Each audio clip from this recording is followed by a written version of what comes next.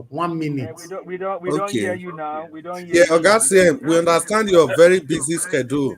Give us a I missed you, my brother. Where you this? Yeah, I've been well. Okay.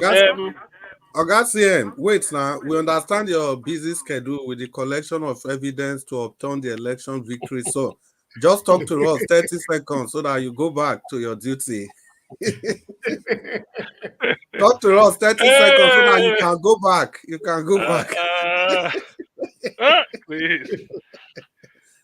Chris. Welcome, sir. Talk to us.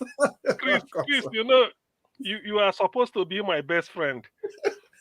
That make me say when you spend 30 seconds so that you have time to do your Chris, election not finished. Now I'm gonna leave Oga CM alone now. Election my phone. Oga CM, fire. Mr. Chris. Yes, sir. Where the call even the actual matter? Where the call reach now? You don't go court. You know they go anywhere for Tinubu. No, Mr. Chris. What if I would say? There's a thing just carry boxes go court now. You know they go anywhere. Dr. CM, anyway, thank you. Welcome to the show. Thank you. Good evening, everybody. Good evening. I think I have to. Okay, Mama hate you. Jonathan, Madam Rita, Chris, Abdul Malik, can give us that. Okay, Black Panther no day, sir. Okay. Nigeria Watch, good evening, everybody. I greet you all. Evening, sir. Black Panther is not allowed to come to the panel today. He's been suspended for Mr. Evans, I'm begging on behalf of Black Panther. Black Panther is the last born. You know, 22 minus 22 minus 6 is not 16, which is 4 p.m. around 4 p.m. in Dallas or 4 past 4 in Dallas. Now prime time for him. Anyway, no, that's him. Why business of people don't they like to follow rules? First, when they suspend, they backstage. So, wait, what are you looking for, Black Panther? What are you looking for? Eh? You have mentioned my name. You are causing trouble. Why you suspend them? Why you suspending Mr. Ovins? Why? I disagree with that. He's struggling to win a state election. Go to court. Go to court. See, this don't matter. You go do a vam for I. When I go here and now, don't worry. Anyhow, you benefit us. Leave that. What do you mean? What do you mean by that? How? I wonder. What I mean is that part of the people where the tribunal is like Professor Nenoti, and you know what it means. So the one we bring Alex Oti, you know that returning officer. We bring Alex Oti Fabia, we refuse bribe. Now that kind of people, they this tribunal, we go here as West case. No, watch and see. Really? Yes. Let me tell you, see, under this which planet do you think you are in? Maybe listen. Now don't forget, say they don't employ CM for a long time ago. I talk at CM with me. No, now wait now, Dr. CM, do your presentation. Your time they go. Waiting. Anyway, thank you everybody. Now it just when we are here, this where we feel at home anyway. Me particularly, this the platform I feel at home. So any other place I can just do jittery. But here, after all, usual. I mean, I'm at home with Black Panther, Abdul Malik. Give us a mandate, Chris, Madam Rita, Jonathan, Mama Echo. So no shaking. Okay, what is there is that. How can you feel at home for where people like Black Panther they did? No, you know, say Black Panther. Now, you don't even know, say I go favor. Now we dey drag CM come back home. Now we drag them back home every time. You know, say Black Panther don't know, say now you go favor if I swear enter. I get plan for you. You say if you go to attack. Don't worry. You want to give me a political position? All those in Yaro Motor Park. Now you go there in charge. All those in Yaro Motor Park. Enough money. I will form my own kingdom, my own political kingdom. Hey, Jesus Christ. Okay. So what I want to point out is for those that are maybe they feel disappointed in Asari document, I believe none of us who spoke here all the panelists here, I think nobody, we are going the same direction as per Asari's matter. It's just because of those listening who may not know. You see, like Oshomole, like Asari Dokubo. Oshomole demolished Izeyamu at the Ogbe Stadium. Bemudia Stadium in 2016. Oh man, I won't repeat it here, but what he concluded was, na Obaseki, me I be teller, I be activist, I dare Kaduna, one thing led to the other, I become governor in Edo, I don't know anything about the account and money, finance. Now this man, he just the tap him for shoulder. Now this man, he go say, comrade, don't worry about the money, I will look for the money. All those red roof, Sakpoba Road, Sapele Road, Stella Obasanjo Hospital, Airport Road, just they mention all the projects he did. 4 years later, 2020, all the good things he said about Obaseki now belong to Izeyamu. All the bad things he said about Izeyamu now belong to Obaseki. So, in Asari Dokubo's case, Asari, basically, some people say if no they get shame. That is just my own. I just they laugh because for those when okay, have we forgotten? I don't want to take far. I don't want us to take you people far. Now somebody sing na turn by turn no, na jagaban turn no, na turn by turn no. I beg you wait for your turn. So as at that time, Yorubas are not betrayal. Including give us a mandate here, because when that's why I said generalization and Jonathan. That time where they sing this thing, you go meet and Faso Rock, say go address press conference, you give and check, pay and dollar, all the things where they collect. That time, Yorubas are not betrayers. Today, Yoruba man is a betrayer.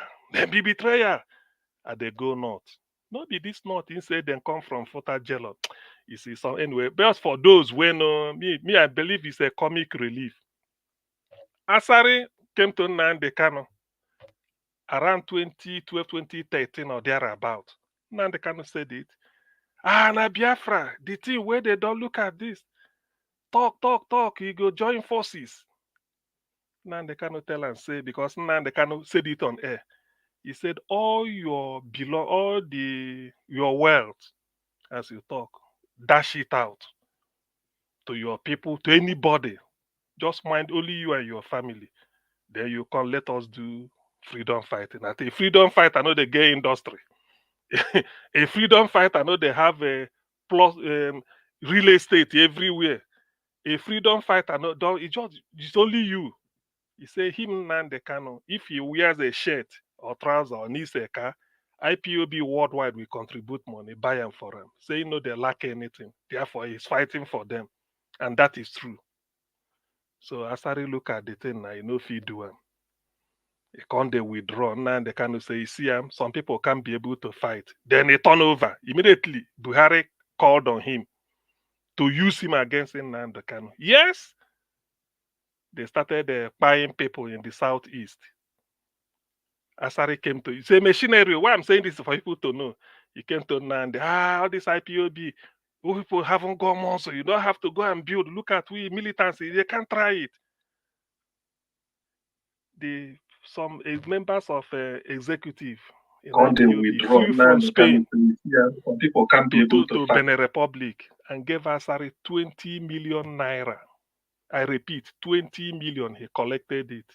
He didn't do anything. Yet, Nigerian army, we are buying IPOB people all over Onisha, Aba. So when Nnamdi Kanu discovered, Nnamdi Kanu said, what of the money? Asari denied initially. Nnamdi Kanu said, if he denied, we come and show the evidence. That was where they fell apart. To do Nnamdi Kanu in, he went to Owazurike, say no be IPOB, na Masob be the thing. Now these people are more civilized. Now they near Ojuku. Now here, you know, all those things. Asari was waving more fly. You know the way they wave it as if he was waving more fly in Aba. I mean nowhere. When he met with Owazurike, the videos are there.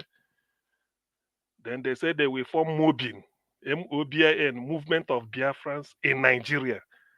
So Asari will be the head.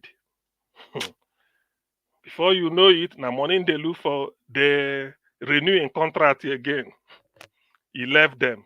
now went this thing, went to the creek fully. Anyway, this is just a travel. Most of these things I don't really need to be saying it. But you see where he there now.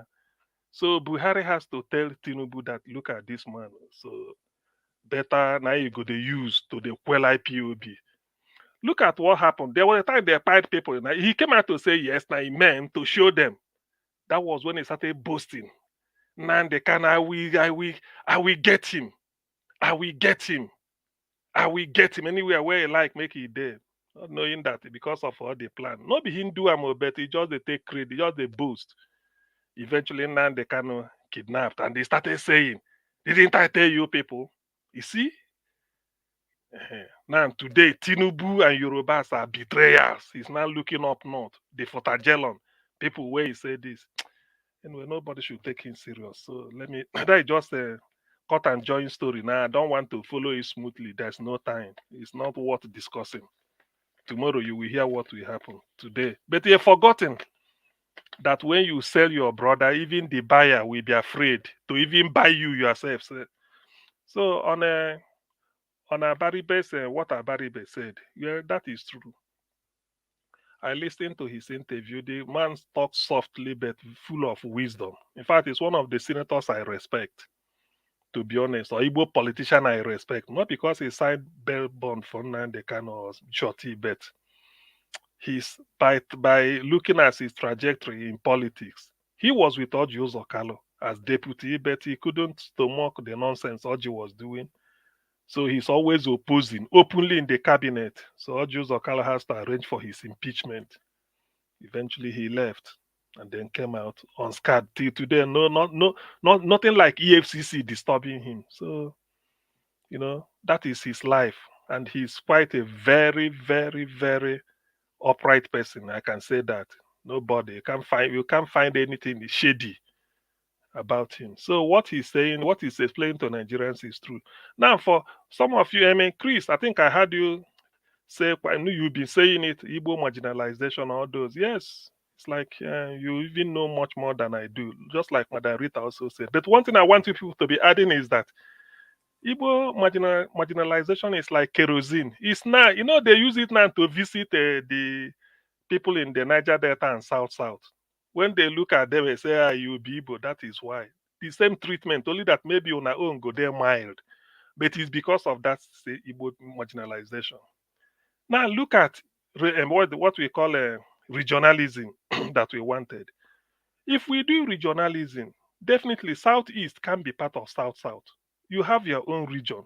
But the thing is, because of the fact that Igbos, with the Southeast will manage, probably the Southwest will manage, the South will also manage. They don't like it. Yes, the bulk of the crude oil that gives Nigeria the wherewithal is in the South, South.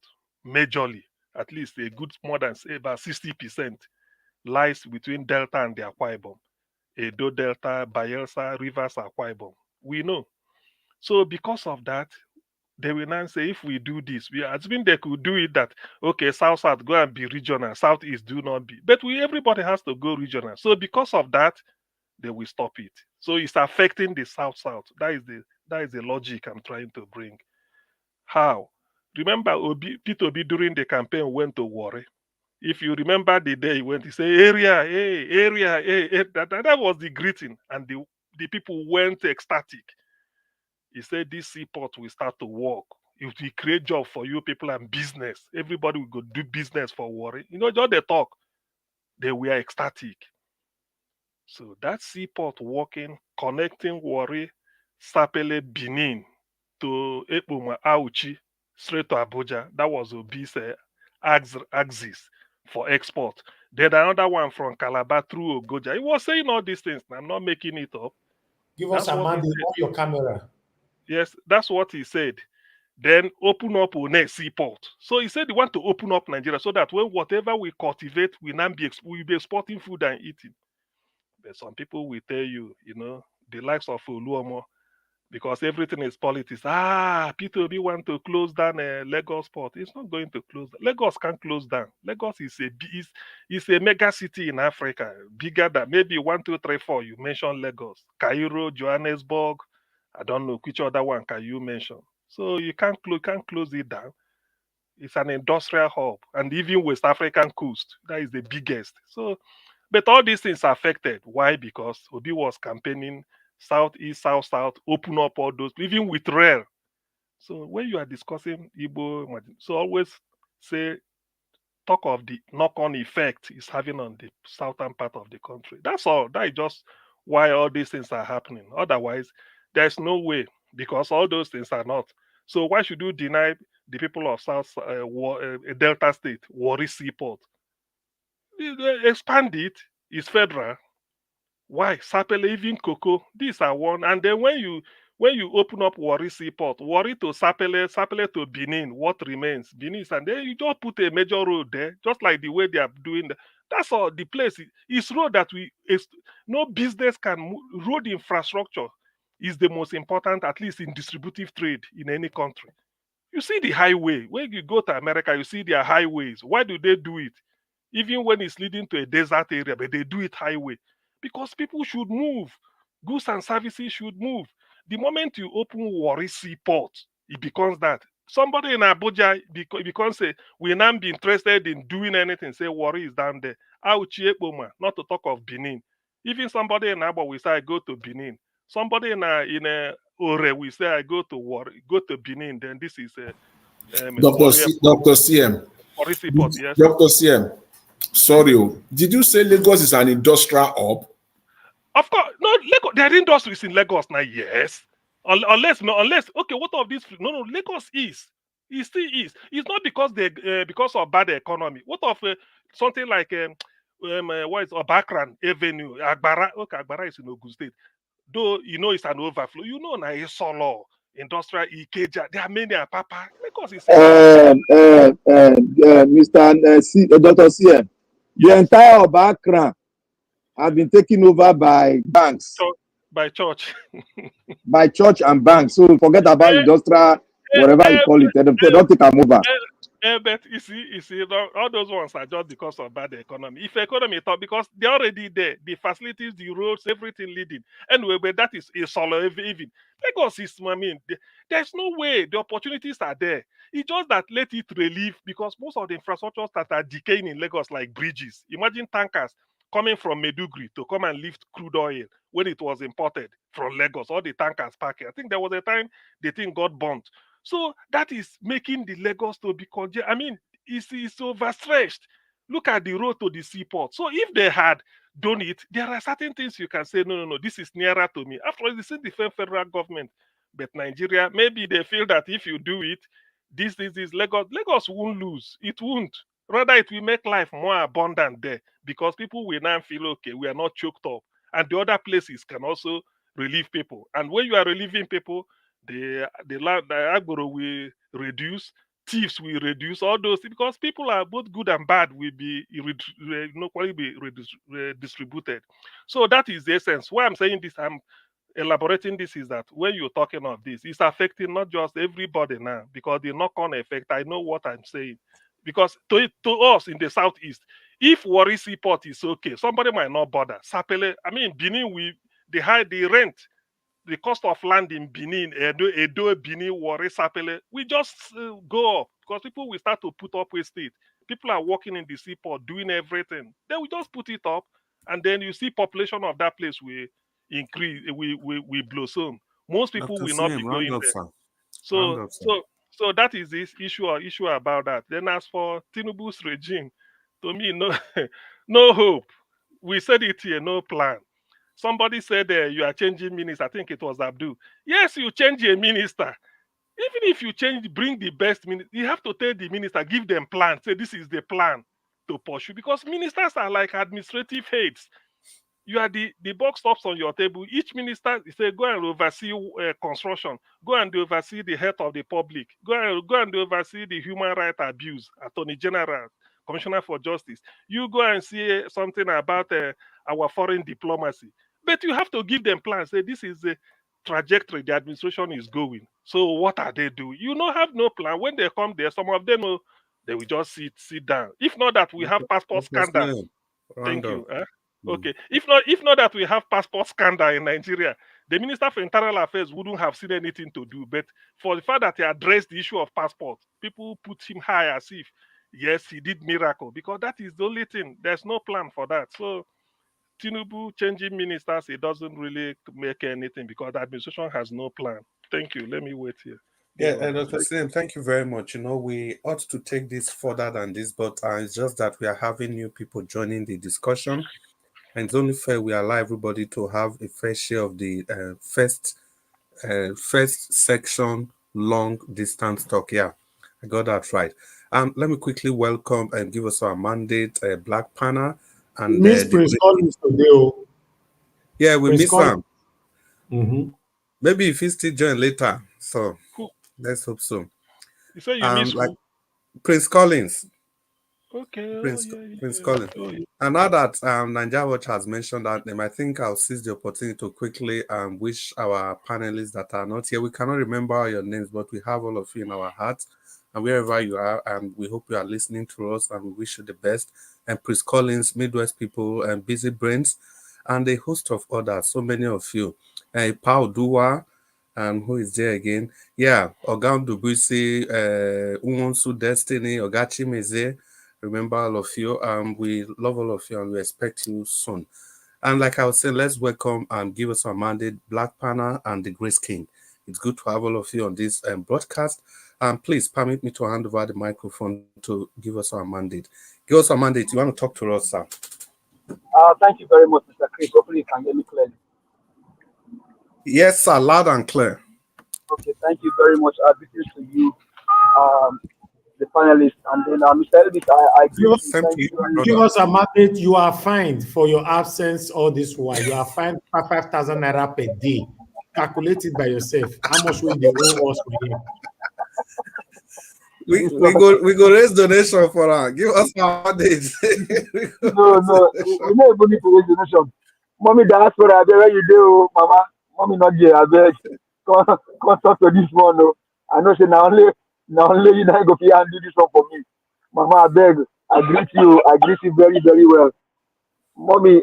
Mr. Evans don't charge me. I beg. Help me pay this fine. No. Call a mental health doctor. Well, greetings, everyone. Mr. Elvis, I greet you.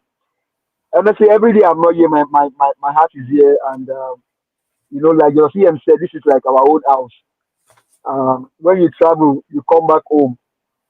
We are always at home here. We are always at peace.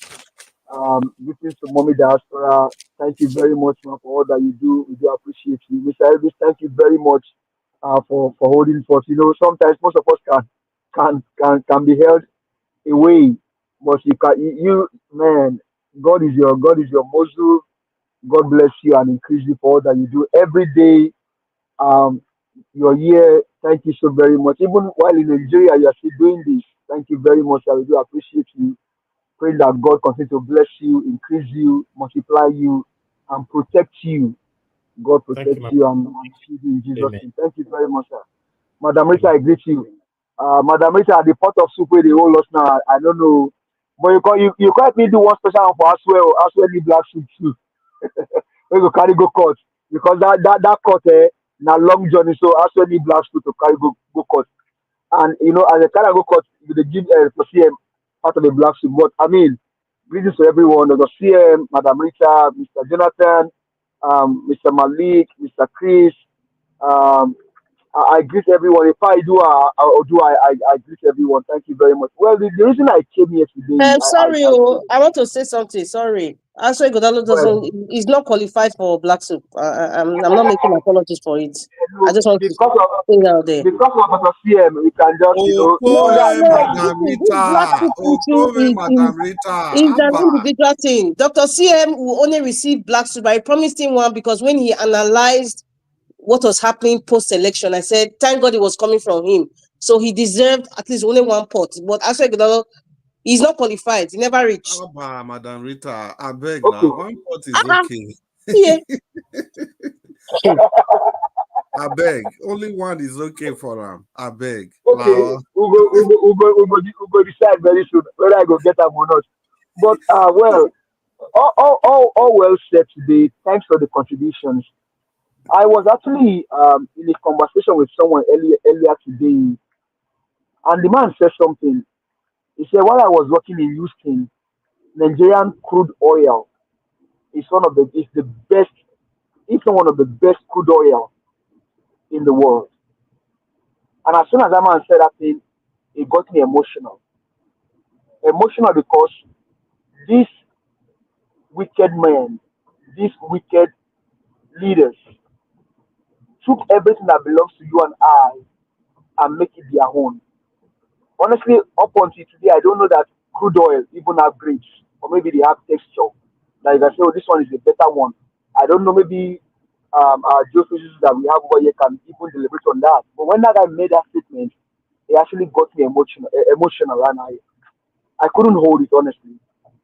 I couldn't only because of the fact that I have said something to different people that no Nigerian should be outside Nigeria at this time.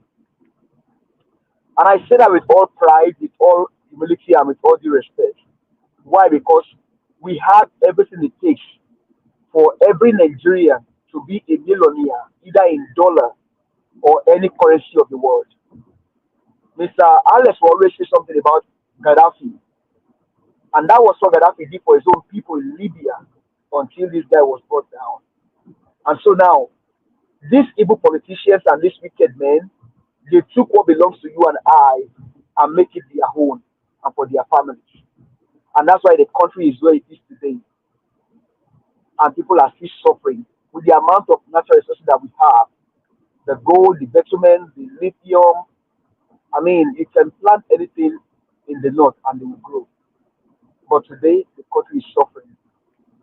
Now, when you now bring it into perspective about this current government, now talking about changing ministers. Now, I say it and then compare governments of the world. Biden will be winding down his own government in some few days. Not one that year that it changes maybe secretaries like we call them here. Maybe for example, Secretary of Transportation or Secretary of Finance and all that. No changes. Now, what we must understand is the fact that the reason why they are doing this is that they can pay the people that actually help them, maybe during the election and the likes of them. So whatever they are doing now is like payment to their people. Oh, during the election, you gave us your word. You made sure that your word was delivered, right? Okay, let's give one person a minister there. That's so what they are doing now is compensation. They are not doing it for the Nigerian people, and that's why it becomes so sad that even up until now, this country is not in the right direction. More so, is in the hand of a criminal drug baron. How do you think that it will change? See, bring the best economists in the world to come be part of Tinubu cabinet. In quotes, nothing will work. Because what they are doing now is a transitional government. They are paying back to their people, the ones that help them, the ones that are their boys. What they are doing is to pay them. And so that's why it now comes to what Rita said earlier about senators, about House of Rep members, about what Abaribe said. All well said, Madam Rita. But the likes of senators that we now have in the House of Member of Reps, these are hallelujah boys. An example, Bamidele, the minority leader. Remember, that man was the one that was standing beside Tinubu when he was making I think he was making some comments some times ago, either before the election or after the election. So these are hallelujah boys. Now the question you ask yourself is that these senators that we have today, do they even know the constitution? Now talking about their rights, do they even know their constitutional rights that they will now want to demand for it or even fight for it? And where Madam Rita, Chuba Okadibo, that's one of the best senators Nigeria would have ever produced. These are men that can stand and speak to the presidency and say, you know what, either you do this or nothing happens, because they know what they are. But not this kind of people that we now have in the house. No, these are hallelujah boys. These are people that just go to the house. All they do is, like you say, CM will say, all the years habits, and that's it. They go out in as much as their allowances are paid, they get their wardrobe allowance and everything, they are good. No wonder the man Oji Uzokalu can come and tell you, talking to Shehu on a live broadcast, and say 11 million naira. It's not even enough, Shehu. That money you think is enough, it's not enough. Who gets 11 million naira per month? 11 million naira per month, and It's not nothing. It's not 11, it's 14. It's 14 million. 40 million. And now, you now ask yourself, that 40 million, are they feeling the impact of that 40 million in his own constituency? How many people have benefited from that 40 million? Ask Oji Uzakalu, Ogasa, how many people are you paying their school fee as part of your constitutional project, your constituency project?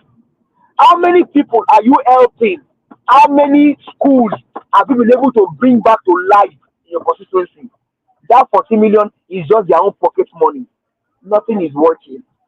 And so that's why it bothers that countries of the world are thinking of how to move their nations forward, but our country is going backward.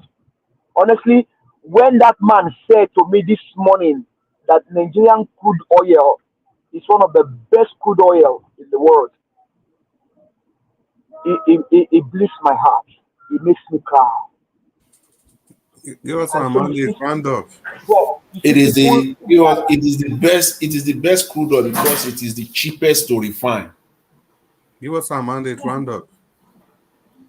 So now you now put all of this in perspective, and we ask ourselves: is this country going in the right direction? And so that's why we now say, in summary, sir, why are we still on this issue of Igbophobia in this century? Should, as we are here now, I've not met Dr. CM in person, but it's my brother. I've not seen Madam Rita face to face, but it's my sister. Mr. Elvis, I've not met him in person, but it's my brother. And we are still here telling on all of this tribalism, bigotry, and wickedness. This is the narrative of these wicked men, and this is where they want you and I to be.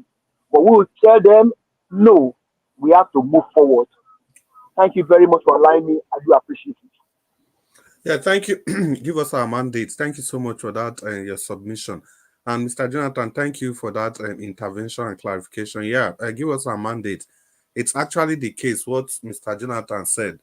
Our crude oil is so cheap to kind of refine because the remnant, the sediments and the impurities are not much compared to what you have in Texas. I think what we have here is Brent Light or something like that. It's so cheap to refine, not just cheap, and the remnants, the impurities in it is not as much as okay. On that backdrop, should we not be making enough money and making the life of our people better? Yeah, we are supposed to. See, give us our mandate. Why, sir? The issue is even bigger than this. We are supposed to, number one. And number two, we are talking about a refinery. See, there is something they call Ogbonegwe. There's another one they call Akbangbo. These were indigenous Igbo people, chemical engineers, raw talents.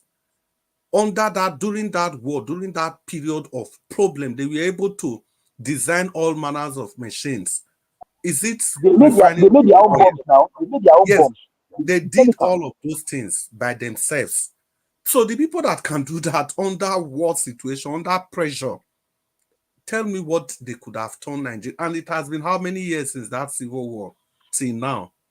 Just imagine how. And they are still doing up until today. Imagine the technology. Imagine the growth of the technology, what it could have developed to by now. But what did we do? As our usual Buccaneer style, they had to ban some of these courses from UN, and I can't remember. Prince, continue. I'll be busy now. Continue. Chemical engineering is not in UN. So they banned a lot of those courses then. Well, we'll just move to the next person, and that will be the Grace King. The Grace King, if you are there, you want to talk to us.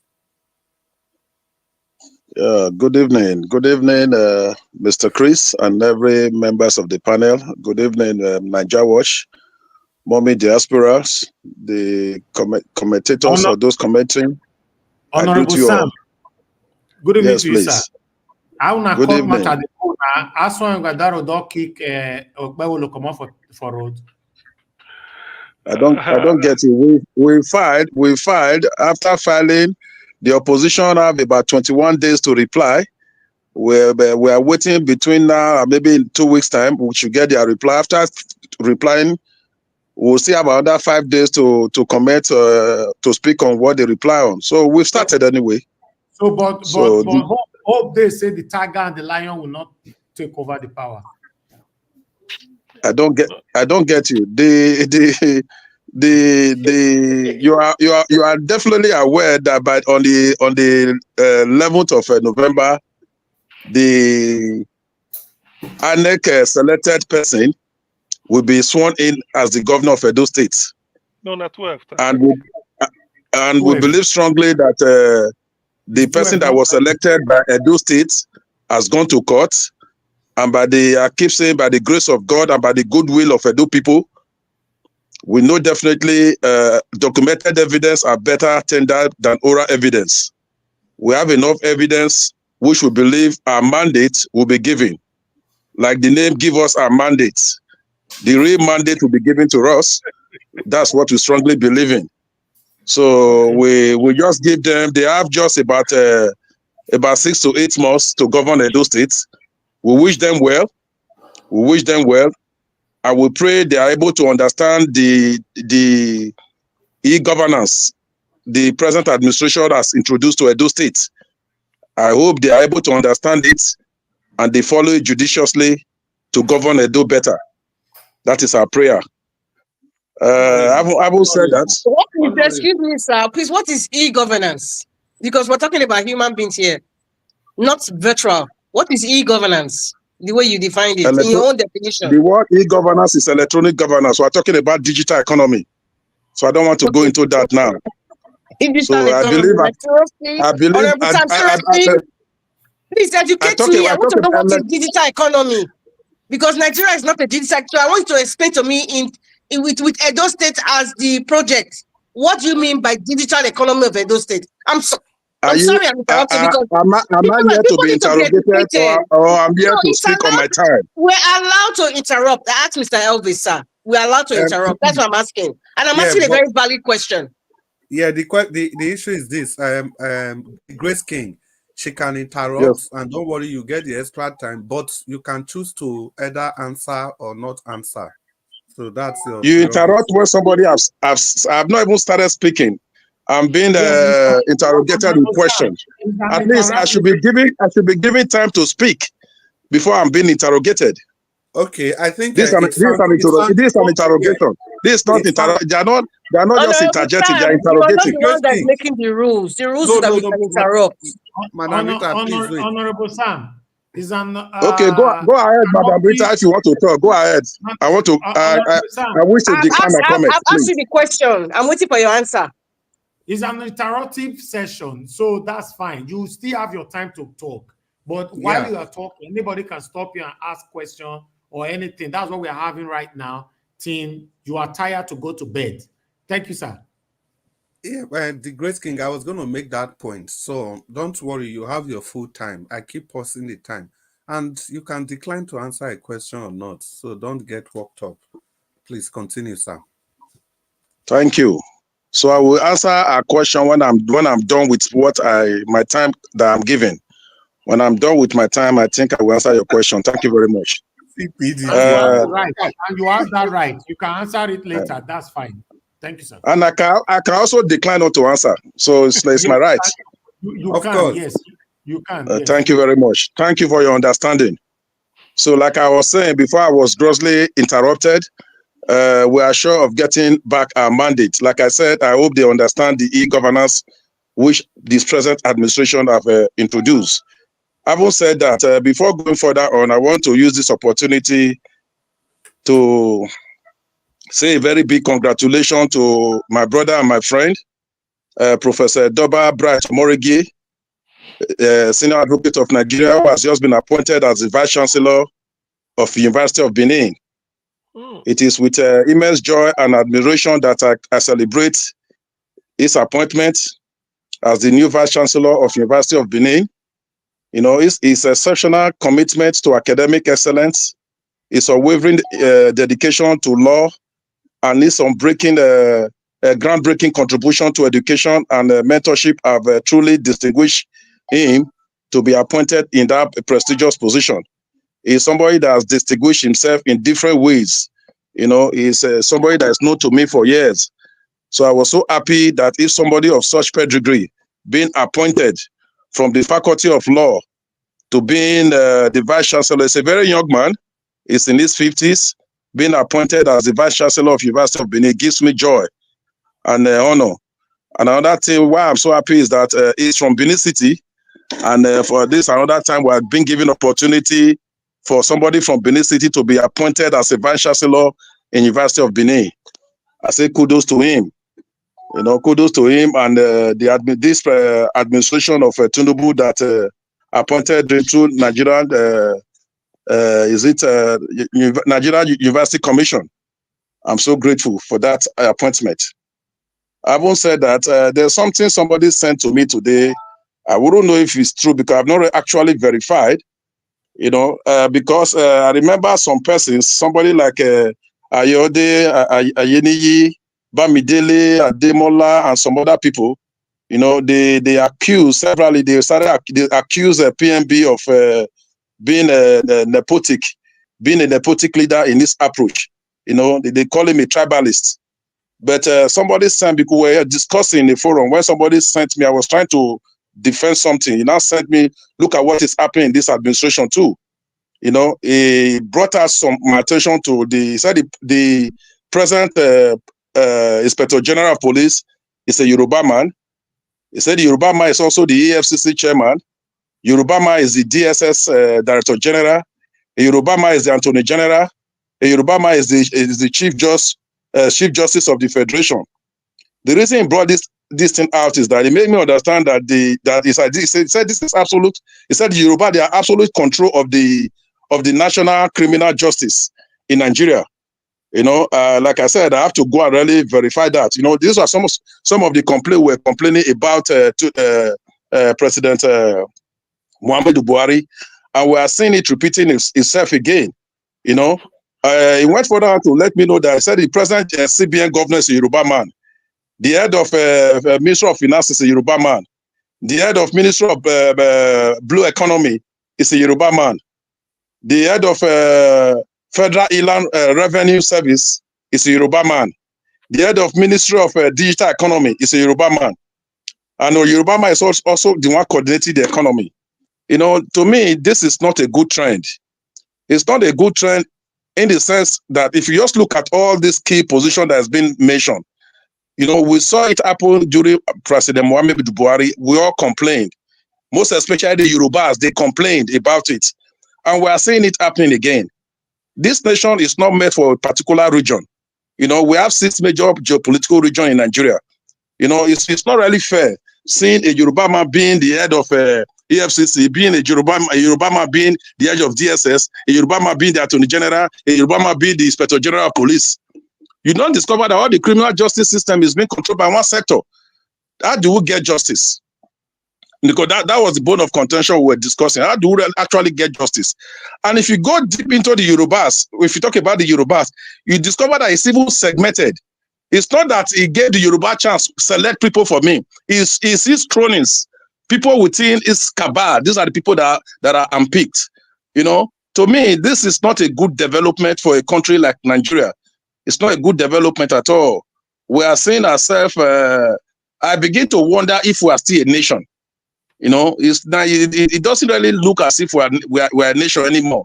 Nigeria is just being ruled as if it's a business entity. You have the CEO down there. He dictates whatever as the CEO or the chief executive of the company. Not even. If I even say it's not even in the limited liability company, people can still talk about it. It's just it's like an entrepreneurship type of business. It's so proprietary, whereby you are the only one. Whatever you say is final. That's the way Nigeria is being ruled. And I believe there's some time ago I made mention that Nigeria is being ruled or is being governed by the deep states. People said, why am I saying that? Yes, if you look at what is happening now, Nigeria is just being governed by the deep state. They dictate to us. They tell us they tell us the type of government we want to run. They choose the government for us. They back the government with everything. That is exactly what we're saying. Somebody made mention of Gaddafi some time ago. Gaddafi was doing well, but to the Western world, Gaddafi was not doing well. To the people of Gaddafi, to the people of Libya, Gaddafi was the best person that ruled Libya. You understand? But to the Western world, because they never wanted Libya to be independent. When I say independent, they wanted Libya to be depending on them, depending on the Western world. That's exactly what is happening to Nigeria. They want Nigeria as a nation to be depending on them. That's why this present system is doing everything to cause pain, bringing every policy, because right from the inception, right from the day this administration came into existence, all these policies is geared towards bringing pain to Nigerians. All these policies, whether fiscal policy, monetary policy, or whatever, they are all geared toward bringing pain to Nigerians. Today, I went to my children's school for school runs. My wife complained that I should go and pick my son in the school. You understand? That is short of. When I went there, I was surprised the whole car park was empty. Why? I saw a lot of people using cabs. I asked the other person, they said, lady, I met, I said, madam, what's happening? Why are you parking your three? He said, no, I can't buy fuel. I said, I prefer using cab this time than using vehicle. It brought my attention. He said, oh God, you know that 4 liters. He said, well, if I use 10 liters to buy, I use 10,000 naira to buy just 8 liters. And it didn't take me for 2 days, just for school runs. Imagine when he said that it was not really done on me, because most time I fill my tank. I don't really calculate maybe how much per liter. I just started calculating. I just imagine somebody spending 10,000 naira for just 2 days for school runs. So if you are spending 5,000 naira, for example, let me say 4 liters, 4,000 naira a day or 5,000 naira a day, it means in 30 days, the person must have spent 150,000 naira for fuel for school runs. That is the situation we found ourselves in Nigeria. And you see them still bringing policies. It's like this present administration have a deal with some satanic, like what Nigeria Watch will always call them, some satanic set of people to say, bring pain to Nigerians. Bring pain to Nigerians. Give them more. If what you've given them is not enough, give them more. That is exactly what is happening in Nigeria. It's rather unfortunate, the way we've seen ourselves. And I hope sometimes I ask myself, what type of government are we really practicing? Are we really in democracy? Definitely not. This is not the democracy we fought for. This is not the democracy. I remember many years ago in University of Benin, we started fighting, we need democracy. Military must go. We went on rampage. We fought riot upon riot. Sometimes when I look back, I begin to, is this the type of democracy we're saying? This is not the type of democracy we advocated for. Like what somebody discussed, this democracy will say the government of the people, for the people, and by the people. But the type of democracy we are seeing in Nigeria is government of some people, by some people, and for some people. It's just some set of people determining. They just somebody told me today, said there shouldn't be need for election. Let the commander-in-chief, like we are talking about election in the Western state now, he should just stand up and say, so person go and be the governor of so state. Because before they came, they've decided who they want to be, who want to be the governor. Like what happened in the Edo states. They've decided who want to be the governor. So whatever you are doing in the field, you are wasting your time. Is that democracy? The other day we saw in the West, when some people were military, they were driving. I think whether they were parade, I don't know. You see, a lot of people came out and they were saying they want military regime. Imagine civilians advocating that they want military regime. To me, that's dangerous. That's dangerous. It's not something we should laugh over. For civilians to begin to, because I remember many years ago, we were told that the worst military regime or the worst civilian regime is better than the best military regime. I asked myself today, is that statement really true? That the worst civilian regime is better than the best military regime? But when I look at the situation of Nigeria, I will begin to say, I don't think that statement is true. Because we are seeing some other countries where we have military regime compared to where we have civilian regime. In comparative terms, I can say that statement is not true. That's the situation we find ourselves. It's rather unfortunate. Sometimes when you're talking about this country, you don't even know where to start, where to end it. It's painful discussing Nigeria as a nation. It's very, very painful. When you go to the street, or when you go to the inner streets, when you see the sufferings of people. Before now, when they say people cannot eat, I don't really believe that people cannot afford, afford to feed their family. It's becoming too pronounced these days that people are finding it difficult to feed their family, finding it difficult to feed. We're not talking about buying clothes or buying luxury things. To feed, which to me is that ought to be the cheapest, because food stuff, commodity. Food stuff is now becoming too expensive. Gari and rice. Gari used to be common. Yes, please. You round up, then you respond to Madam Rita's question. So that question is still waiting. And I saw you talk now. You say if you finish before you go. It's very good that you even respond so that you can, you know. Okay. You can when you talk about e-government, the word e-government means electronics. The word e, when you say e-governance, it means electronic governance. It refers to the use of digital or technologies in running the affairs of government in its simplest term. That's just the simple definition I will give to it.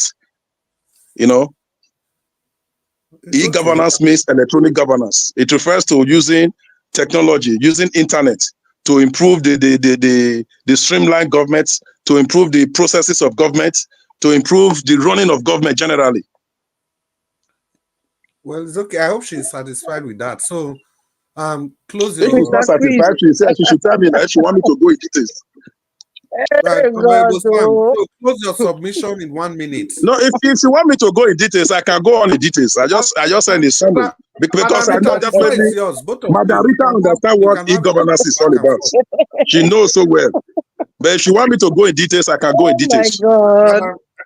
There's no need. There's no need. Just move along. Okay. So, Honorable Sam, can you close your thoughts in 1 minute, please? So I won't convince Madam Rita what e-governance is all about. So, like I said, what broader language, I hope this present administration or the incoming administration are able to fully utilize the e-governance system those states has introduced, which is the number one in the federation now. I hope they are able to understand it and build on it. Because anyway, let me not go into details on that with what is happening now. I just hope they understand it, and I wish them well. And I pray with the few months they are going to stay in governance, in government in Edo State. I pray God give them the wisdom, the knowledge, and the understanding to govern Edo State well, especially the incoming governor, for the few months they are going to stay, because we know definitely they are not going to spend more than 8 to 10 months. Aswe Godaro is definitely coming back to take over the mandate of governorship in Edo State. Thank you very much. Thank you, Honorable Sam. Honorable Sam. Sorry. Okay. No, Dr. Sam, wait 10 seconds. Honorable Sam, thank you very much. Honorable Sam, now one kind of strong politician. He said, I haven't convinced Madam Rita. When obviously you didn't convince her. No, it's a bit look for trouble. Honorable Sam, sorry, I wanted to just But I asked her if she was convinced. She said yes. I like the way you talk and say, having convinced her. I didn't say yes, so I said just move along. No, but Madam Rita, you agree now? I make you talk. I did not agree. Let's move along. No, Okay, yeah. Sorry, Honorable Sam, I don't know whether was it law you read at Uniben, if you don't mind me asking. No. I'm an accountant by profession. Ooh, okay. Oh, no problem. I just wanted to, because the new VC where you are taught you people were something like, you say it's your friend. Maybe it's my personal friend. It's from my local government. Yeah.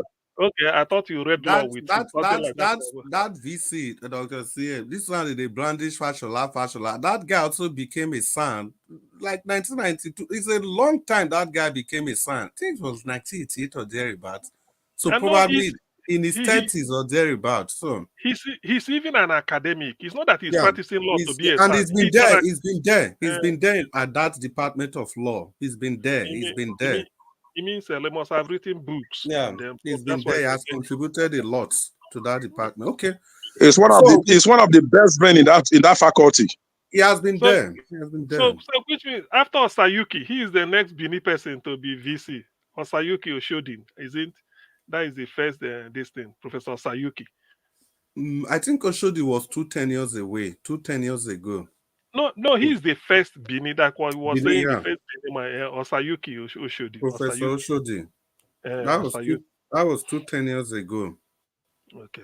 So, well, we've come to the second part of this broadcast, and as Mr. Njawach has reiterated, we have the opportunity to talk back at ourselves, but in a very civil manner. And we're just going to go on from one person to the other, but if any person is presenting, be very sure that people will be out there to interject. And if people interject you, others are listening, not necessarily to talk to the person that's interjecting. Maybe the person is just asking the question so that you give clarification to everybody listening to us from all over the world. So guys, let's have the second round. It's a roller coaster. Use your seatbelt. Remember to use the like and share button if you've not used it. If you look at the time, it's just 2 minutes to the hour mark. From wherever city you are, it is the same time. Because we have Google timing system and all of us are actually using almost the same time. And the accuracy is like 1 in a billion. So check your time again. It's 2 minutes to the hour mark. In Nigeria specifically, it's 2 minutes to 11 o'clock. Mama Hecho, are you there? Mama Hecho is not there. Oga Jonathan, you did there? Oga Jonathan. Okay, if Oga Jonathan is not there, we go to Abdul Malik. Abdul Malik, you did there? Yeah, good evening once again, Mr. Chris. I'm here. Good evening, Abdul Malik. Yeah, good evening once again. Yeah, talk to us, Abdul Malik. Okay, you see, Tinubu went to Anambra State to distribute 1,000 bags of rice to residents. They are using their money to buy palliative to them. Do you think it's their money is used to buy that palliative? It's not our money, it's Nigerian money. Even the money he went to which Obama University, he donated the 1 billion naira. It's not our money. Nigerian politicians, they are just using Nigerian people's head. Yes, you went to distribute 1,000 bags of rice to residents in the Anambra State. What are you going to distribute this rice every blessed month or every week or every 2 weeks? Somebody who has 4 families, how long are you going to eat that rice? It will not take you like 1 month. Yes, 1 month. Why can't you do the necessary thing for the citizen to provide works, jobs, opportunity for them, that you are giving them palliative? This is the government of palliative, understand? Produce work. Let them work by themselves to buy rice. It's not for you to give them rice every 2 months, 3 months interval. It's not normal something. It's only Nigeria we see such things. Today in Nigeria, many people are selling their cars because they can no longer afford for it because of most of the Nigerians, they are middle class. Now we don't have middle class in Nigeria anymore. Either you are rich or you are millionaire. That is it. No more middle class. Look at somebody now. If you are really want to live well in Nigeria, at least as your expenses every month, you must spend like 500,000 naira for your fuel, everything, eating, feeding, everything, 500,000 naira, no matter how. If really you want to be well, that is the reason why you don't have middle class anymore. It's only millionaire or you are poor. This government just come to destroy Nigeria. There is nothing good will come out from those people. You are sharing palliative. There is no effect for the citizen. Why can't you change another policies? The policy you apply for the economy is not working.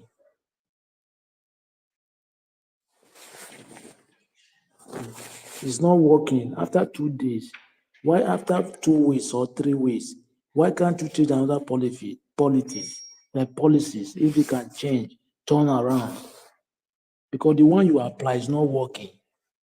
But still, they don't do it. Even the CBA governor, I don't know what he's doing there. Somebody bought a car of 10 billion for his mother. They cannot even investigate that. When he was not a CBN governor, he cannot buy that car. But unfortunately, suddenly, he bought a car of 10 billion. Is he not suspect? It's a very big suspect. They are just there to loot Nigerian money, currency, all the politicians. There is nothing good will come out from those people. It's only Nigeria, they are sentimental. Look at now, when you come to the bank in Nigeria, if you are in position like position in government, they will pass you. You will not even stay in queue, or they will pass you to go and take money. But in Europe, when you come to the bank, you must take that number. If it is not your number, you cannot go to the counter. You must wait for that number to ring before you go there, because you met people in the bank. No matter how you reach or how you be in position in the government, if we cannot change those mentality, Nigeria can never move forward. Influence and favoritism and everything, it disturbs us. That's why Africa is not moving forward. Our mentality must be changed totally. Without that, we can never move anywhere. Yes, we can never move anywhere. Now we are talking about separating the country. Now the country is a question. It's not guilty, but it's there in the custody. His supporter, what are they doing for him to be released? That is my question.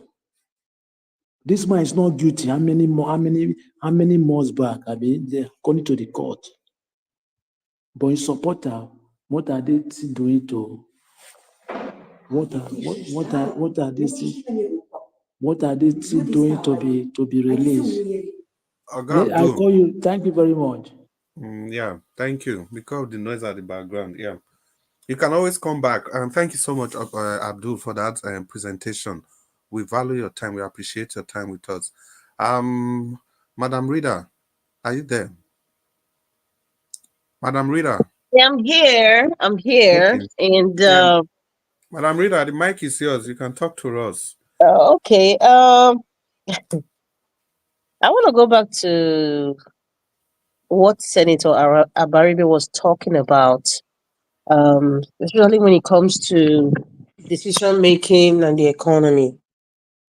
I don't know how we are going to change the system, because everything is interconnected and intertwined.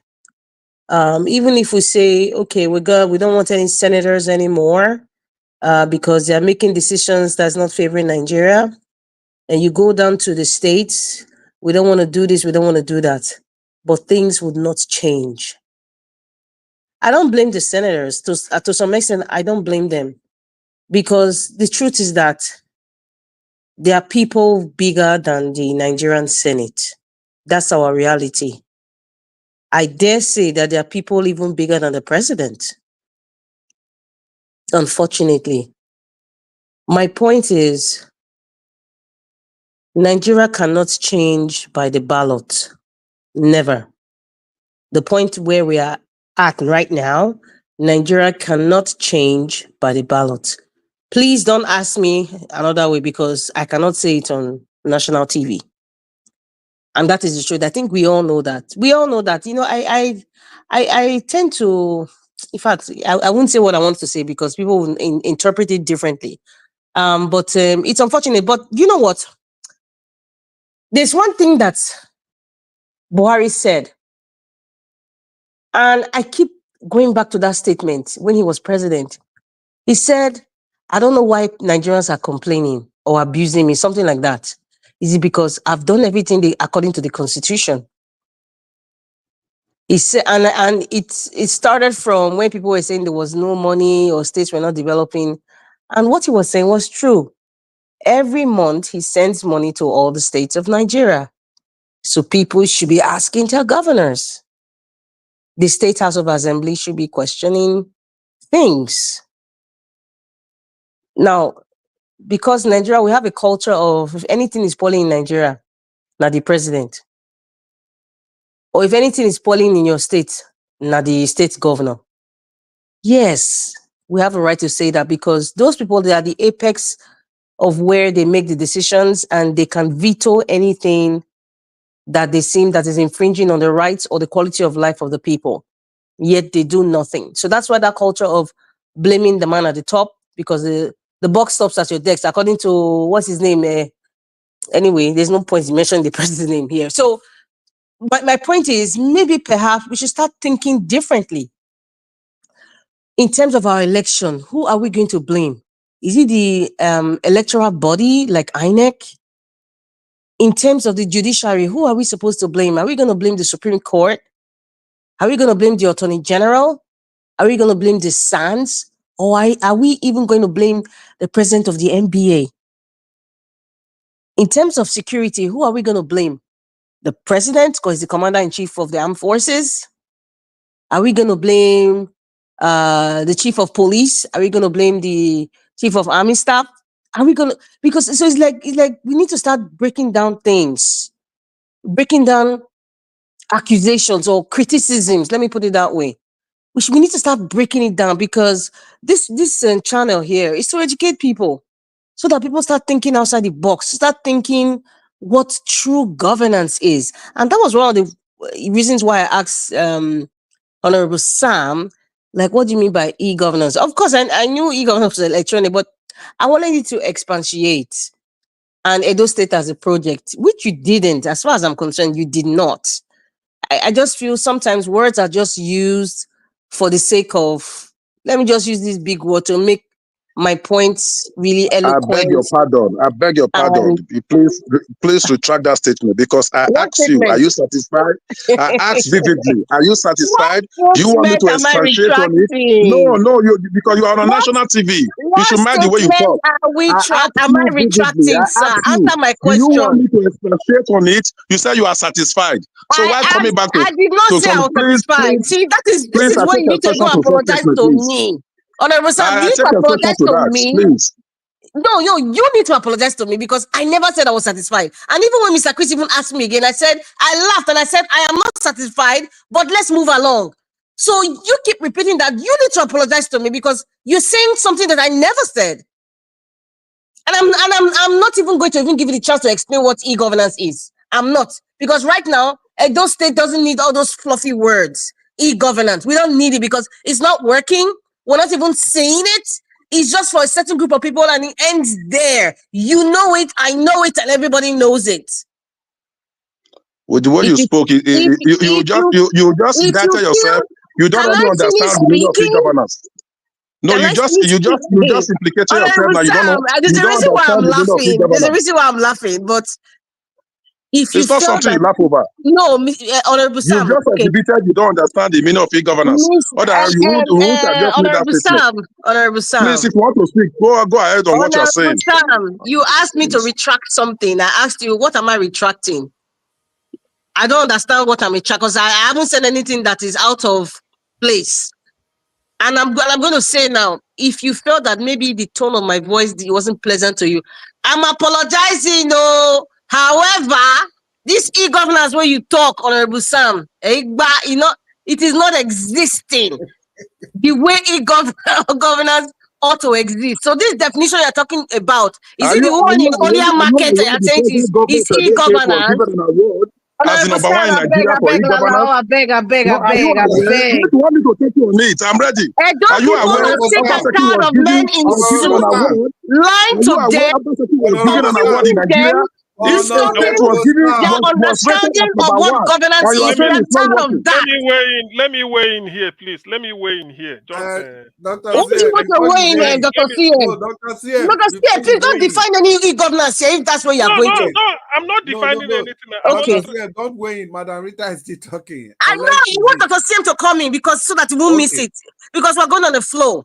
Okay, Dr. CM.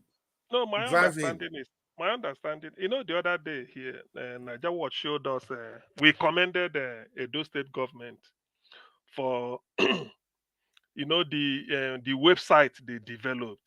Now, at least by our own, we navigated it here, and it was quite top notch, like what you see in the Western world, because we all commended it.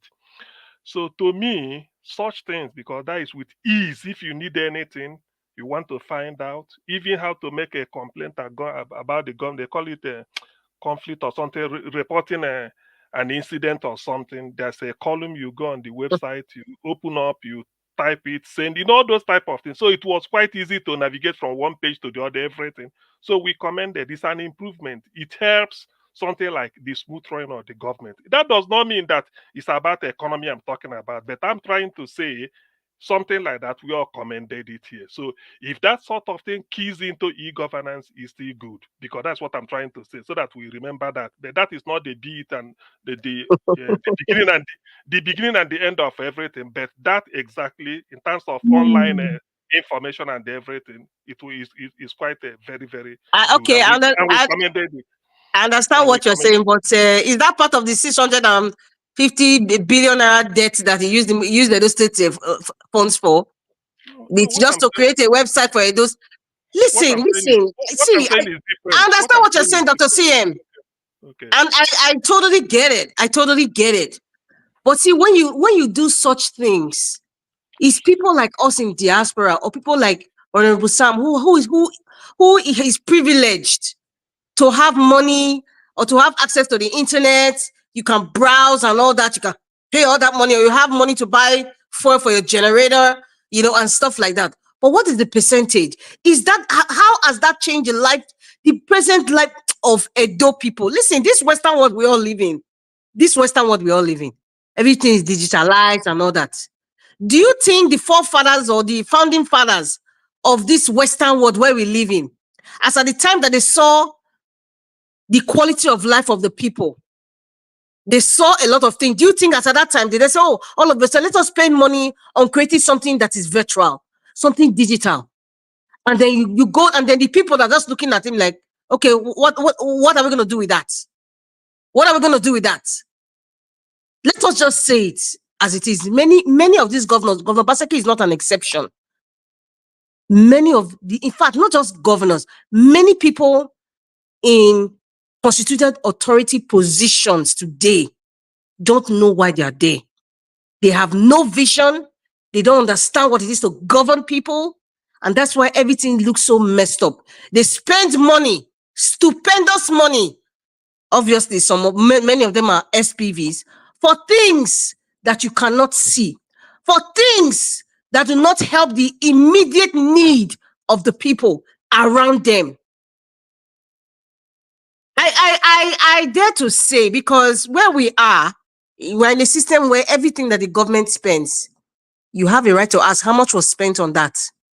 Now, this website you're talking about, Dr. CM, and is Governor Baseki's administration, are they so benevolently open and honest to tell us what was the expenditure in creating that website? Because some people here, I know even some people listening, they create websites, they create programs, design programs for government agencies abroad. So if you want to be honest and we want to just break it down for the regular, I'm for the regular people, all this high level talk and all that, it's what's making Nigeria seem like, are they educated people or are they civilized people in Nigeria? All this, I'm not into all those high level talk at all, because we are still in a deep abyss of shit. in Nigeria. Rita, I'm also for regular language. people. Madam Rita, language, bring it to a close. Excuse me, when I mean, I'm actually talking about feces, not the cuss word.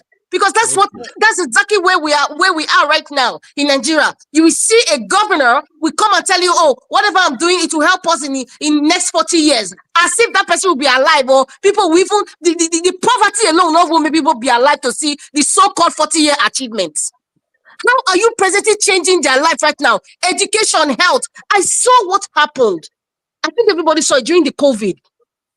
And money was dispersed. What do we see? Keke Napep as ambulance. And then somebody will not come and tell me that you are doing e-governance. Okay, electronic under the Ministry of Health or the Edo State, Ministry of Health.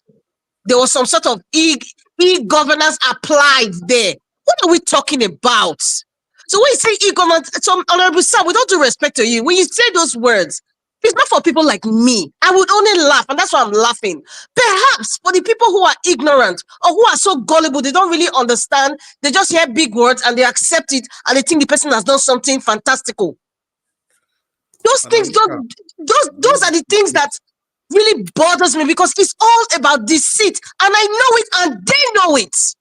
You know, deceiving people like they're doing something that's fantastic. Excuse me, sir, Mr. Chris, you said what? I said you should conclude. Okay, my conclusion is we can do better. We can do better in educating the downtrodden, the gullible people. And doing better is by actually telling them the truth, not lying or covering up. Because at the end of the day, the worst set of people in any society are the people who support the oppressors, the ones who shout hallelujah for them, the ones who sing praises for them. You should not ever. It's something that I've learned about governance. Don't ever praise any constituted authority, because they are there to serve only, to serve the people, to change the people's lives for the present and for the future. So why are you praising them? Why are you pontificating them? Why are you putting them in a pedestal that they do something that has never been done before? Even if it's something new, yes. Moving along, but don't praise them, because you are creating an idol that is non-existent. That's the frustrating part for people like me. When I hear all these big words, let's stop all this high-level talk. It's not working. This high-level talk is not working. That's how we have agberos. Somebody will come with suit and be speaking English and all those things. It's not working. It has not worked for us. Perhaps democracy is not working for Nigeria. It's not even working for the state, because nothing has been achieved. People are suffering. People are living less in penury. Many years ago, they said, oh, the average Nigerian, is less than $1 a day. It's less than a cent a day. If there's anything less than a cent, that's the quality of life of people. Nobody come and tell me about e-governance. What e-governance is? Mr. Abeg, I will stop here. And let them not start digressing. Thank you.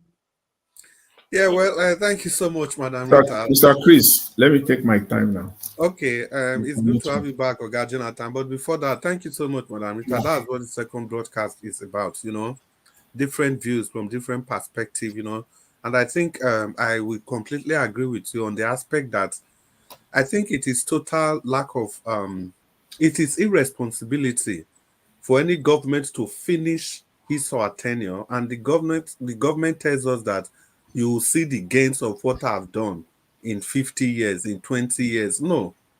If you are placed there to do things, you must have to do what you are supposed to do to immediately better the life of the people you superintend over, while also investing in their future. You cannot just leave everything to future gains.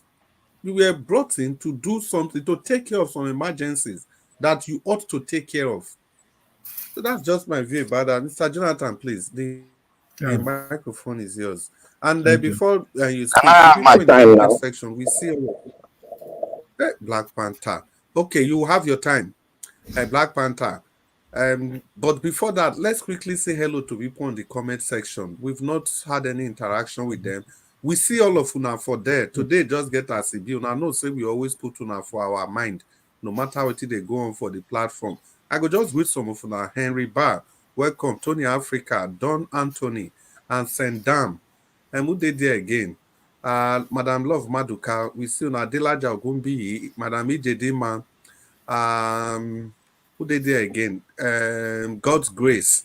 Yeah. Una well done. Una keep the comment coming. Kingsley Ogeriaki, Michael Okata, Madam Peggy Modi. Una good evening. Una sorry today. Onyi Nwa, my personal person. I greet you. Well done, well done. In fact, all of you are my personal person. Clarence Bells. Clarence Bells, it's good to have you again today. Thank you so much. Thank you, Clarence Bells. Welcome, welcome. Who did there again? Madam Tusabi, una good evening, una good evening. Oga Jonathan, still the time for comment section. Una well done. Michael Abba, Regina Lieba. That sounds German. SO. I don't know what that acronym means. Madam Patricia Inofe, Oga Jejelai Johnson, Emmanuel Osewige Omede, Don Anthony, Patience Idemudia. Patience, long time. We never see you. Bomosa Morige, welcome to the show. Who is there again? Of course, Abuazi, we greet you so much. Who did there? Madam Ijedima. Welcome. We greet all of you. Madam Ame Bright. Now, wow, all of you are there here since. We don't even say hello. People are not vessel today. Get us to be. Vitus Equibelem, Washington Omorege, Sky Media, Oriyomi Abdul, Madam Peggy Modi. We see all of you now. Felix. Good evening. Black Panther, make you talk to us. Thank you, my brother, for a good job. You have been so good that we are getting used to you. And then I pray you continue to, God's going to strengthen you. And I also want to thank Nigerians for giving us this platform to express our view and talk positively to us. If you be not thank me, I be one your lambast you right now. Do you now,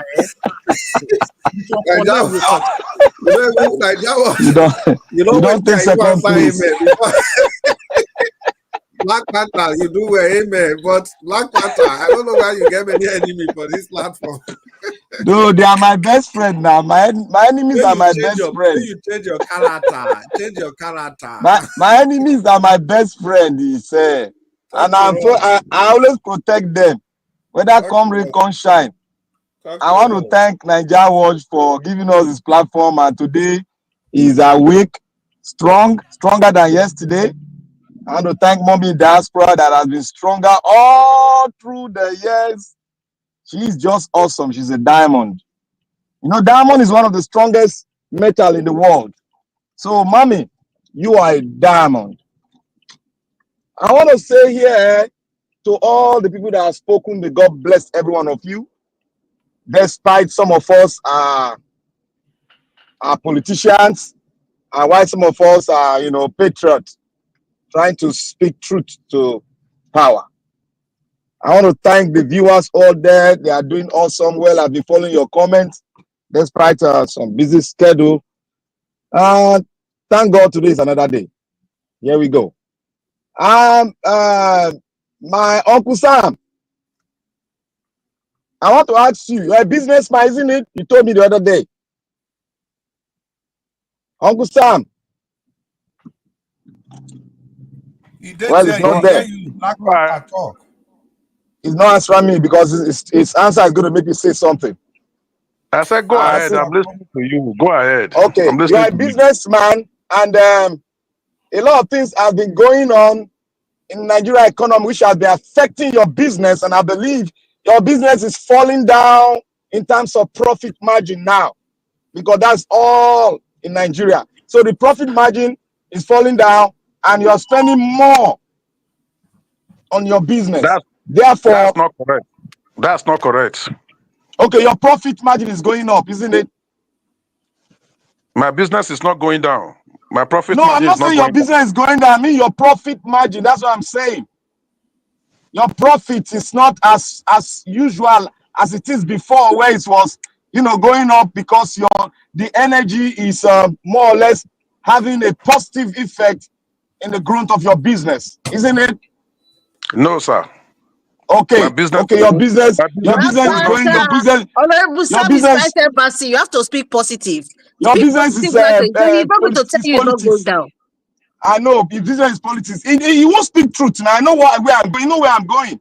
He won't speak truth. What do you mean? Do you want You me know to where I'm lie to going. you? You ask a simple Yeah, question. no, Do you don't want me worry, to don't worry, answer don't you? talk again, And don't talk you see, again, this is don't the do. I don't problem hear of your people. answer. You asked I me don't a hear your simple answer. question, and I answered you. Should I I don't answer hear you your in your own way? answer. I don't hear your answer. I stick to your answer. Okay, well, so what is that the problem? So, Nigerians, Edo people out there, if I want to speak on the Edo issue itself, look, we are not new to political giganons, like political rigging and nonsensical thing that they are doing. Every Nigerian politicians will never change, including Uncle Sam. They will come and tell you, oh, it's nice. Well, you will go see Uncle Sam. You I are have so my time, excited. I have my Uncle time. Sam. Can't you You speak say you're without a mentioning politician. that name? No, I am addressing, I'm not addressing your personality. I'm addressing you as a politician. Now, two people in one. You got me? Just, I'm respecting you. I'm addressing you as a politician, not your personality. As a human being from Edo State, I'm a politician with a difference, please. Yes, that is why I'm addressing you as a politician with a difference.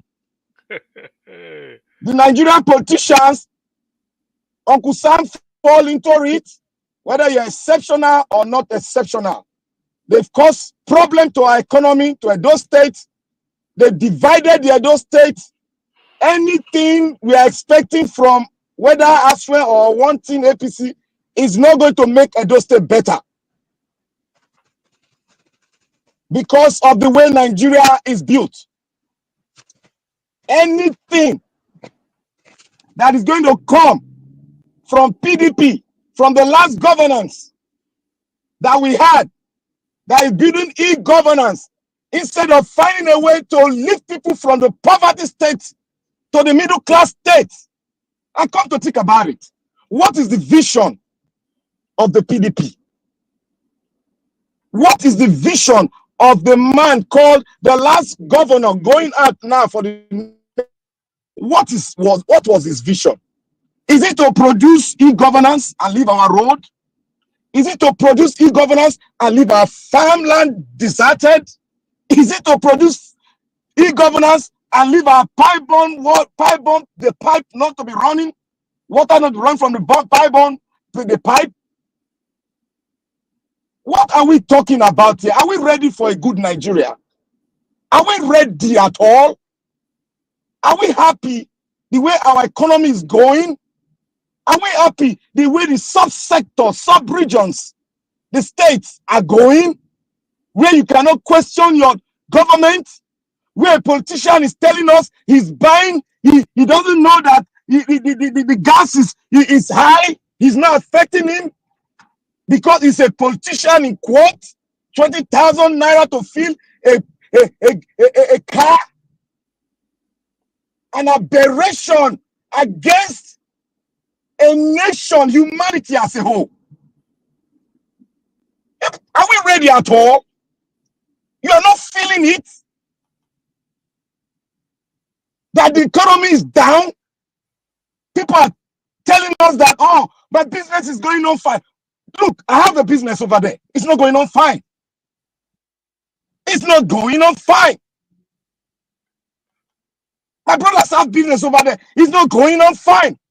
I'm subsidizing those business now. What are we talking about? Business that will spend more millions every month. You're telling me it's going on fine? Spending more than half of your profit in providing energy for yourself is going on fine? I can't do without not giving somebody who is in need money to feed himself. I can't do it. It's not in me, and it can never be in me. I can't imagine seeing my brothers from the north, south, west, east going down that I can't give to them. I can't do that. What is happening to Nigerians individually is happening to every one of us.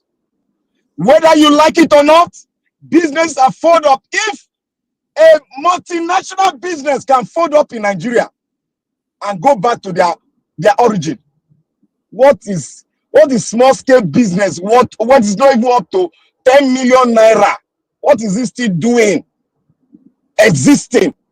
Are we do we know the efficacy of what is going on? Nigeria as it is now, economically is dead. Whether you are a Christian or a Muslim, I don't care. If you are an illiterate, so be it. Go and read and learn. Nigeria economy is dead. They are just doing what? They are trying to resuscitate it using the normal resuscitation. He's in coma. Nothing works. You are borrowing money from IMF. IMF is controlling what your economy, what we go into our belly, what we feed us every day. Your IMF is telling your government that do it this way, impoverish them, tax them, and you come here to clap and that our Nigeria is okay, that every business is fine. I don't try to be religious. I'm not a religious person. I believe in God. God is a reality. Christianity is reality. It's not a religion where you hypocritically go back and forth. No, it's a way of life. The life of Christ. That does not mean if you see something going wrong, you don't say it. You don't say it as it is. No. You are meant to speak the truth. The Bible says, God be the truth and man be the lie. If you decide to be the lie, so shall it be, because the Bible has spoken it. We need to realize that the country is in coma. It's about to be taken. We are still watching it, whether it's going to come up. It's going to be thrown into the 6 feet. I believe when it is in 6 feet, all of us that are pretending will come to the realization. Now, I want to go back to military rule. The military rule and what you have now. Can you tell me the difference if you have your senses intact? Can you tell me the difference? Now, let me go step by step. The military rule, you don't have a right to oppose the government, isn't it? Yes. The military, but they were giving you road, isn't it? Yes. But the light system was maintained, no shutdown, no national grid falling down. Yes. Let's go to the civilian. National grid down 10 times. No pipe-borne water. Our oil is stolen. It's stolen to a level where we are losing 1 million barrels per day. The money stolen by an accountant general, 900 billion. He refunded how many percent? Because the law is going to catch up with him, they made him an emir. In the military regime, will any accountant general steal 900 billion and it's in the public and is not being thrown into the lion's den? Black Panther, 180 billion. 180 billion. He's not being thrown into the lion's den. Remember, the governor, remember when Babangida came in, Babangida disbanded all the politicians. You people should remember it. Where he disbanded all of them, said none of you should participate again. You people remember. That is what I am praying for my God to happen in Nigeria. Disband all of them, bring their list out. Then Babangida brought all their list out. All of them went. We see them no more. When we started, we didn't know that those ones that are in abroad saying they are on exile, they were even worse than the one that they drove out. Now, we come here to say we are politicians. Being a politician, is it a job? Is it a job or a service? That is shameful for somebody to come out and say, I'm a politician by profession. It's a service. That is why I say, before you say you want to go into politics, you must be a patriot, a man that loves his country. That is who you're supposed to be. That's the first qualification. But we come here because we are enjoying the pipe. All of us don't choke pipe into that oil well. With a drainer. Oh, the drainer, we don't even care. Who know the chop a day? Oh, I didn't know that people were hungry. Buhari said it. Badou was saying it's little by little. Politicians don't know whether Nigeria is hungry. As long as they are living in that their atmosphere of ignoramus and insensitivity and the foolishness and wickedness. They will never know that their next door neighbor is hungry. And you know one thing, I believe in one thing. When karma is paying back, I will laugh at them. I'm not going to say one thing. No, I am not going to be like a humble person. I'm going to be like a hungry lion looking for prey. I will chew them to their grave. Black Panther, round up. Because they have named a lot of people. Look, to round it up, I want to tell you people, the Arawa people, they will never, mark my word, they will never let Nigeria go unless we fight with them. Fight. Fight. That's the only way you can take it out from their hand. You must fight. Black Panther, I have a question just for you. Before you ask me a question, let me land this one. Black let me land this one. I need to land this one.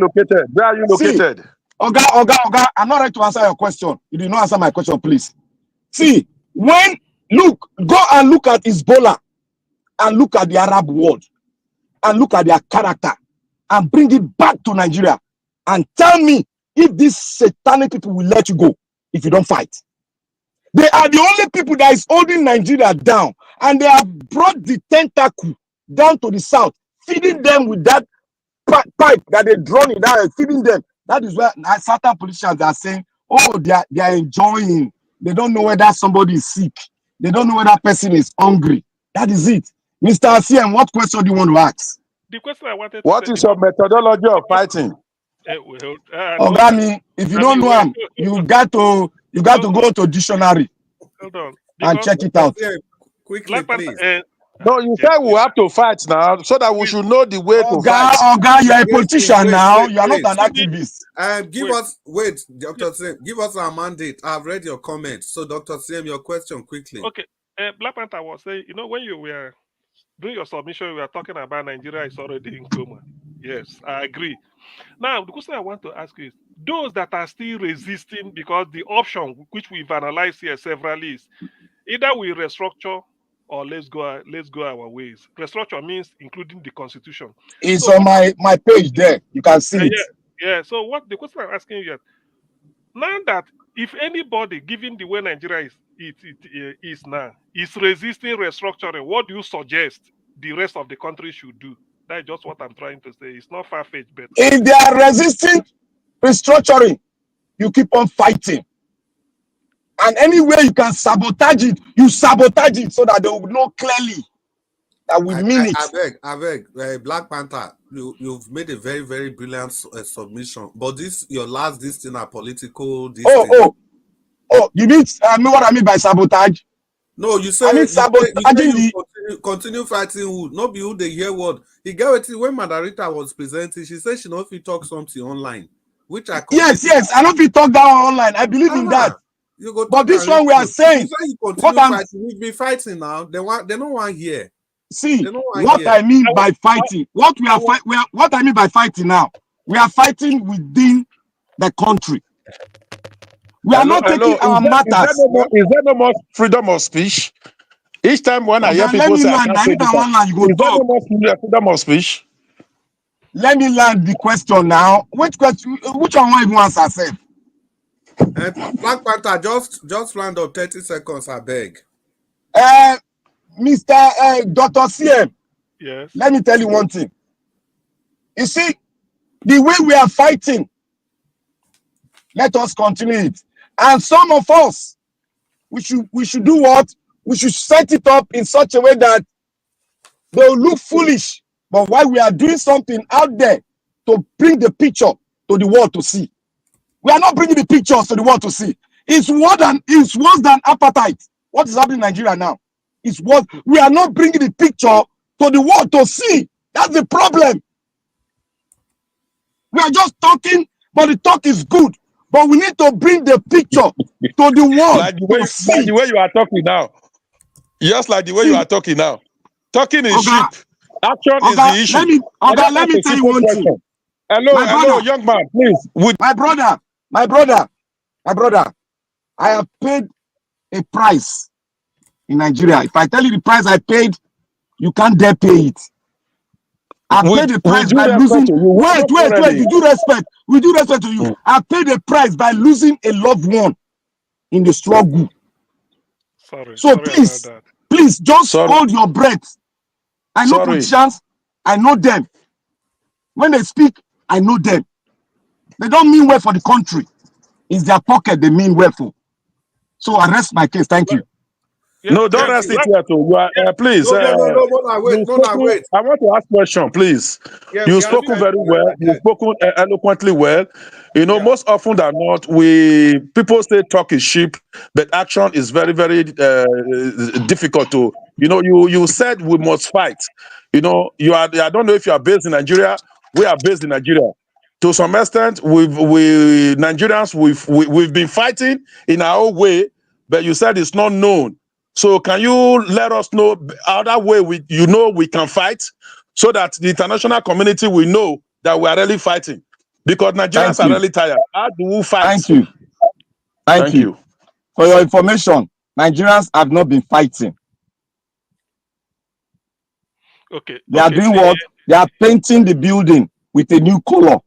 That's what they are doing. You see, profound solution. How do we now fight so that it will be known to the world? You tell us. You are a politician now. You don't need solution. You are a politician. You don't need solution, please. You are enjoying. My solution is this. Just 10 seconds. Am I not in Nigeria? You are not in Nigeria. You are a politician. In your profession. People don't mean well for us now. You just continue. Enjoy yourself. What makes you feel affected to politics as a profession? Your business is still going on fine now. Okay, please. As you said. 10 seconds. 10 seconds. You see, please. Black Panther, thank you for your idea. But, you know, we have different perspectives, but it's just to achieve almost the same result. So my own thing is that, given that, as you identified, Nigeria is in coma, any area where one restructuring, any area where no want, you leave them. Those where want restructuring, they unite and become their own, because you can't, Nigeria, you can't, because we are in a quandary and you want us to remain like that. Do you want us to go? If you don't want us to go our separate ways, let those that agree to restructuring, let that area restructure and be doing their thing. If you don't want for you to achieve that, you have to cut the pipe that is drawn from that place to south. Dr. CM, wait. There's a pipe. There's a pipe. Wait. Dr. CM, let's bring this to an end like this. Although we'll still talk about it, but Oga Jonathan is waiting. Okay. Dr. CM, your solution is only when you are dealing with normal people. Because you are just saying that those that want to restructure, they should come together and talk. Those that don't want to, we should leave them. It is those that don't want to. They are the ones that don't even want you to talk in the first place. No, but God bless you. Allow you. And yes, we know. But in this case, according to Black Panthers, they identified, I agree. Nigeria is in coma. Must all of us be in coma? And we want to. That's what I'm saying, Dr. CM. That's what I'm saying. Madam Rita has said it all. She said the solution, she not go fit talk am online. It's as simple as that. Now, people but we don't try it. Hello, please, let me quickly say this. You know, Dr. CN has been talking about restructuring. You know, sometimes it pains me when I see some people say, I can't say it online. I can't say it online. We are not lying. We are not indicting anybody. What we actually need in this country is restructuring, whether we like it or not. No, Nigeria will call ourselves Federal Republic of Nigeria. Hello, excuse me. Restructuring is not a new word here. We all know what will change Nigeria. And it's not restructuring or it's not by the ballot. Please, let me speak now, Madam Rita, please. No, what we actually do, we call ourselves Federal Republic of Nigeria. The first thing we ask ourselves, are we practicing true federalism in Nigeria? The question is no, we're not practicing true federalism. That is why Nigeria is not working as a nation. If we know federal system is not working, let us try co-federal system. It's still part of restructuring, whereby each region be on your own, pay some percentage to the center. How? Honorable Sam, please, what we are saying. Now, if you look at the reason I said this, listen, I'm going somewhere.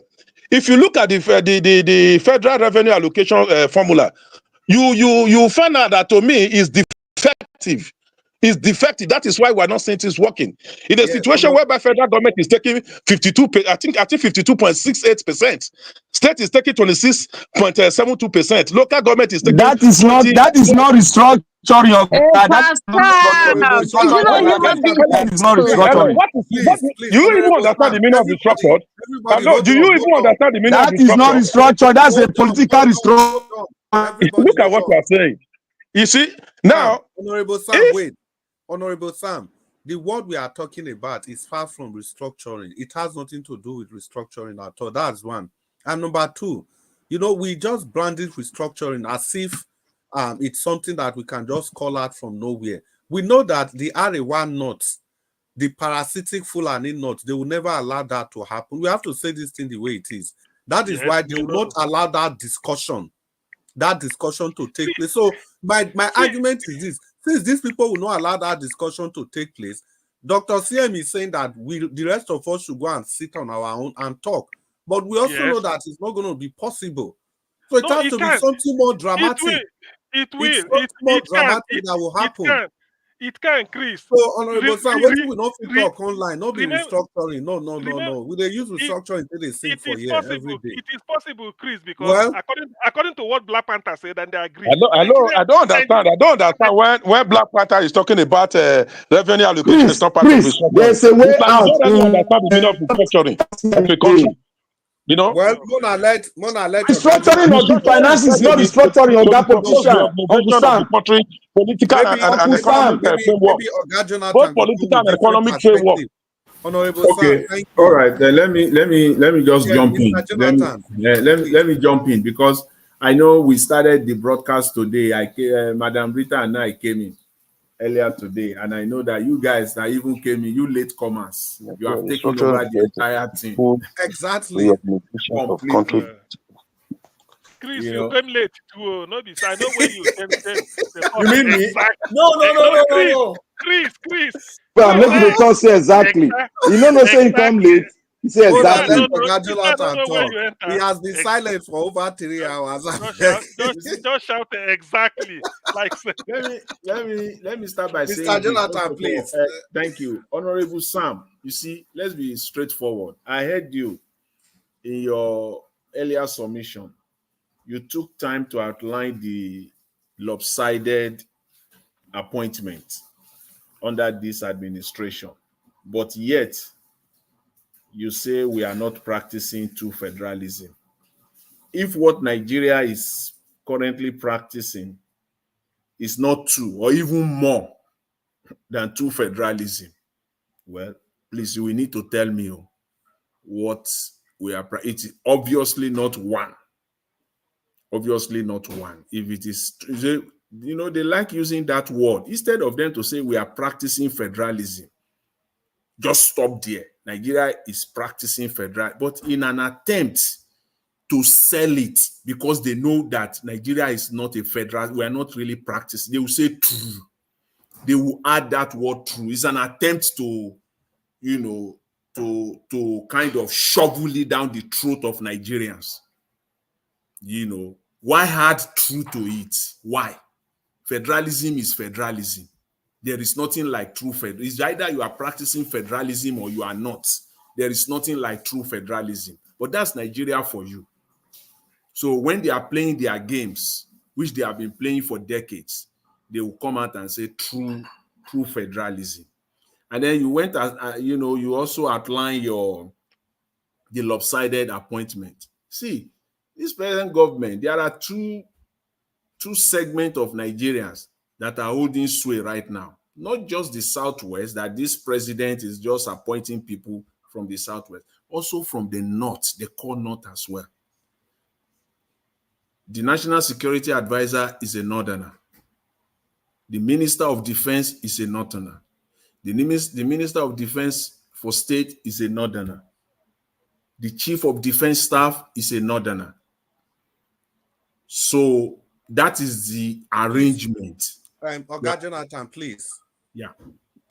1 second. Not just Northerners, Fulanis. Okay. Fulanis. That's I even say. Yeah. Those are the people, and I believe that is the arrangement. ab initio, even before they agree to back Mr. Tinubu. You can do whatever you want to do on the economy side, but as far as the security apparatus, the defense, we are going to hold it. And in my own opinion, I believe he agreed to it. It was a deal that he agreed to, and is keeping his own side of the deal. What on earth, or in life, that you even had the opportunity to do a, what do you call it, a cabinet, their so-called cabinet reshuffle, and Matawale is still there, a man that the governor of the state said is the one that is sponsoring terrorism. The chief security officer of the state says so, and yet he's still there as a minister. If not that they are, you have an existing deal, agreement with them, that as far as security is concerned, defense is concerned. When you say the chief of defense staff is from the north, do you know the position of the chief of defense staff? Literally appoint all key positions within the military that you and I don't even know of, that the military doesn't have to even make public. Internally, people that you will second to the core north, core east, the northeast, the north, you and I will not even know. He's the one that is appointing them. It's a very, very key position. The chief of defense staff is like the president chief of staff. He appoints the people that are all across the country in conjunction with the National Security Advisor. So they are holding sway as far as that is concerned. That is why the insecurity is still there, despite all the propaganda and all the rubbish they are selling to Nigeria. It's still largely there. So that as far as that is concerned, it's not just only that Mr. Tinubu is holding sway, is in charge, of the economy, structure with his own people. The bad side of it is the fact that the people that he placed there, they are not even competent enough. They are not even competent. They are not. They are just his boys. His yes boys. They are not. Jonathan. Yeah. Jonathan. Yes. Were you thinking that the people that is going to appoint are going to be competent? I wonder why. Are we expecting anything from Tinubu to change the country? But give us a mandate. I think he's talking with respect to the submission of Honorable Sam. He's not making a categorical statement. So it's just laying the foundation. No, in terms of I'm talking about I'm talking the people that he appointed on the economy side. They are not competent, and for me, that's categorical. It's a fact. Yeah. They are not. These people are not competent enough. You may hear the names, the likes of Cardozo. You may hear the names of Edun, Wale Edun. These people are yes boys. But Mr. Jonathan, these are boys that banks fails in their hand now. There are banks that fails in the hands of Cardoso and Wale Edun now. I know that I'm not expecting anything, like these people are going to perform miracle. That's the reason why at the beginning, everybody, most people that understood Nigeria very well agrees to the fact that nothing is going to happen under this administration. Even before now, remember, they've been talking about this, give us time, this patience thing. They've been talking about this since August last year. It's too early. It's too early. Now 1 year is gone. We are entering the second year. We'll soon enter the second year. It's still going to be the same story because these people cannot deliver. They cannot deliver. They are just there for one purpose and one purpose alone, to satisfy their master, which is Mr. Tinubu. With respect to, I think I also, I want to talk on Mr. Chris, your submission with respect to Obasanjo. I was not, I didn't want to disrupt the broadcast, but I was listening to your submission. See, is it Obasanjo that has to literally spoon feed all the presidents that are coming to Nigeria? What's Obasanjo's problem here? Every president, yes, Obasanjo had his own flaws, many of them. But we cannot lay the entire blame on this man. We can't if we want to move forward, really. We can't. Oga Jonathan, I see it now. Oga Jonathan, 10 seconds. Yeah. Obasanjo is the key to the South. Is the key to what? Thank you. Obasanjo, as long as he's alive, is the key, access door open that the North Fulani will enter to the South. Thank you. No, that's no. What I'm saying is that I'm not. I said it earlier. Unfortunately, you guys are late comers. The only thing is that I would have been so glad if you guys had been here earlier and you listened for me. My own submission, the first submission I made on this broadcast earlier today. I said so. I said Obasanjo, first of all, is a politician. Make no mistake about that. He's a politician, and he will the way we saw Abaribe today. As good as he is, he's still a politician. He eats the right notes. And what has he done differently too? What has he done differently? What has he done differently? Yeah, what is it? What has he done differently? When they are voting, he will vote yes. And he came on national TV telling us that, they don't really support it. They will say no. And when they say no, majority will carry the day in 2024, 21st century. Are you kidding us? You think Nigerians are morons or stupid? Why are you still using yay and nay in 21st century? And you want the country to go. Why can't every senator stand up and raise his or her hand and put your name behind every vote so that we can know, not just yay, nay. And even tell us the reason why you say yay or nay. And then the yay have it. Bam, like that. Why are you still doing that barbaric? We're talking of nation development. We're talking of nation building. You are still using yene. That's for. Second of all, your political party, under which ideology did you campaign in the first place when you came to the Senate or to the House of Rep? Your party, under the platform of your party. Are you still holding to that ideology? If yes, you will not say yes to everything that is coming from Mr. Tinubu or whoever the executive is. You will hold on to your own political ideology. And posterity we judge you. But you people don't do that. You have eaten with them. And then you will come out and say it is the majority that have the day. No, you can't come out. You can't eat your cake and have it. No, you can't just go like that. You can't say that and go away with it. For every vote in the house, on the floor, your name must be on it.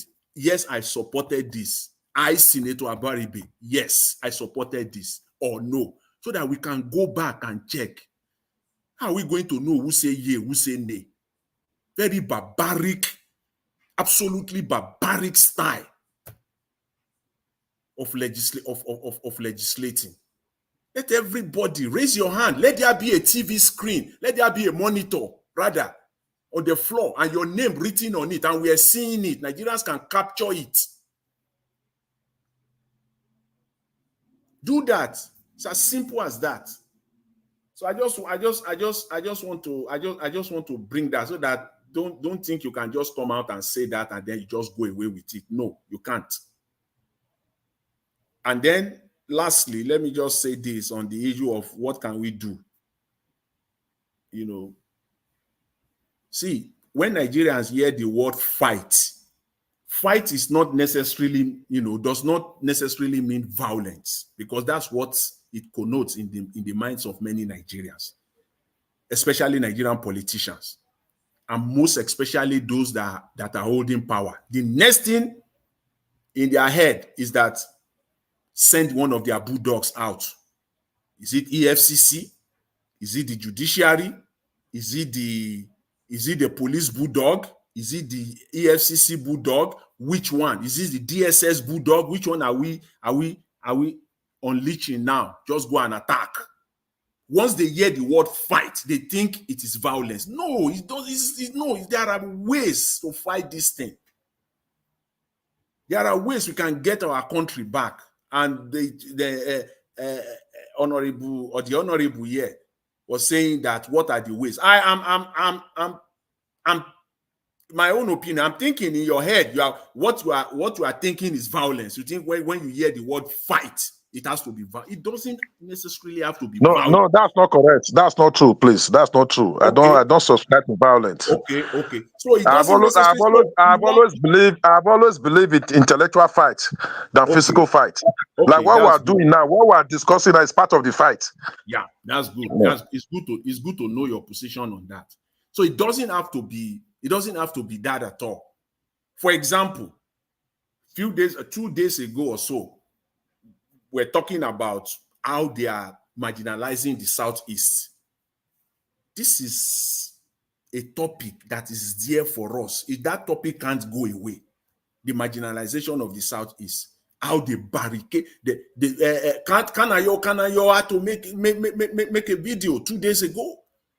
You can't travel within the southeastern part of Nigeria 10 kilometers without a roadblock.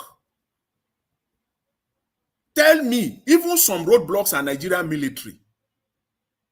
Part of the fight should be that take them to court.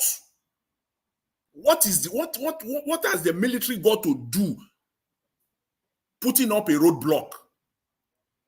You just have to take them to court.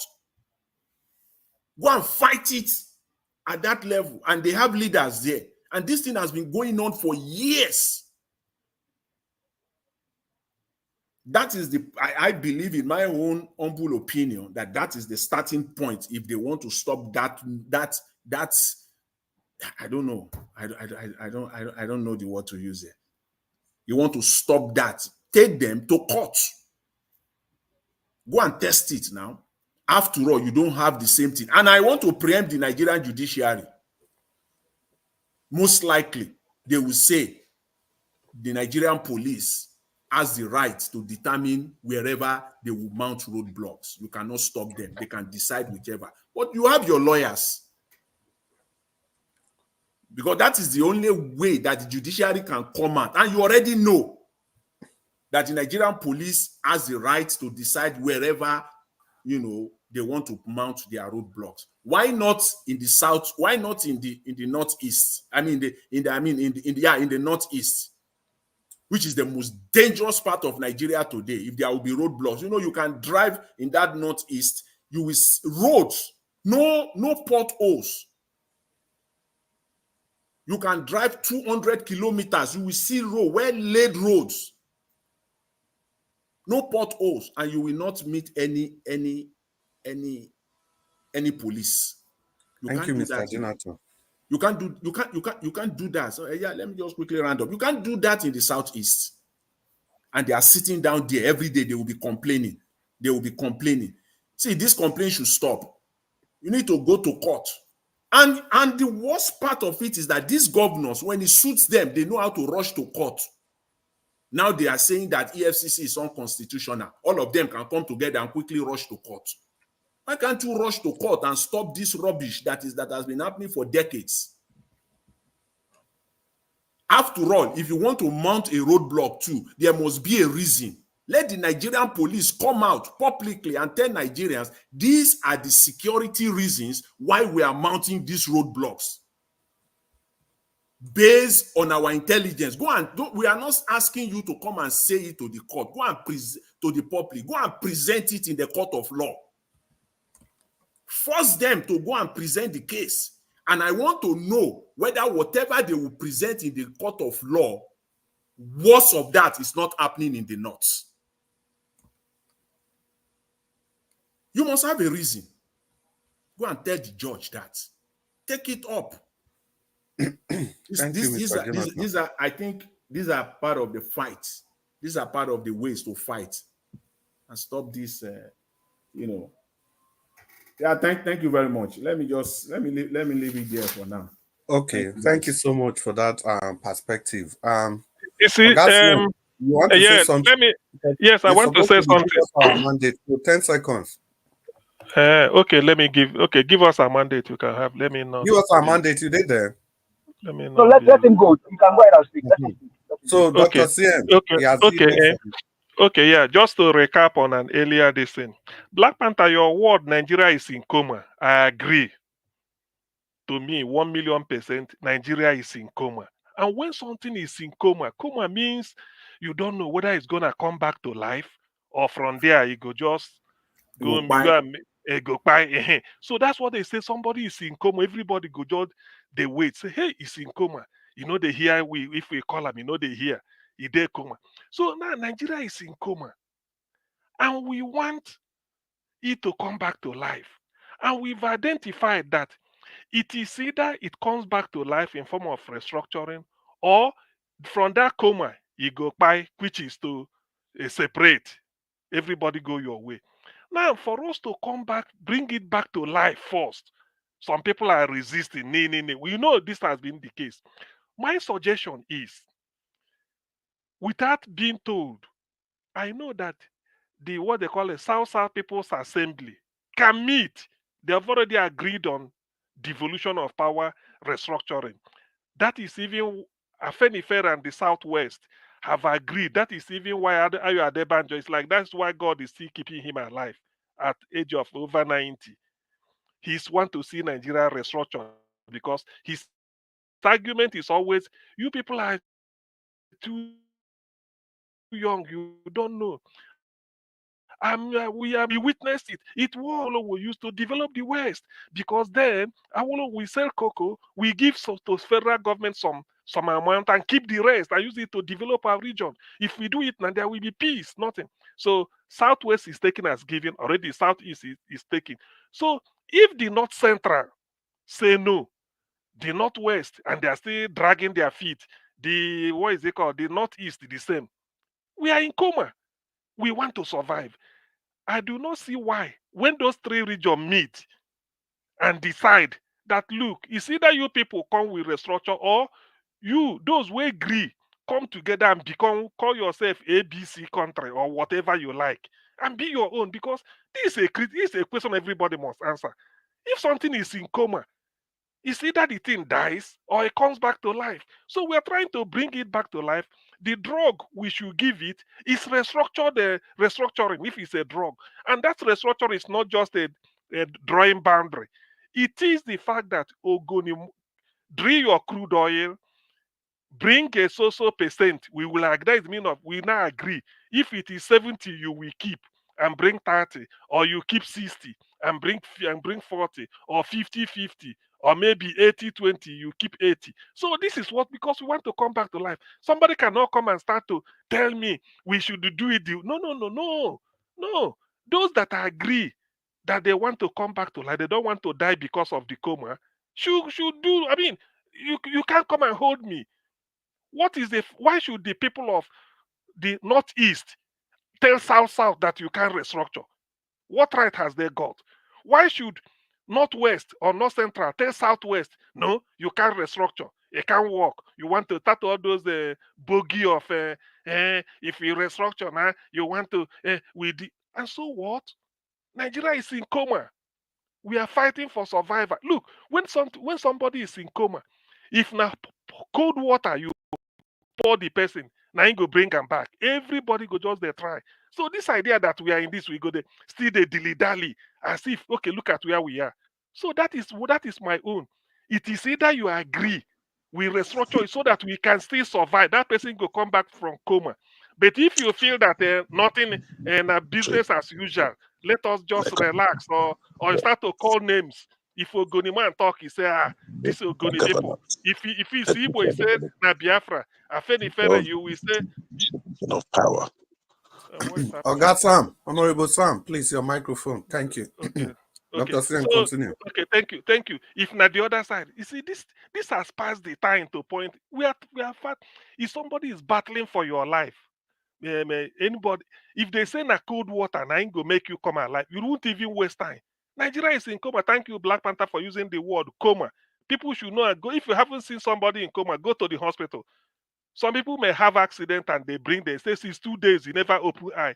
Since yesterday night, where they bring and come 24 hours now, he never open eye. But he still they breathe. Now he be coma. So you are praying, just they open eyes, they call him the name, they preach, they sing, make you bring him back to life. Otherwise, from there, he go just go. That is where Nigeria is now. And when you want to say restructure, people go say this. Is it not restructuring? Devote regional government we were running. In those days, that is why they are blaming Ndibo till today. Nzogu carry coup and I spoil them. Okay, if Nzogu spoiled something where they work, and we want to go back to that thing, why then don't you want it? Why then? So which means we're enjoying it. But you say it's not good. If Nzogu spoil what was happening in the 60s, and then now we want to go back to it, he said no. So which one can you have it both ways? No, Eh? no, Dr. Can you? Sam, I beg. Yes. Dr. Sam, I beg. That Nzogu story. Now, one of the story where they twist against Southeast No, Renewed. I know you say I know now, but it's true. It's just like, let me use logic on them. You know, you can't have it both ways. You Okay, say you are saying let's assume that it yes, is true.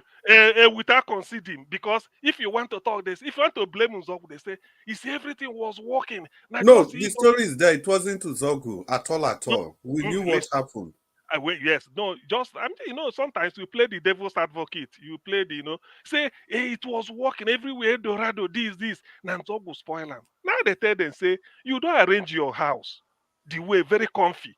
I'm rubber come, scatter everything, carry fridge where there for the kitchen, go put for city room, carry TV from city room, go put for garden, and you recover your this thing. What do? You rearrange it the way it is. I'm rubber don't go now. So you put it, not that when I'm rubber rearrange everything, then you go see they live there. Later you go say, nah, I'm rubber, I cause this. But now you have it. Why not put it back to where it is before? And somebody is coming to help you put it. Say, no, leave them.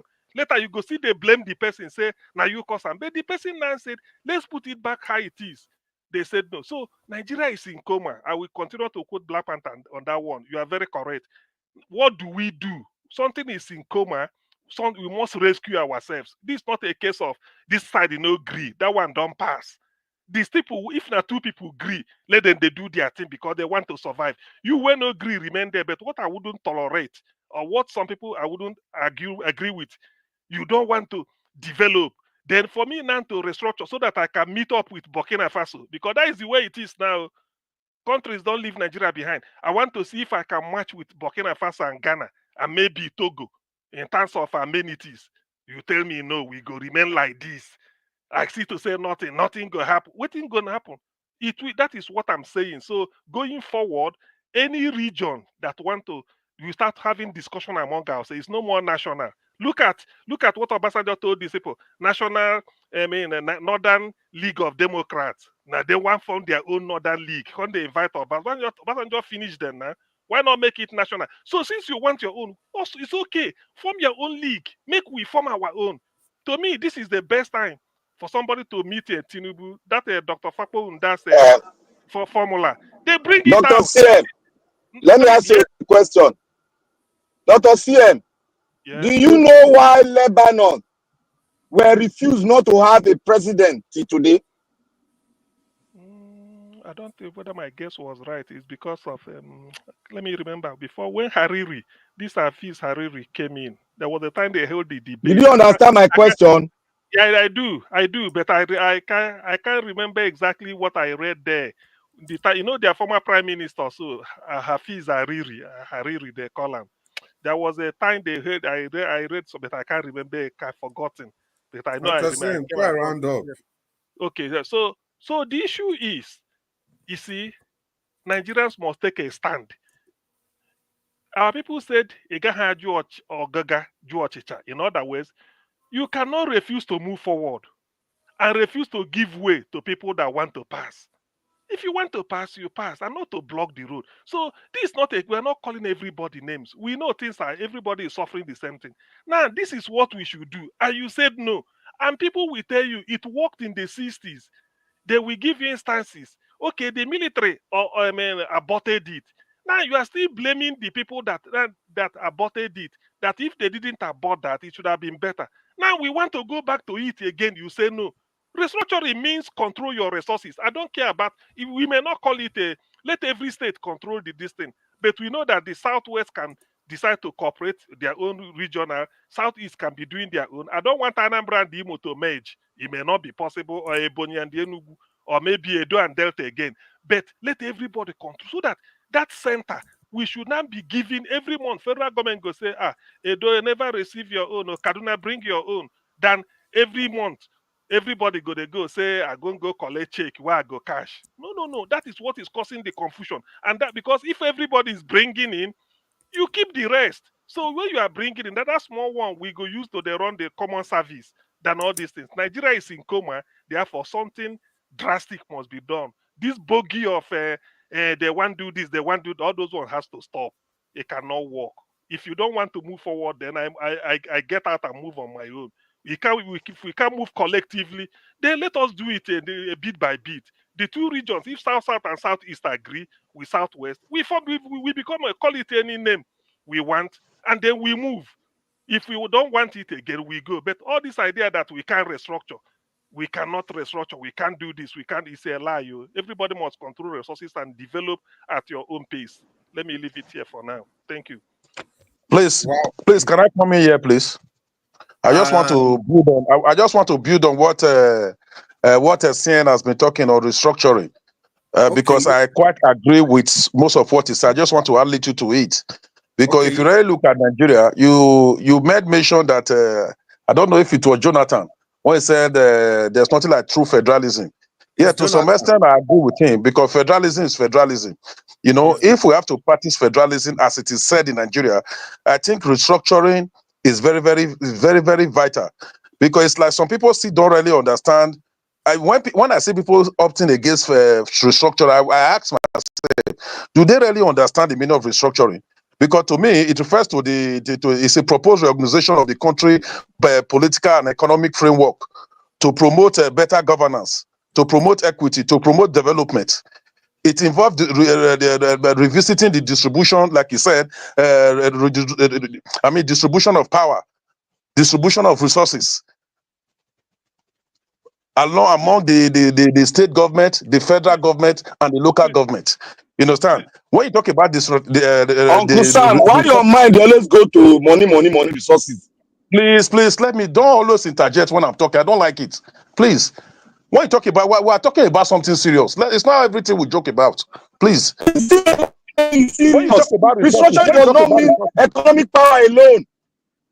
Listen. The country. That is what it means. You didn't listen to me. I said both political. You understand?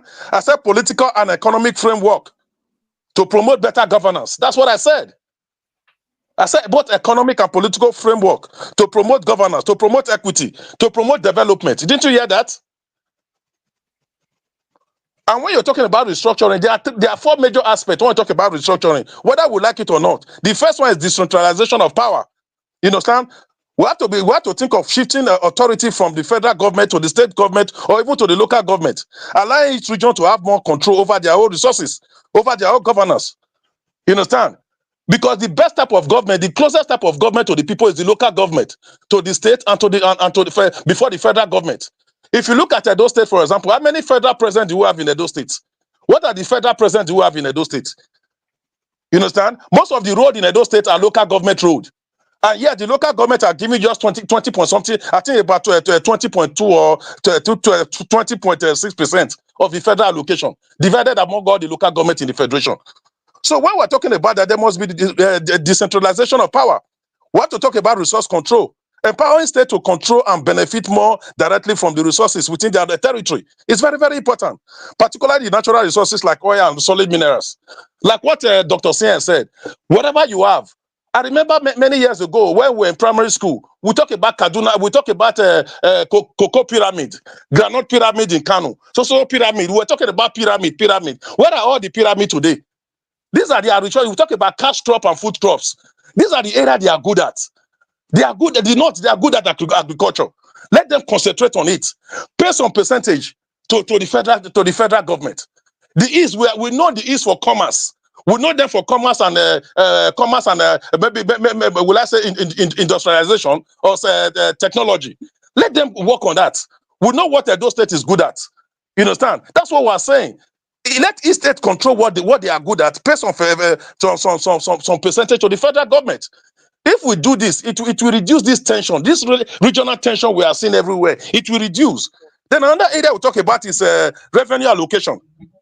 Like I said it before. You know, we must think of how to adjust the revenue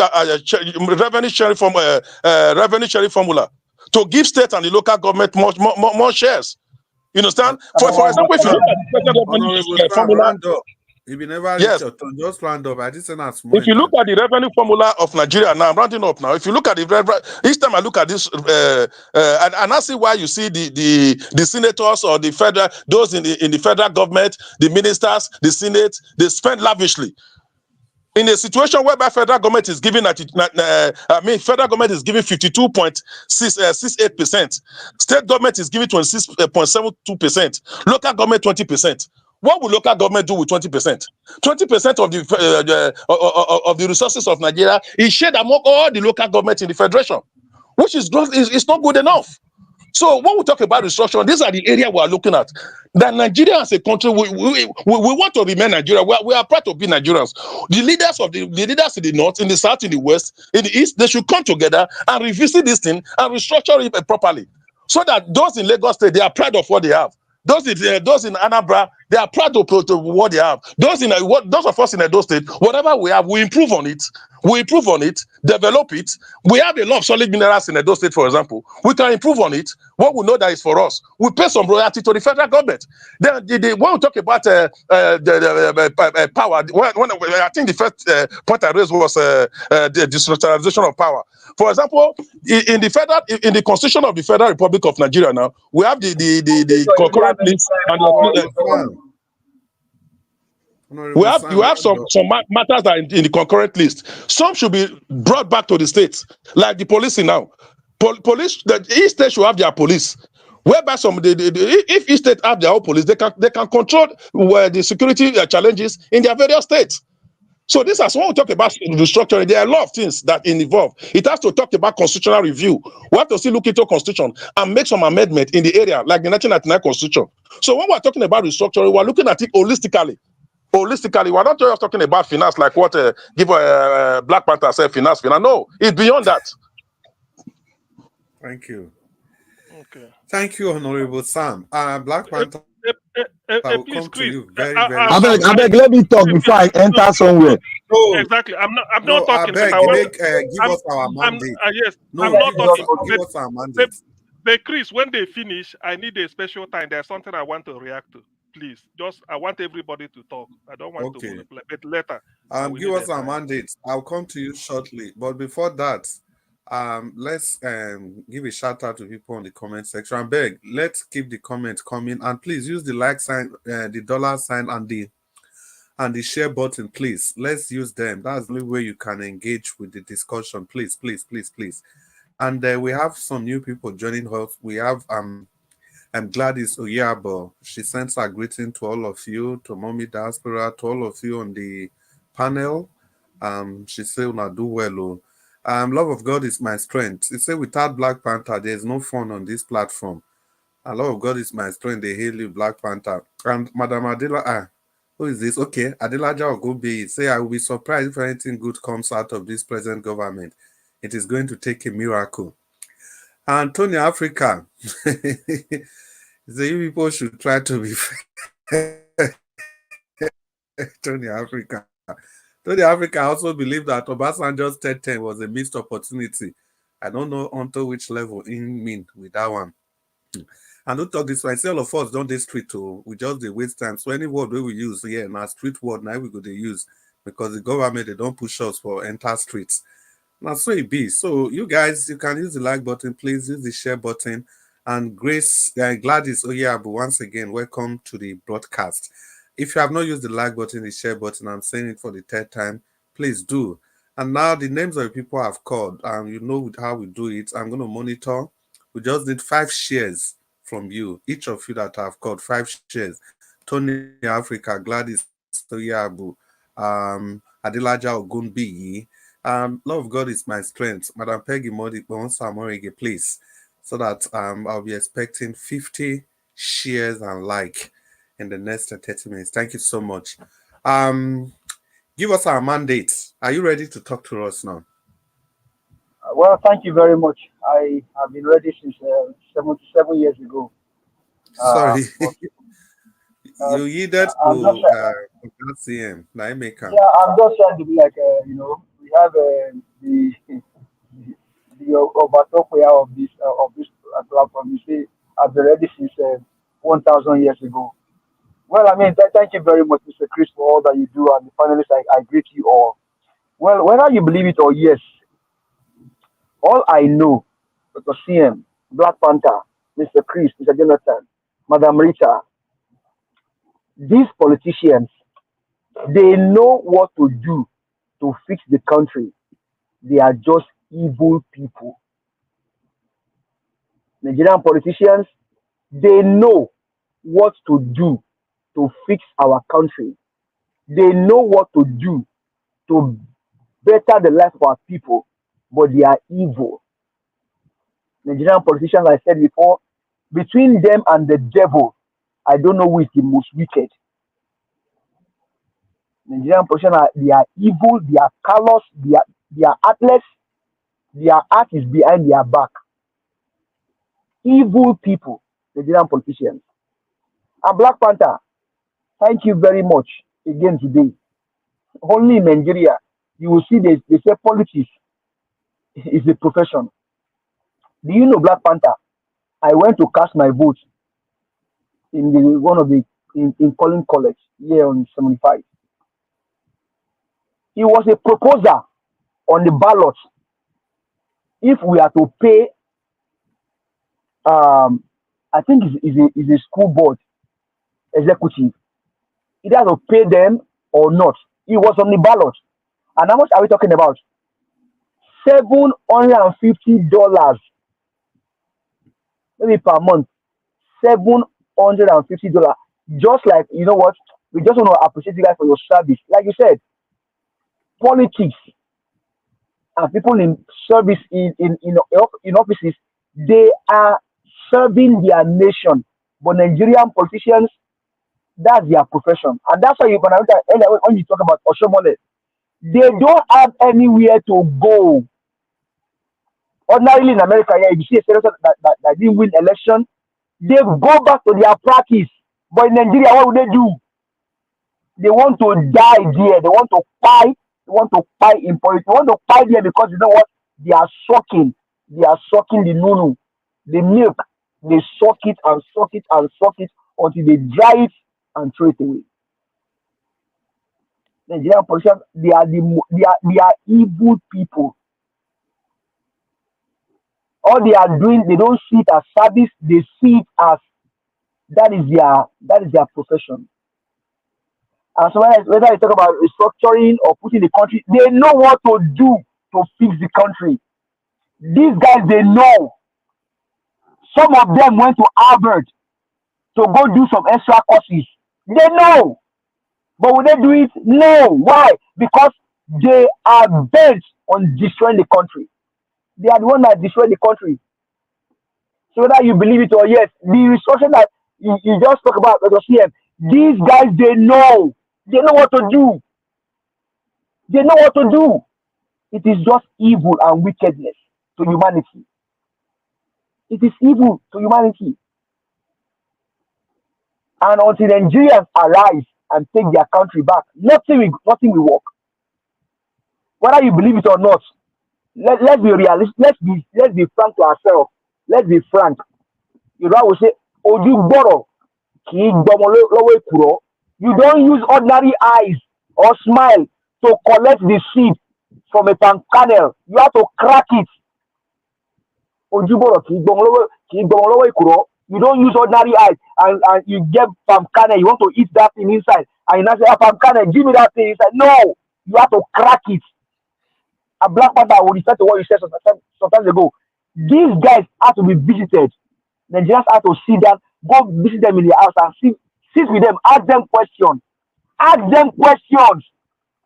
sit with the ones in your constituency, visit them and ask them questions. Ask them, what have you been doing in Abuja? You're going to Abuja, you're 14 million per month. How has it benefited our constituency? Ask them questions. Visit them. Go and greet them one evening. Visit them at home and ask them questions. These guys are evil. Just like I was shocked today when I heard about our oil, about our crude oil. It shocks me to my marrow. And I said, no Nigerian should be outside Nigeria at this time in this century, because we are all millionaires. Nigerians are millionaires in any currency of the world you can think about it. But these evil men, they will not allow us to enjoy it. They will not. And thank you again, Mr. Jonathan, for bringing that perspective of the chief of the chief of defense, the minister of defense.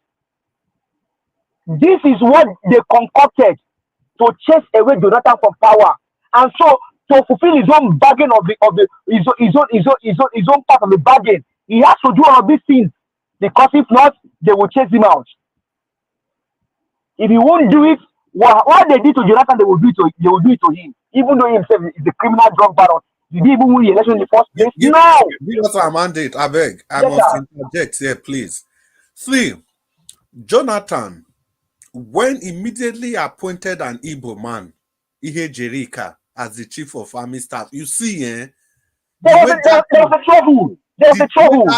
Pain them. There's a trouble. Man, chief of army staff. Today, waiting they call this man, this chief of army staff, waiting they call that one, where they go make this thing for Benin Republic. The kind. Buruta. Is it Buruta? No. Buratai now. Yeah. Brutai. The kind of things where Buratai do, here Jerika allowed him to rest. And now, my brother, these people, this defense ministry, look at Nuhu Ribadu, Matawale, all of them, not just in the north, but that Fulani group there, we must have to call them by their name. That group, that small group there. I beg, may I see how this one you go talk. During Buhari time, National Security Council then go sit down, 19 members, all 19 members. No Igbo man in that meeting. Do you know? And he called this one Nigeria. Do you know that Ihe Jirika is the first Igbo man to be chief of army staff? I mean, that's what I'm saying. Thank you, sir. Listen, that is the first. That's what I'm ever. saying, Dr. CM. Why Jonathan go try that kind of thing? Why with good luck Jonathan try such a thing? That was part of their problem. That was part of their problem. That why would an Igbo man? We have a Satana as a president now. What are we doing? We keep blaming. Leave that to my brother. Leave that you are talking about. Which out? Which Satana? A criminal drug baron, a criminal drug baron, certificate forger. The wicked is because of this platform. Let me not go further. Please, I beg you. Do not. Please, I beg you. You may attach other Yorubas to him, but don't ever attach me to never that guy. Please, I beg you. Stop it. Don't worry. These are callous human beings. These are evil. You know what they did during the election? CM was here telling, come on, please don't go there. I beg you. This is a criminal drug baron. Which country is built by a criminal drug baron? You call this on the president? Irrespective of his status. Hello. Stop it. Please stop it. We know. These are the challenges we're having. When Jonathan was there, the same thing with Satana said. Now, Satana is there now. We should encourage him to still encourage the Satana. To do what? This was all the argument when he was challenging me that Uncle Sam. saying? Sam, I was expecting you to change the word that I spoke about you politicians. I was expecting you, but you are not changing it. The criminal drug baron Can you come again, sir? Please come again. Leave that thing, my bro. Leave. See, Oga, just What do you want me to change, sir? Please, I didn't get you. Hold on. I still have my time, please. Give us our mandate. Use your Yes, time. Use your time. Nothing. On the clock. Nothing you can expect from this one. You think that this one will do anything? This one will do anything. Jonathan brought people. Even me. We just mentioned one now, and you think that this person will do something? This one will take advantage of the system. The North, they know what they want from him. They know what they want, and they will take advantage of him to the fullest. And he himself, you know what they are doing now? They destroy a police barrack in Lagos because of one. See, Oga, I beg, stop him. Tinubu, I know I don't want to go there. I don't want. Please, let's just forget about it. The country, it gets better, all well and good. Black person, you have said it. The country is in coma. It's in coma. And only, I don't know how we get out of this. These guys, they know what to do, but they won't do it. They will keep telling you English all the time. Thank you, sir. Well, thank you very much. But we are coming to Madam Rita. But there's a question. There's a question in the comment section. And now still Tony Africa, Tony the troublemaker. He said, this one won't have the talk. So do we even have a country in the first place? In all fairness. A country now where a group of people, everybody will get Tony, God will bless you, Tony. God will bless you. Yes, almost the same rights. You know, if you tell me, say, now a country we get, so when my Pekin, just because I'm from Edo State, if you follow people write exam, my Pekin had to be the third best. Somebody from the Southeast has to be the best before they fit take them. Then the people from the Northeast, all they need to do is to partake in that exam. Imagine. If we continue like that, if they want to get admission, if they don't be 18 years, now still the same principle. Then if they don't finish all of the whole BSc for hand, those people so where you 0 to enter university, now those ones that you first give appointment to. Yes. If it reach time to promotion, now those same lame duck, now you go fair promote. And we wake up, we say we have a country. What is the way forward? A simple question. Tony Africa is saying, do we have a country in the first place? He's asking which country now they talk about. So now coma, the country is if this coma. is a country, can the things that are happening, election, broad day stealing? Look at what INEC is doing across the state. Mr. Chris, ordinary NYC. All these politicians, honestly, for me, these guys, Black Panther has said it. He said it. We need to visit them, put them on the round table, bring them to their dining table, and ask them questions. Visit them from in their houses. Let's come to Madam Rita. Mr. Chris, before you go to Madam Rita, please. You see, at the beginning when this election started, 2009, when Obi came in, you know, I always ask this question to everybody. I say, is Nigeria a country? Now we are beginning to get to that place now. Thank God. Yeah, and thank you so much. Before we come to Madam Rita, just 5 seconds, please. The people in the comment section, they count the likes since. Now only 17 I don't see. And the share is not even encouraging. I beg. I call on our name. Make you just help us. I beg.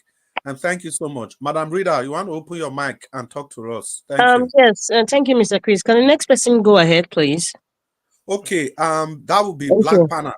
Black Panther, you want to talk to us now? Yeah.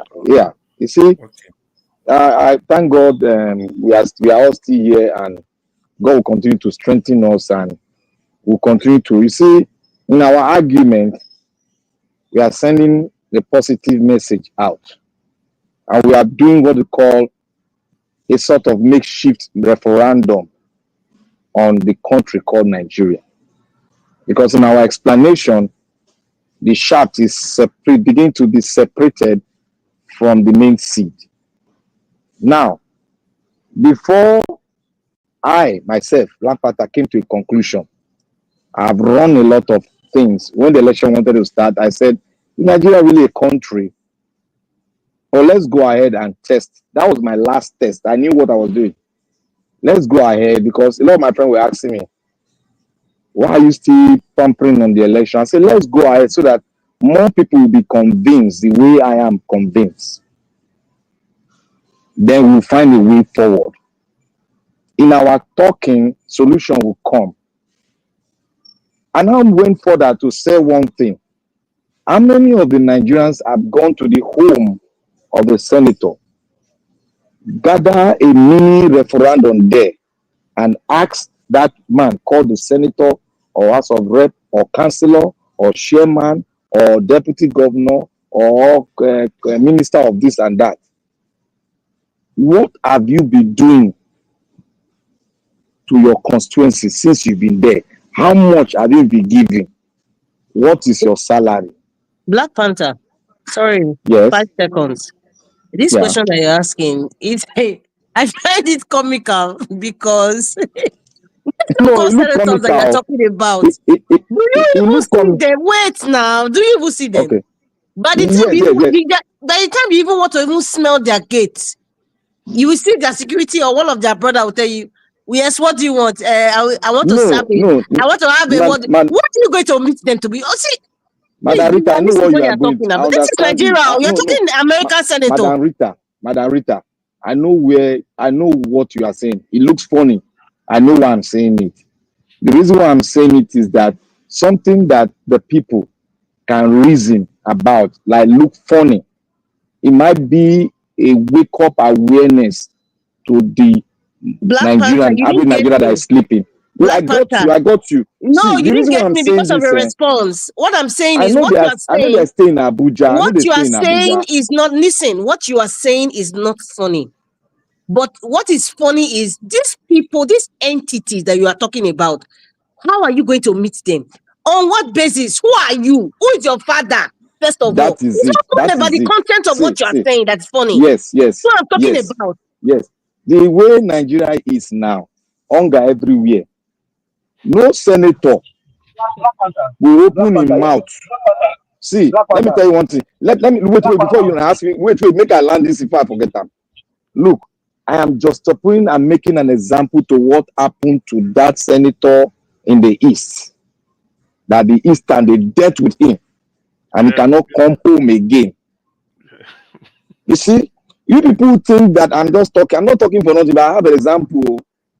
That is a way of teaching them a lesson, because if you have a small quorum, like a referendum quorum, to tell him that within this short time, this is what we are expecting from you. You people know you cannot do it. Then teach him a lesson. Let all of them not come home again. That is what we want.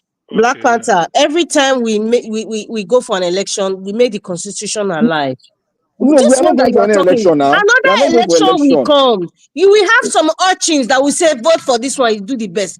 Listen, the psyche of the people you are talking about. Black Panther, you're not being realistic. That's the issue. What is happening in Nigeria today? Wait. Because what we have in Nigeria these days, no more election, it's election. So Nigerians every day, the turnout of Nigerians is reducing. It's reducing. That's just the truth. Nigerians are getting fed up of election. They destroy the system of the election. They told us they want to do election, and they are the ones destroying it. They are the ones even buying votes. They buy votes, 3,000, 2,000. You are buying people's dream. Politicians, Nigerian politicians, they are devil, they are evil, they are satanic, they are demons. Give us our mandate. It's the people that make the politicians. Listen, the people are the sun.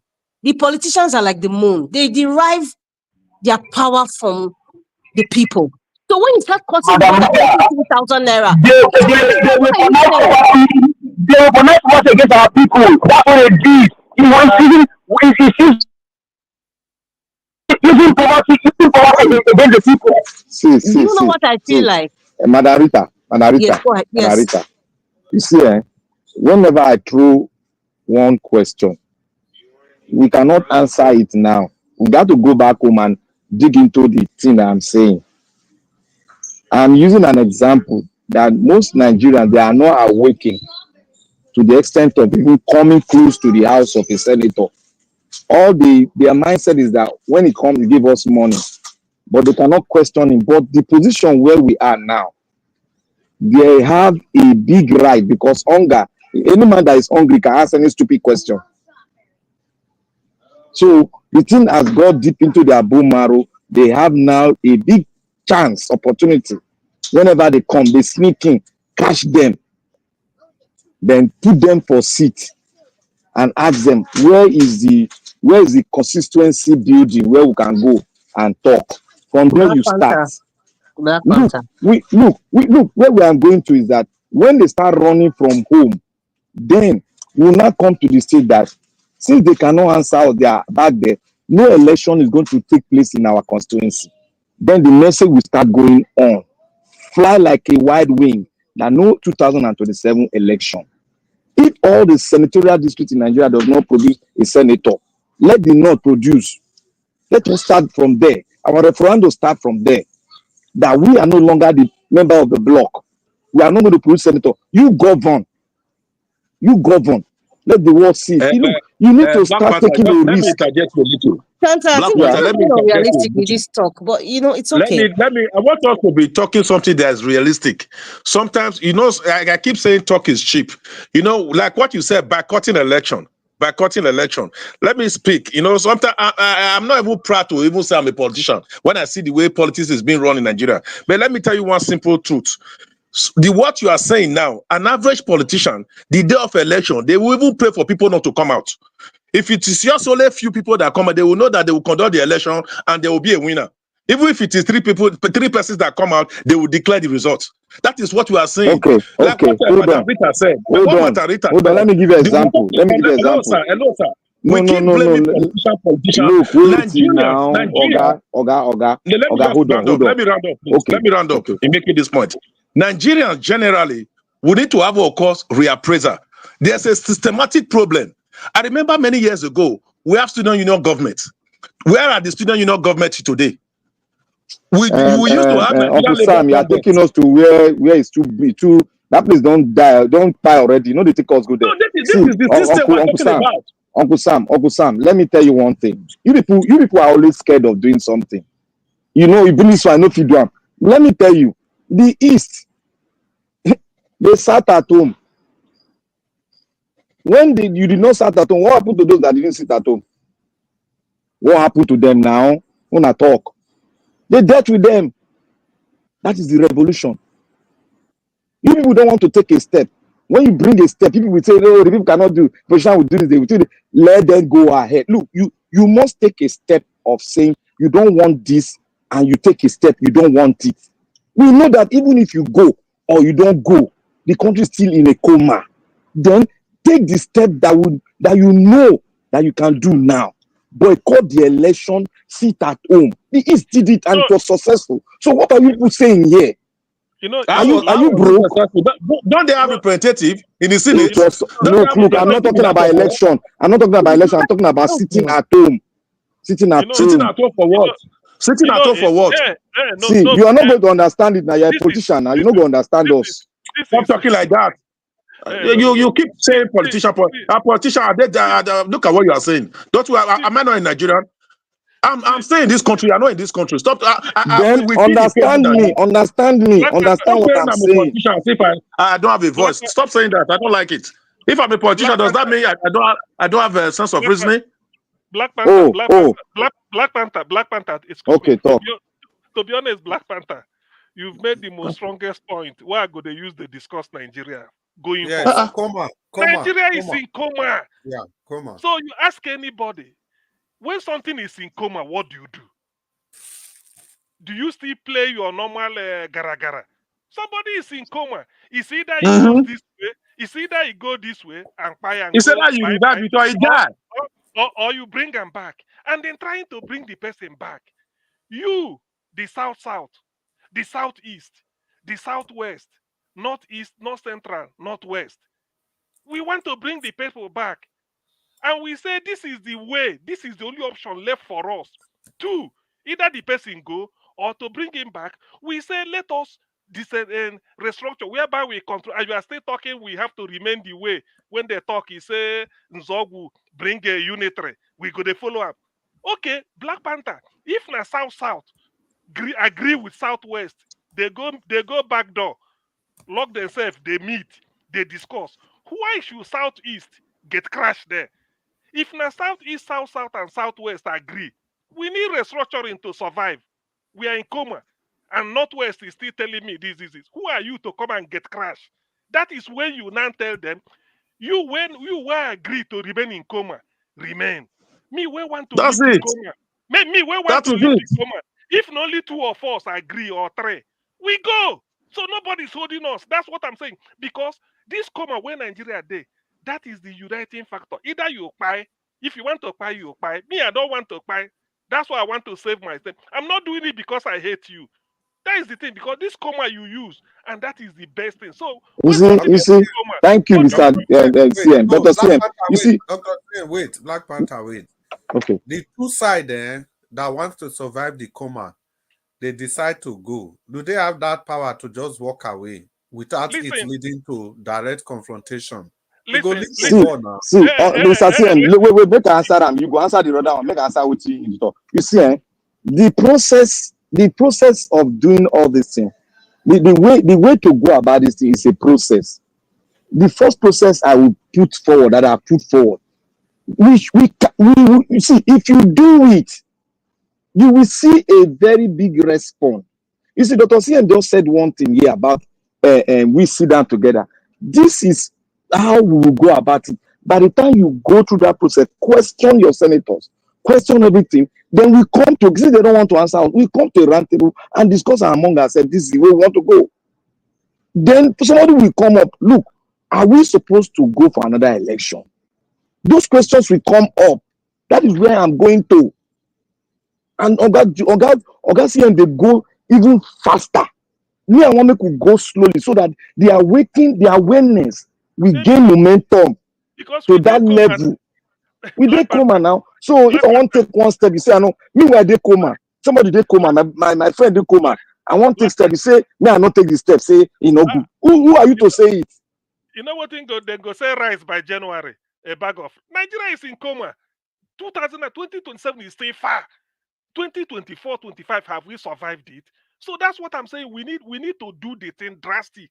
Something is in coma, you must do. Anybody where they coma 24 hours, he never come back. Now when he there 1 week, he go come back, or 2 months. It hard now. So you have to do whatever you want to do to revive the person quickly. Nigeria is in coma. Anybody Then the brain don't die now. After 2 weeks, it don't die exactly. go. So that is the thing now. So anybody wey no want me, I no want so follow. I dey come, I no want buy. If you want to buy, it's up to you.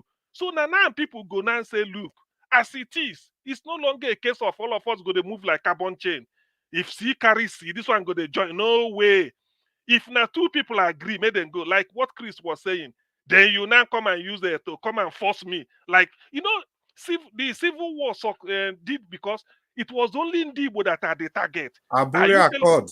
Yes, are you telling me that if the Southwest decide like Igboho is doing, then me from Southeast go say, make we go there fight Igboho to bring them back?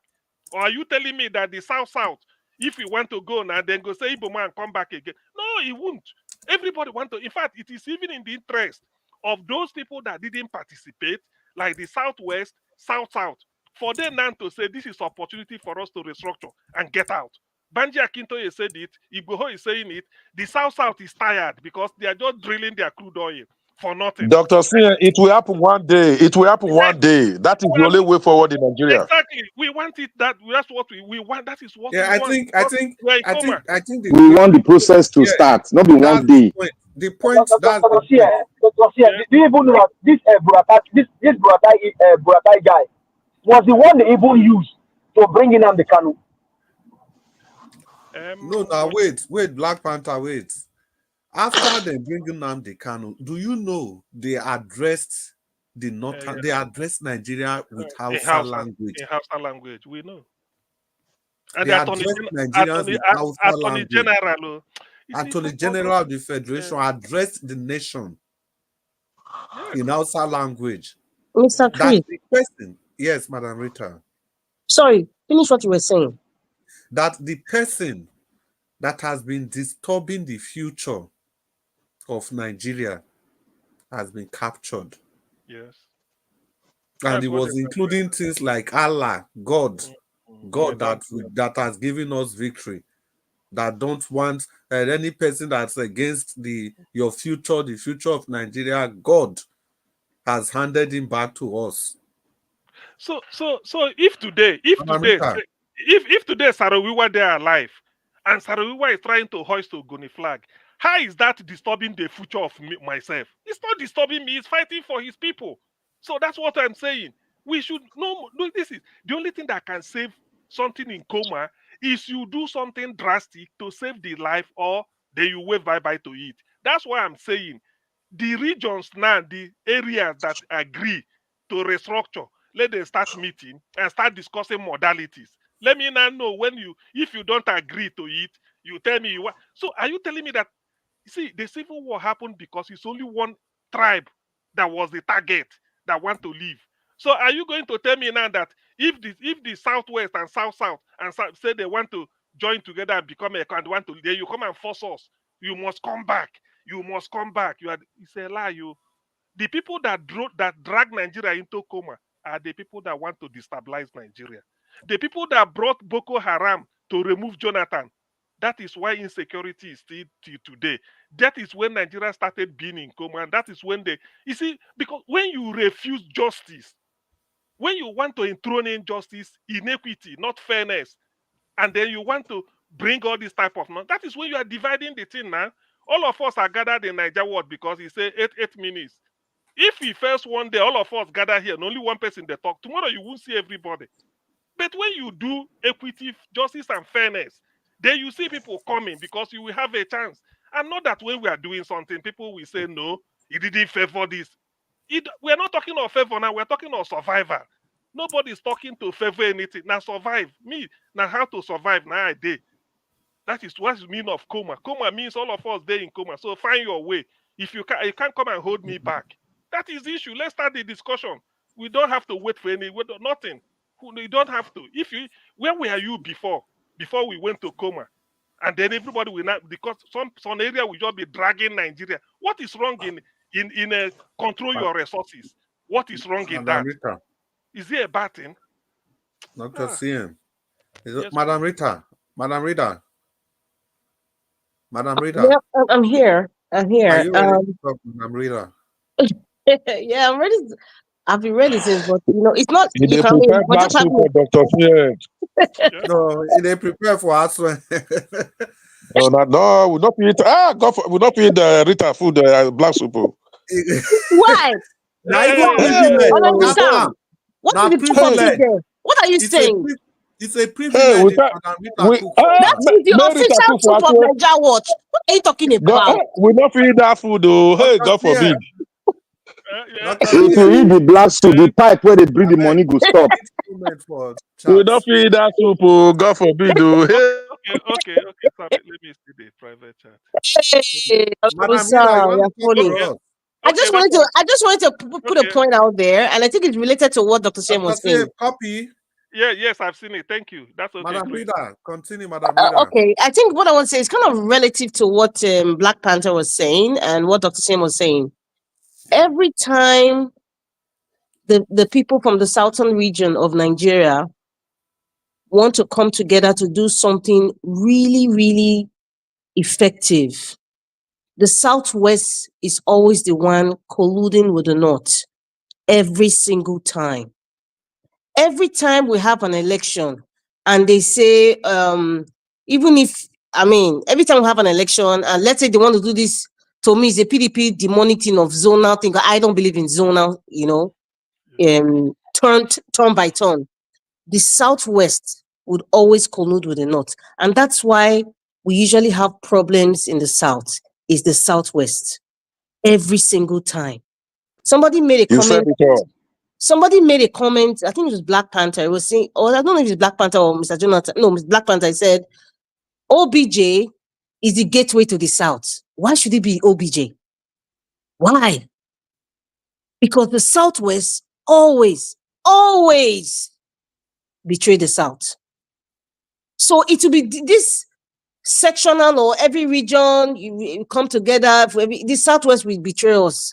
I'm not saying every Yoruba person is a traitor, before some people will assume, oh, she doesn't like the Yoruba people. Well, as you very well know, I don't give a rat behind what you think. What I'm saying is every single time, the southwest of Nigeria would always collude with the north, and that will always make the south destabilized every single time. So how are we going to do it? How? But we are in coma now. Probably everybody We are will in now coma. reason. We Yes, are in now. coma.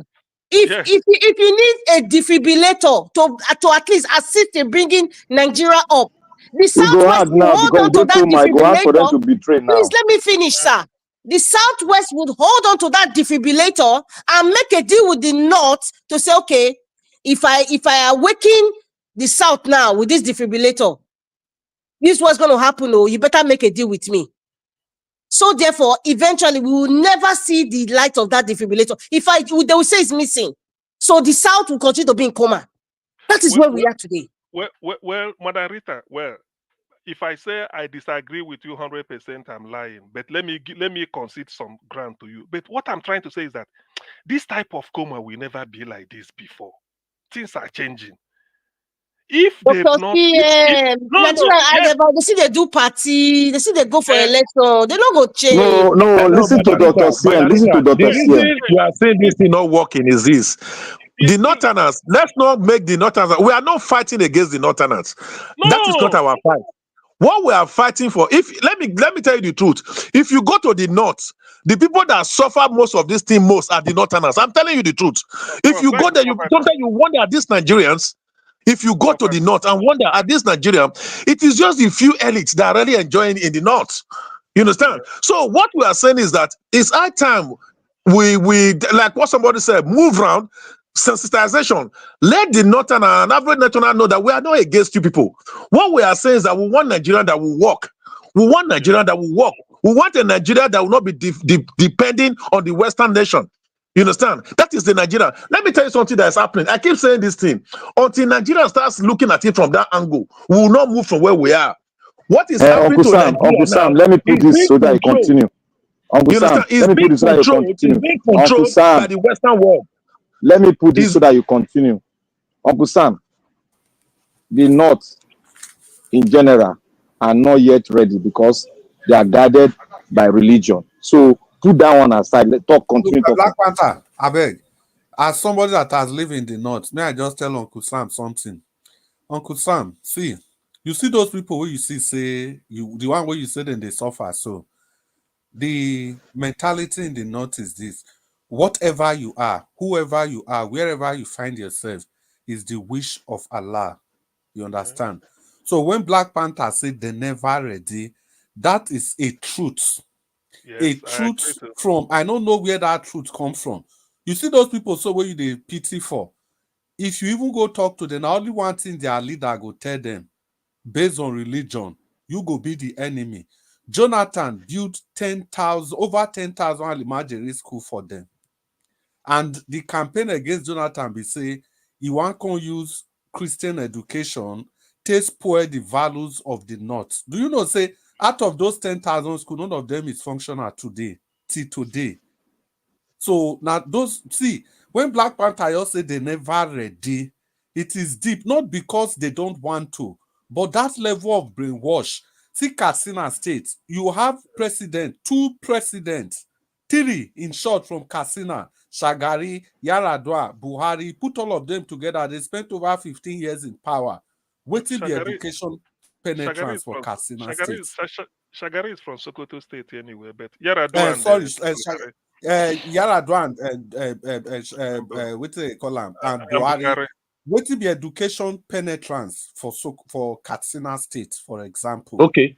Like what you said now, it's like you are supporting what I wanted to say. You know, I've said this thing repeatedly. And the earlier Nigerians start saying it from that angle, that is when we begin to find solution to Nigeria.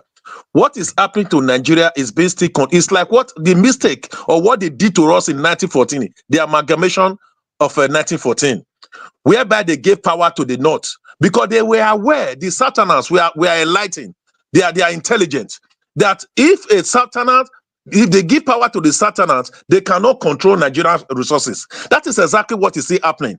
Now they are not doing it. The Western states or the will I call them the I'm trying to use the particular word to qualify all of them. They are still the one controlling Nigeria economy. If you look at, just imagine, as big as Nigeria, look at our president, all the presidents that have ruled Nigeria, for example.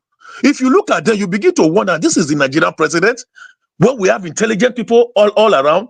Why are they like that? Those that are intelligent, that can rule Nigeria, that can take Nigeria from where we are now, the Western state will not allow it. They are the ones sponsoring these people that are luring us, so that they will continue to impoverish Nigeria as a citizen. Not until Nigeria rejects them.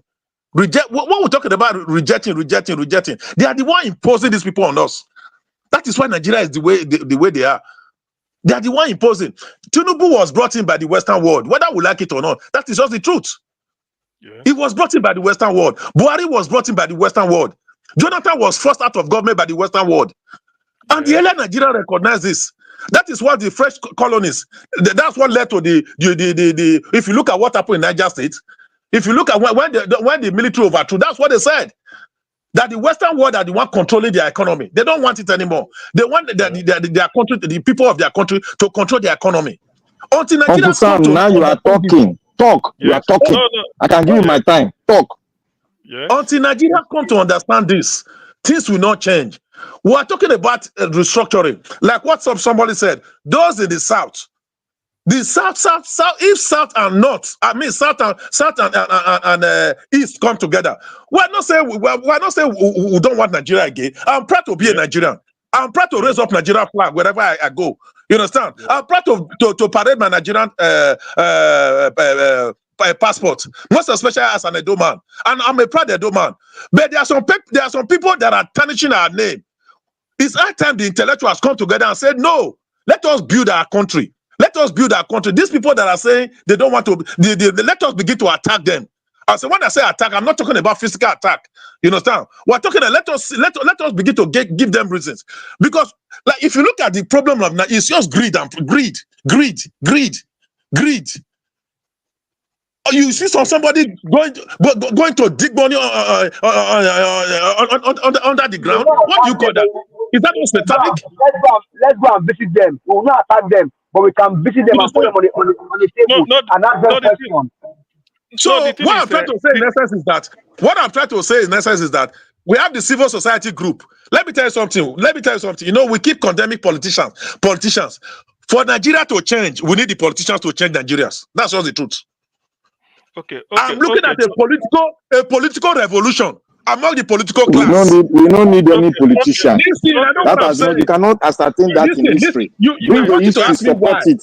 Let me tell you why, sir. Let me tell you why. Wait.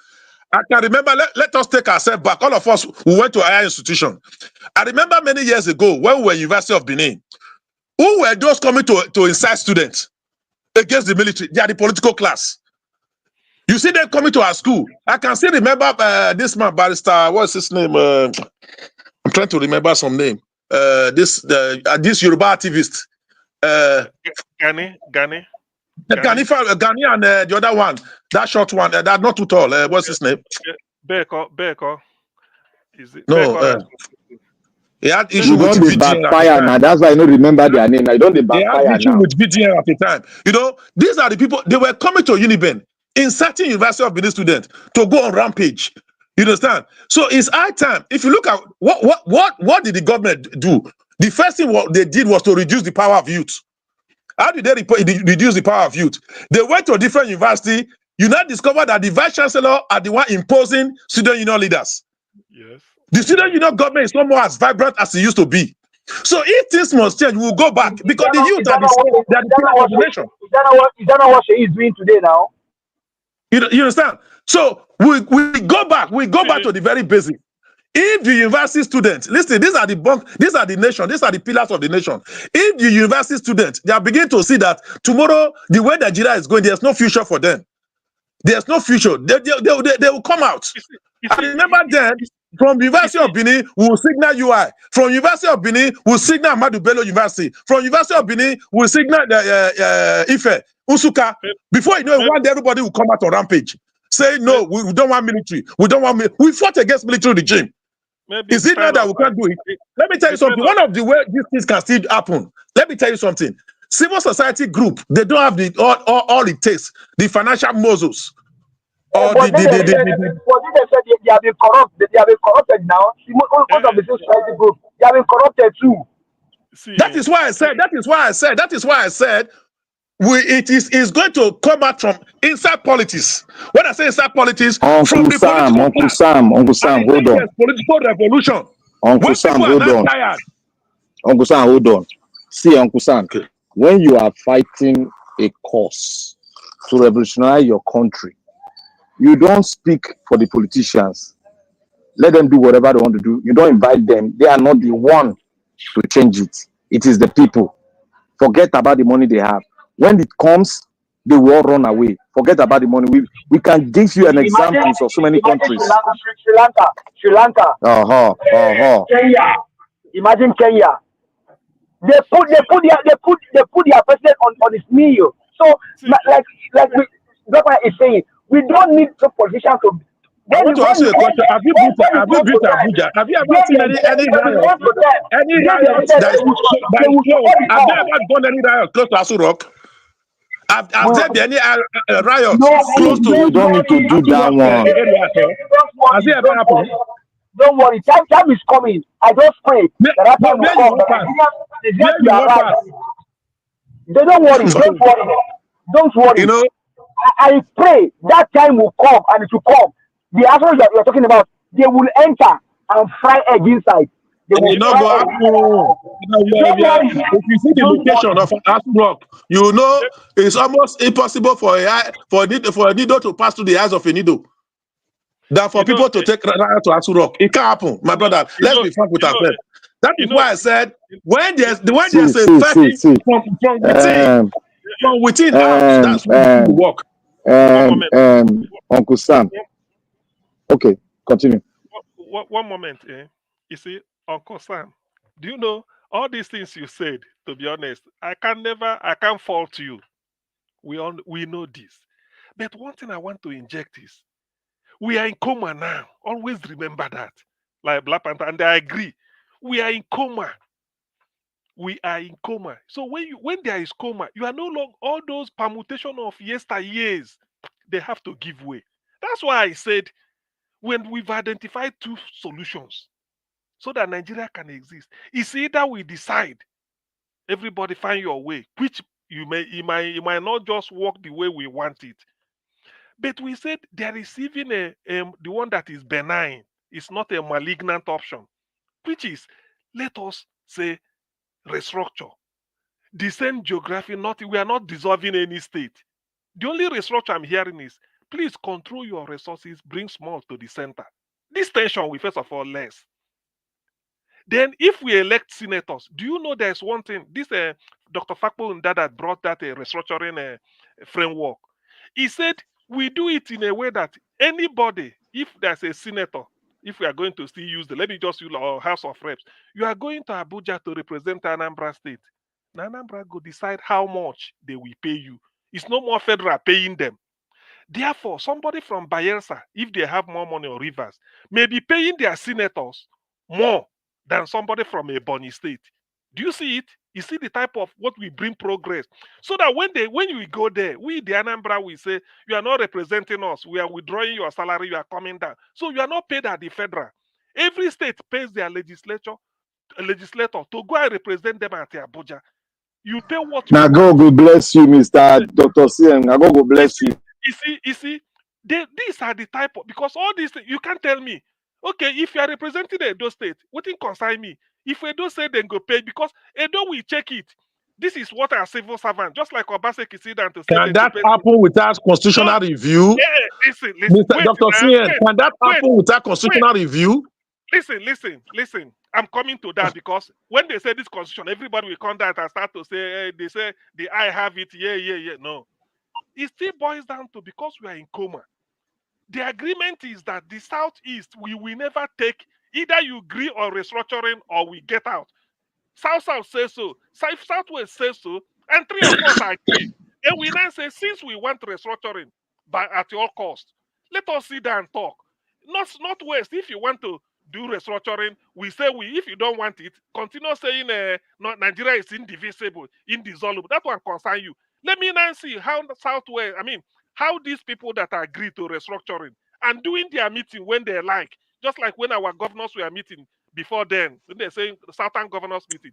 Let me now see who will come and get crash and say, look, you people, nobody own Nigeria. All of us own it. If I'm not happy anymore, and this is what I want to use to save myself from coma, and you are telling me we have to be operating there. Look, that's the issue of constitution. That is only when they join. The constitution will now come when the three regions of the South, if they agree, or maybe one join them, or the 6 regions agree, we talk of how to be together. That is now you are forcing the issue because we are in coma. But if they refuse, simple. A process must be aligned with. That's what I'm saying. So the constitution is the last. Constitution comes only when people have agreed. That is the constitution we are going to do now. It's no longer the constitution of old, whereby everybody goes. What Fapohunda agreed is that part of the constitution is that anybody where they represent any state. I don't want to dissolve state because when they say region, they say every state remain the way you are. Local government, if you want to remain. But if you are representing your state, say Edo or Anambra, 2 of us cannot be earning the same thing. Anambra may pay me lesser than Edo because Edo may have more money. Anambra may pay higher than Edo. So and because your state is paying you to go and represent them, it is easy for them to pull the rug from your feet. If you are not doing it, they say they recall you because your salary is not coming from Abuja. You are responsible to us. So this is what the type of thing we want. But those that feel that they own oil wells in the Niger Delta area because of losing it, they will not be a slave to you. No. It will stop because we are in coma. We must do something drastic now. If you don't want this option, well, we now take the other one. We now know which one will be better. It is better we come together, agree, and then do this thing the way we want it. But if you feel that anytime they bring what is it called, restructuring, they will say it's a breakup. Restructuring, oh, they want to secede. Nobody wants to secede. South is not seceding. Southwest is not talking us. Just let us restructure. Southeast is saying, let us restructure. If you don't want it, those that want restructuring, let them start doing their meeting. That's what I'm saying. Let me now see who will come and break the door and point GUN at their head, say, don't do that meeting again. That is the issue. Let the political way come out that we must do this. And we are doing it. After I'm in my house conducting a meeting, you should be in your Sokoto or Medugri. If you don't like it, all these things they're talking, those ones are old. That can only happen when there's a constitutional conference. All these things you are saying. Hey, if you no, I heard see, Uncle Sam, not they talk like say it is impossible. Just relax and talk what we are talking. Please. You see this thing where you talk so. Yes. Now this thing then I will discuss yesterday, we call a paradigm shift. This one is also no different from revolution. As in, we want to talk amongst ourselves.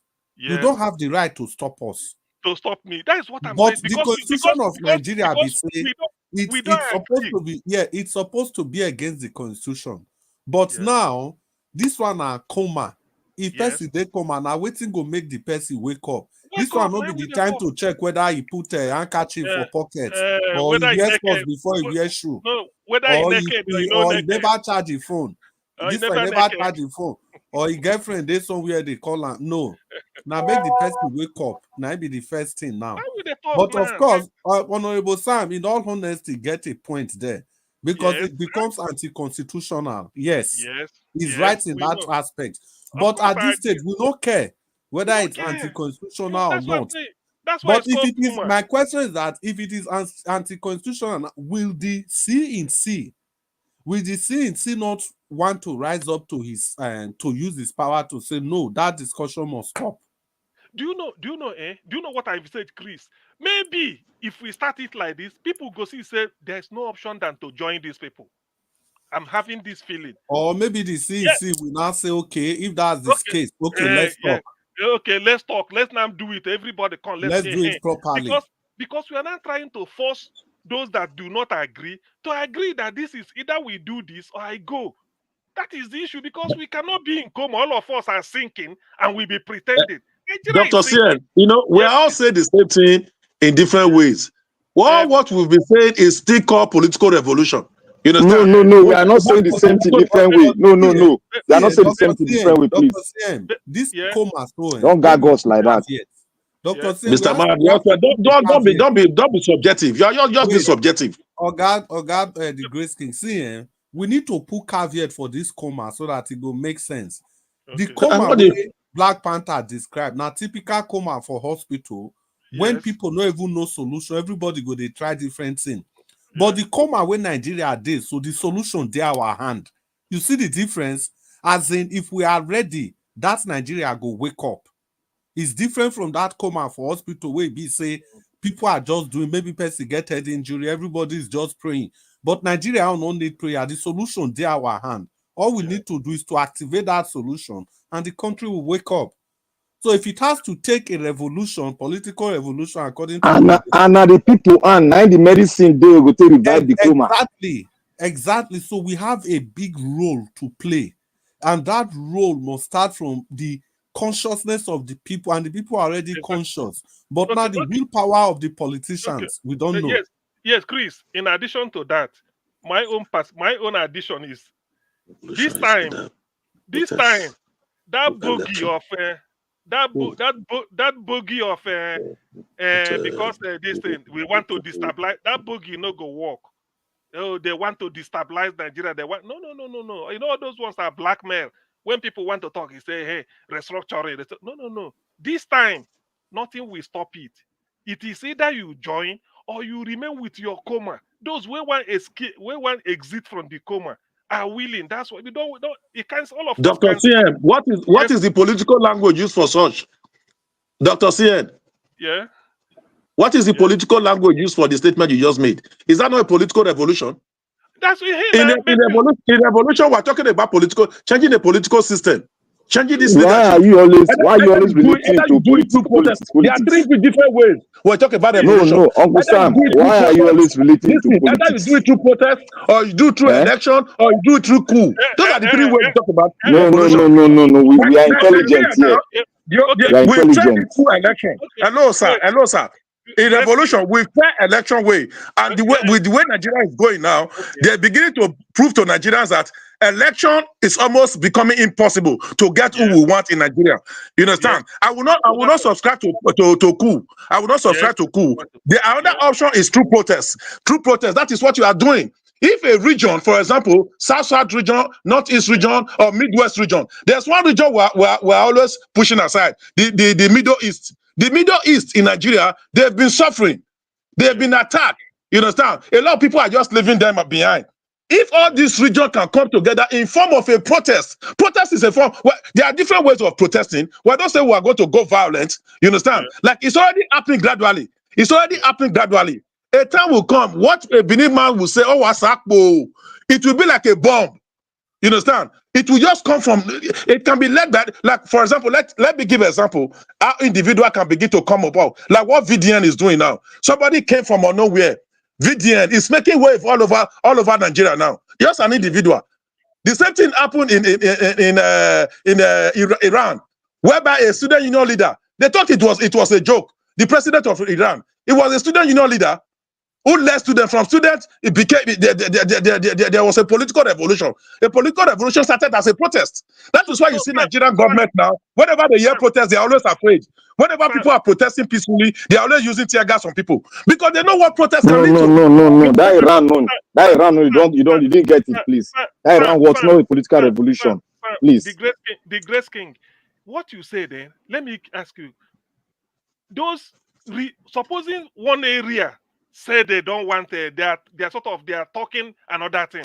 What I'm trying to say is that let the like minds continue. That's what I'm saying. It will have been better the whole everybody. No, if one area is doing it, it will be look as if it's a secession. Like that's what's happening to the East now. They will accuse them that they want to break out of Nigeria. I know, but in this case, we are not talking of break up now. We are talking of how to restructure. One area cannot do it. I know. So one region cannot do it. Hold on. the six geopolitical area. If all the six agree, the best. But what I'm asking you is that in the event that two may agree to do what we are trying to plan, 4 or 3 may those who not agree, we leave them. Those who agree. I don't see West agreeing. I don't see not agreeing. We can be working on the south, the east, and the middle belts. Exactly. We work like this, and then let me now see who will not come and tell me that thing well not apply. You can now you get Nigeria. We ask them if Nigeria belong to you. I'm not encroaching in your land. The map I'm going to draw. I'm not encroaching in your land. I'm only doing it because the South agree they want to restructure. Southeast say yes, we restructure 2 people. Southwest say yes, we restructure 3 people. Then the North Central, if you agree to 4 people. Northeast, do you agree? 5 people. Northwest, do you agree? Maybe no. Or anybody that don't agree, you leave the person. Those that agree will continue. That's what I'm saying. So in the event of those that agree, trying to rescue themselves, you will one die for coma. Hey, they there now. Me, we no want. I want to leave. So you can come and hold me. Why they stopped the Southeast in the 1960s it's only 1 people. This time, the joy is tired. Everybody is tired. That's why Black Panther says it's in coma. Nobody likes it. What we want is control your resources, because that's what is causing the problem. When we control the resources, we decide what we do with it. So this tension will stop. And you can't come and lord it over me. Why they lord it over is because everything goes to the center, then we start sharing. But if everybody is bringing, I'm a master of my own. I'm a master of my own destiny. So you can't come and lord it. And then the association will now be loose. So the tension will die down. See, CM, you see, we have a lot of points to hold on to. See, it will come to a stage whereby we will ask those that are digging gold and diamond in their land. Those are the things I will put forward that we are going to address in our own constituency. We not send anybody. We go address them. If they say then go they dig their own, they have true federalism in their own place. So the good now for Casina. Then we want to discuss them so that everybody go to do like them. You understand me now? To do like them. So that is where we are going to. Let everybody do like them, because we can no longer sustain the central. If we do our own, they go give a big language. No. You go use common sense. You don't go use big English. If you don't use big English, they catch you for leg. Now Nigerian politicians. It be like say Oga Sam, Grace King. It be like say maybe you didn't understand me a little bit. I say that boogie, that blackmail of and so what? Now my land I did. You see, if they bring that blackmail, because this let it be. Me, I want to exit from the coma, and that is the only solution I have now. Or do you want me to go entirely without go and start a sovereignty? So you choose to. You can't come and hold me down. That is the reason why Nigeria, everything must be centralized. Do we practice federalism? Australia, what is it? Australia, America, Canada, Brazil, India, even Germany, and they are this thing. Do you know, if you listen, there was this thing, what is it called? There was one symposium they held at I think, okay, now this Babangida, Nigeria, every time they like to celebrate criminals. Babangida, everybody was praising, Shomole came out. Shomole talked us, zone what? You get us, the man just they talk. Kingsley Moghalu tell him, say, in Switzerland, that is heterogeneous like Nigeria, there are Germans, there are French, there are Italians, there are even a Romania, something like that. He could mention so many of them. They have 26 cantons, something like 26 states. He said every 2 years, the president of the country rotates 2 years. Every canton go have, after 2 years, he rotate. He now asked Oshomole, when they are rotating all those things, you are talking of rotation, is Nigeria more developed than Switzerland that has the sense to be doing it? Is Nigeria more developed? Yes. Dr. Sien, please, let's add this. You see that Switzerland, so the German side, the Italian side, the French side, at every point in every 2 years, one person go lead the nation. Then the other two go dey stand by any decision where that one person take. If the other two not dissatisfied, they are at liberty to immediately walk out of that union. You see? Immediately. And look at how developed. So that's why And you never feel, even apart from that, all of them are Christian. No, exactly. So furthermore, any region, now their own language, now be the national language for any region. If you did the French side, now French be your national region language. If you did the Italian side, now Italy be your national. If you did the German side, now German be your national language. No be this one we go carry Arabic, go to the right for our currency, our national currency. Go to the right, I don't know what they can, but I be the way they write with Arabic there. Whether they insult everybody, nobody know. That is why the only riot that has worked in Nigeria that through the federal government was NSAS. Do you know why NSAS work? When they brought this riot of end bad government, I said it from the beginning. I said it will not work because there was no specific definition. It said end bad government. How? I knew definitely it will come. It will die natural death. I'm sorry to use that language. Hello. Let me finish my point, please. Let me finish my point. Now, when they came with NSAS, they were specific. Nigeria in one voice came together in one and said NSAS. It was NSAS in Benin, NSAS in Onitsha, NSAS in Lagos, NSAS in Kafashan, NSAS in Sokoto. Nigeria government have no choice than to listen.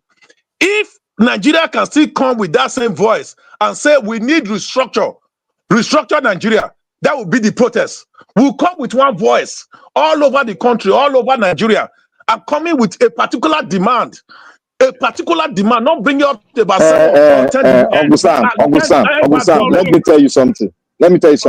You see, that your system where you want to wait, hold on. You see, that your system where you bring that one a cake system that the politician use in holding our leg down. We are not going to go that level, that right route again. We are going to go a route whereby we put them together. Hello. We are going to go a route. We are going to go a different route. A wrong narrative. Uncle Sam, always listen to us first. We are not saying that your stuff is bad. It's like you just want to oppose whatever I say. No. I want you to listen. Listen, Black Panther. Always learn to listen. Listen well. Don't just have emotions to say, I want to attack Sam, hold on. You don't listen. Hold on. We are in the computer age now. You just talk. You just want to have opportunity that when the Sam talk, I want to attack. That is not the way to have a discussion. You give points where you say good. Learn to listen. Look. Learn to listen. Wait, you don't just begin to interject when somebody is speaking because you just have the motion that you want to attack. Uncle Did that say they should go and be rioting? Did you hear that statement from me that they should go and be rioting? There's difference between riot and protest. You understand? There's difference between riot and protest. As if we are protesting, we should have a particular demand. That is what I said. Uncle Sam, I said you are right, but we cannot go that way again. Let me weigh in. Okay. Oh, thank you. Let me weigh in a little bit. You see, Uncle Sam, I agree with you. But one thing I want you to also sort of put in your destiny is that what if some people disagree? Will it invalidate the beautiful aim, what we've articulated? Is it not better you drop those people? Those that agree will not do it and be on there. That's what I'm saying. Because eventually I'm having a sense that some area may say no. Everybody must agree. No matter how a protest be, everybody must agree. But what I'm saying is that we should have a particular matter we are protesting against. That's what I'm saying. We should just know what we are protesting for. What we are protesting against is that we want restructuring whereby everybody control the resources. Is that not what I said? Everybody must agree. Exactly. Yeah. So those when we agree, we drop them. Those where agree. We drop them. We move on. Yeah, that's what people. Hey, we've.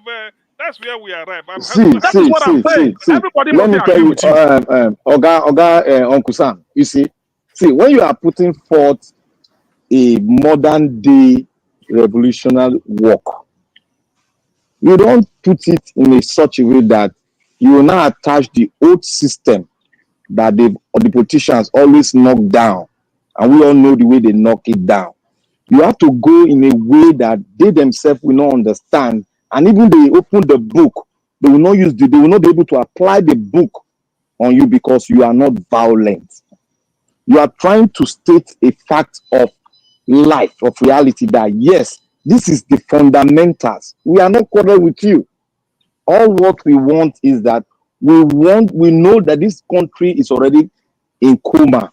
What we are doing, in order not to join the coma, we need to talk on how we are going to resuscitate this person. We are not going using the riot act or whatever whatsoever. We want to sit down and talk. Why is it that we want to do like we want to wait now? Wait. No, The way you put your point, your comment review, you don't listen. No, Dr. Sam. Nobody, if you look at what myself and Dr. Sam is saying, we are not saying we are going to invoke riot act. We are not saying we are going on riot. Nobody is. I don't always believe on riot. You understand? There's different. What we are saying is that we should have a demand, a specific demand.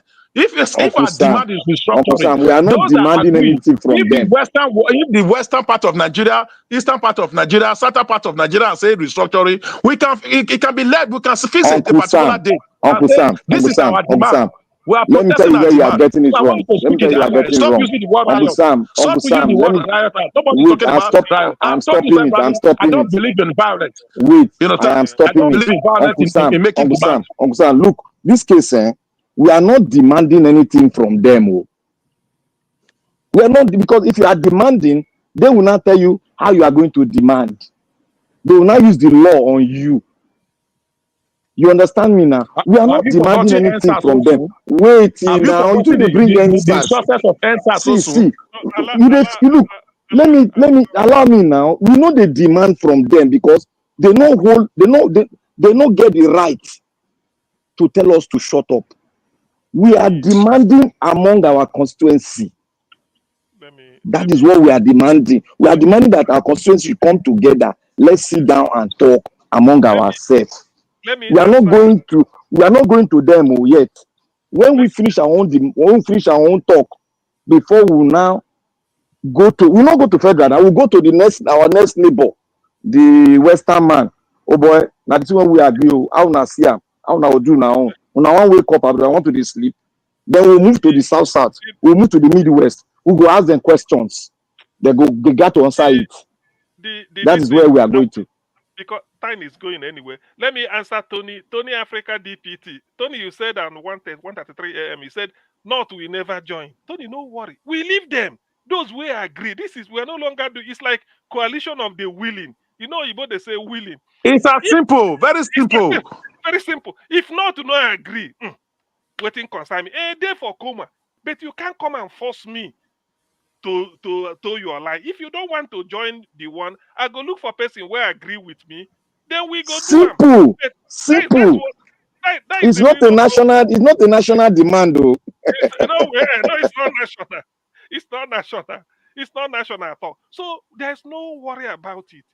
We know say Nigeria day for coma, and all of us are sinking. And me don't see lifeline where I go take survive. Now they tell me, say, hey, Lebanon, and those who agree with me, we go join the lifeline. It's like we are in the middle of Atlantic and we want to capsize. Maybe me and Black Panther and Uncle Sam don't see lifeline where we go hold. And somebody go say, hey, Nigeria, you not go we divide with you. When they sink, if you like, you dare your own now. What's my business? But the thing is that I'm not doing it against you. I'm only saying this area agree to restructure and use their resources to develop. In that case, it becomes a national issue. It's not a state issue. It's a national issue. Okay, do you mean? But those because it will be totally national if everybody. No, before it will become a national issue, it is when we now join hand with the rest region before it now become a national issue. A national issue, but that is if that's the process. That is if they want, isn't it? If they want it, isn't it? Yes, if they want. Yes, if they want. It's not. See, we are not talking about. Look, Uncle Sam, try to understand us first. We are not talking about we are looking at the state that is in coma. Understand this first. Is in coma. So we are not talking. We are talking that we don't want to join the coma. We have seen a life wire among ourselves. Let's talk among ourselves first. then we'll not bring our own unanimous decision and tell Southwest, or now like Abu, now want join the coma. Then we decide to. Then we'll go this way. If you don't want to join us, now your own luck with that. We don't agree among ourselves. Finish. No, it's not by force. But the The thing struggle continue. but the thing is, the way I want it is that if you no want join me, no problem. But you can't force me to stop what I want to do. You can't force me. Okay, how do you do what you want to do? How do you do what you want to do? See, like how let me, yes, this is a good question. Let's plan it this way. Let me just assume, make this assumption. Southeast agree to restructuring with full devolution, control your resources, bring small thing to take run the central government. The South say yes. Southwest say yes. Middle Belt say yes. Let's say Northeast and Northwest say no. The four of us will agree, go just start to make meeting, they do the thing now. When we finish, what if we refuse? So if we now, in course of doing that now, we said, because we don't agree, they said the job, on our way get the state Bayelsa, the oil now is in your own. Who get the gas? Middle Belt, what you get if not tea? No, before them, Dr. CM, put this one, before then, we don't agree. No, as we agree, we don't go for any election again. That's among the agreements. Okay, wait. No, let me talk you, so you will still talk your own. Let him finish the way it knows it to be. Okay, maybe, yeah, because I jumped so many procedures. So let's say when we say we don't agree, that agree means that whatever we agree on, that is, we don't agree that we want to restructure. So the nitty-gritty of the restructure is what we now call something like our article of faith. Call it a loose constitution, because we are not doing it ourselves, just to make sure that we now have a reference where we look at. So I'm agreeing that we don't agree like this. The two north and northeast and northwest are bystander. They say you are free to do your own. Now, what in the course of doing it, he said, okay, since you people don't want, part of our agreement, we say, where do we use as our own area to be our headquarters? At that point, if they don't want to agree, we are not trying to tell them that this is a restructured area. You can run your services in northeast and northwest the way you like, but no more depending on the oil in Bayelsa, because it's time for Bayelsa to manage and bring. No more depending on the whatever in Akwa Ibom or in Anambra or in Oyo or this, whatever it is, you now manage. Two cannot come and defeat four, or two cannot come and tell us. You see, that is called what you. I just wanted you to learn. Dr. Sien, that is called. I just talk about secession now. It means you are taking yourself away from the entity called Nigeria. You are defining your own system of government. Because you understand? No, that is what you mean. You understand? Okay, you are not defining your own system of government. Okay. Listen, Sam. That was what led to you remember that was what led to the Civil War. What led to the Civil War was what was agreed was not implemented. You think the federal government will just fold their hands? The federal government will just fold their hands and say, "Start as for today, no oil." Listen. Look at my assumption. South, east, southwest, and north central. Who is federal government? So it's only northeast and northwest, and then the federal government that the fold hand. Just say don't say federal government. Just say northeast and northwest go fold their hand. That's what. No, sir. No, I want us to be. Let's be factual. Let's be factual, and let's be factual, because a lot of persons are listening to us. Let's assume, as of today, we have a federal government. We have somebody, whether we like him or not. We have a person. We have the executive arm of government. We have the judiciary, and we have the legislative arm. This is the federal government as of today. As of today, these are the people controlling the country. But those time, I now understand. Sometimes you misunderstand Black Panther, or they misunderstand. I made an assumption. I said, assuming even the person where they're in charge of the country, Tinubu is from the southwest, and southwest agreed to restructuring. Southeast, south, and north central. Who is then the federal government that we say the federal government will fold hand? What you will say is that in the northeast and the northwest, we they fold hand to the watchers. If they don't want the way, they are free to do what they want on their own. We are doing, four of us are doing, because it's called, we are coalition of the willing. Four of us, what I'm trying to say, sir, I want you to understand me. If four of us out of 6 of us now agree, it has to still be implemented through referendum. either through referendum or constitutional conference, or we'll go to the National Assembly using our own members to go and revisit and bring it out. Without it being done that way, it will not work. Listen. When I say agree means all this procedure you listed has taken place. That is the meaning. It's not, I don't want to go into nitty-gritty. What I'm trying to say is that the Southeast, did you agree? Yes. How do you people know? We've done it in a meaning, and they know there's no, maybe in a majority, because there must be one or two dissenting voices. When I say agree, we've done all those procedures you are listing. That's why we are now coming together to say, how do we, before we agree to say, Anambra man goes, okay, Bayelsa from now on, now you go to control your area, this is what you should be bringing. Cross River, do your own, Edo, do your own. It means we have agreed. That's what I'm trying to agree, means we've done all those procedures. So let the Northeast and the Northwest be folding their hand, be looking. What's my business? Let them do their own. And we're not going to stop them. But what I'm saying here, this is what we have to do to survive. If you don't want it, we can. That is when we now say, are you joining us? They will say they are not part of it. I said, okay, use your resources to run your own. But do not think that Sokoto will now say, the oil in Bayelsa, they bring it again. No. The oil in Bayelsa is no longer going beyond Southeast, South-South, Southwest, and North Central. In which case, they say, if not 10% of Bayelsa, what you get, give us 10%. Ebonyi State, bring 10. Or your Ogun, bring your 10. Everybody keep your own. When we are doing it like that, we pass those. That's what I'm saying. Agreement means that we've been meeting and we've agreed modalities on how to restructure ourselves. That's what I'm saying. It doesn't concern Northeast and North. If you don't want, you remain your own. But what we now cause the thing is that for you now to come and say, you four of on where they meet now lie and I no go do them, and then tell you that look, you want to be in coma, be in coma. So far, four of us agree. We have to do what we want. Oh, God, make I tell Uncle Sam, that which you fear might not be your fear. But repeat again. That which you fear might not be your actual fear. I'm not Nigeria. Don't be talking to No. I am trying to make a parable so that you will understand where speak generally, please. They allow us to talk. No, don't personalize matters, please.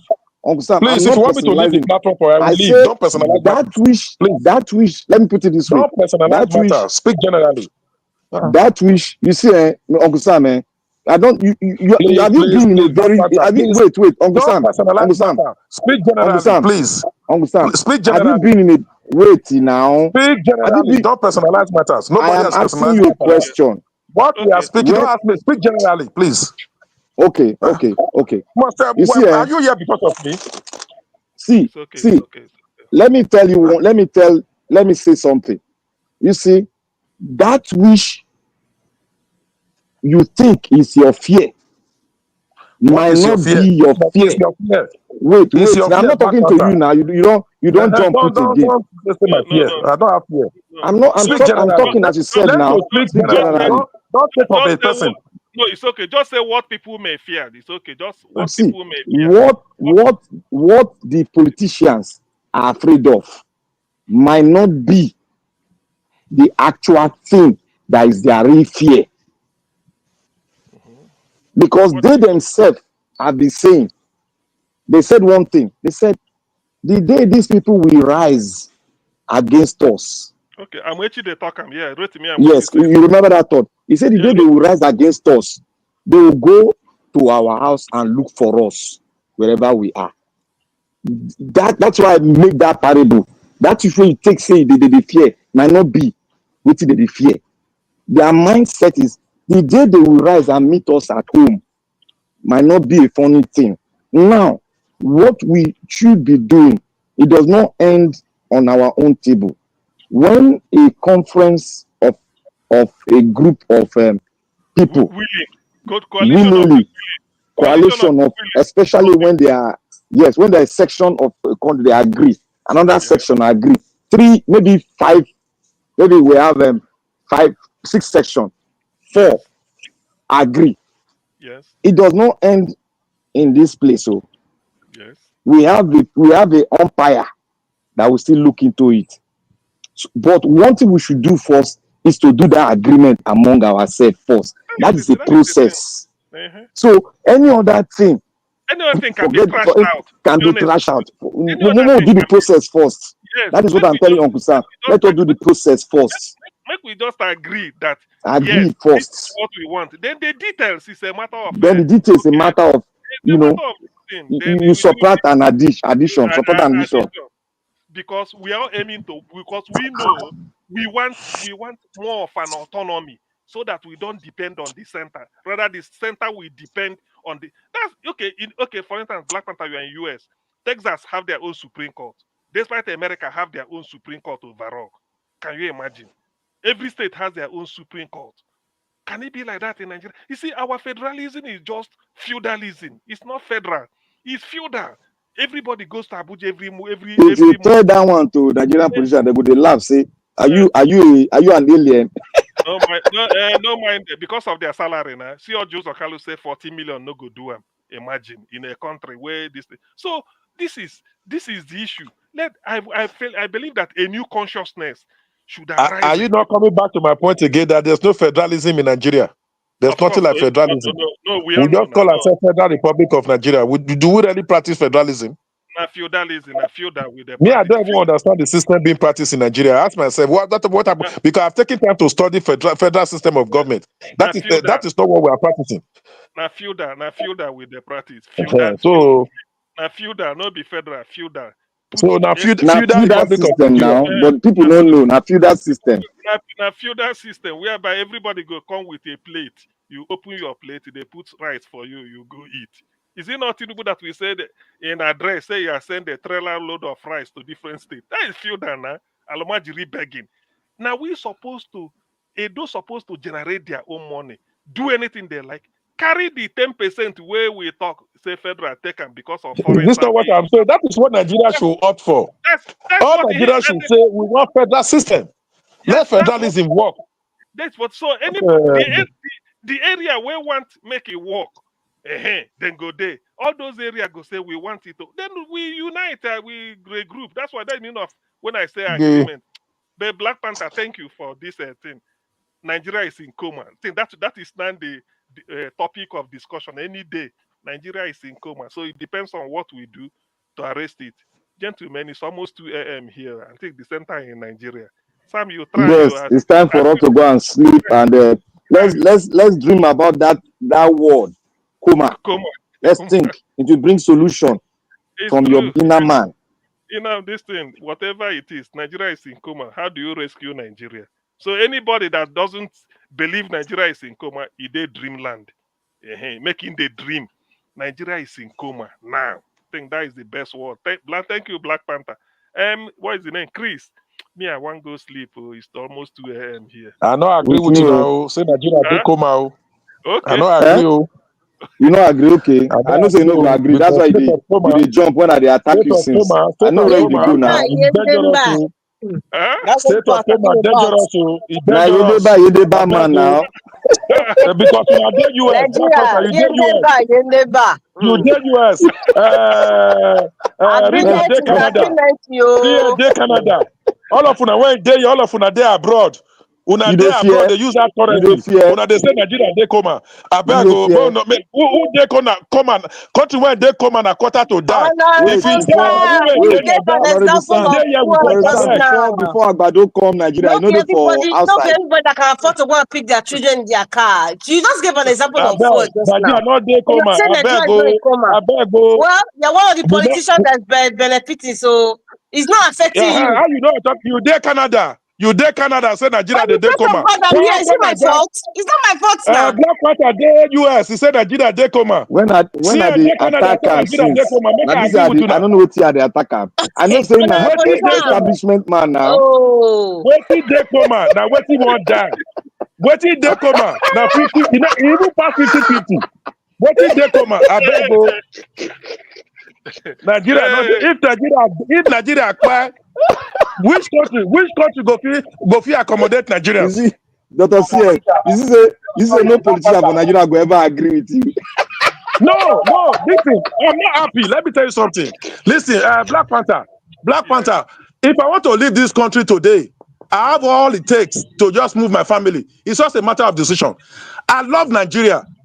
Anytime, wherever I am, I'm proud. I parade my green passport. I'm happy that I'm in Nigeria. You understand? I want a Nigeria that will You work. say you parade your green passport. Use that, make come outside first. Make you know as it be. Now we don't experience Now, that. if you know, maybe where you do, you listen, if you be say, well, listen, listen, I'm not use begging them. to go and stay in another man's country. I use I'm them not now. begging to stay in another man's country. Whenever I Which one? travel, I want to use another person's passport. I use Nigerian passport to travel. And I don't wherever use I our am, own. I Now show which one they Nigerian talk passport. now? I use to go and I use to come back. So I'm a proud Nigerian. You understand? I still want a Nigeria that will work. If some people are saying Nigeria, they don't want Nigeria to work, they want to disintegrate Nigeria. Now, at least Bende State, we can decide to call Federal Republic of Bende. They will be on our own. If they say Nigeria will not work, Dr. CM, I'm saying you see why I bring that parable just now? That parable, he refuse that because I mind that they talk to. I come, Uncle Sam, you see all these brilliant submissions where you make. Today, we almost, me and you are there the same page. Just 95% almost the same, maybe a little 5 or 2%. But with this thing where you want to take end and now, you don't play into the hand of Black Panther. How you go No, say I'm not playing. I said it deliberately. You know why I said it? I said it because of Black Panther, because he brought that language. The reason I said I don't agree with him is this. In Nigeria, if a country is in coma in US or Canada, there is hope with all the facilities they have that person can come out of coma. Yes. Anything where they come out for Nigeria, they buy. So Una dey for coma now. Una don't. I see for more than 35 years. You don't wake up. Let's look for You a don't better wake up. language. Let's look for a You better don't wake language. up. That coma too strong, go. See, let me tell you. Honorable Sam is afraid. He doesn't want us to use bad words in God bless you, Madam Rita. God bless but he you. knows that it's the Endeba government. No, Sam. I'm not disputing the fact that Nigeria has bad government. I've never said. I've always said we have bad government. I've always said what the problem of Nigeria is leadership. I've said it without missing words, but it's not enough for me to say Nigeria is in coma. Uncle Sam no get If solution. America It's is an in coma, for establishment man. example, American government, they have what it takes to revive it. If Canada is in coma, they have what it takes. Nigeria does not have what it takes for somebody to leave a coma. With all, okay, let me state it. With all reasonable doubt.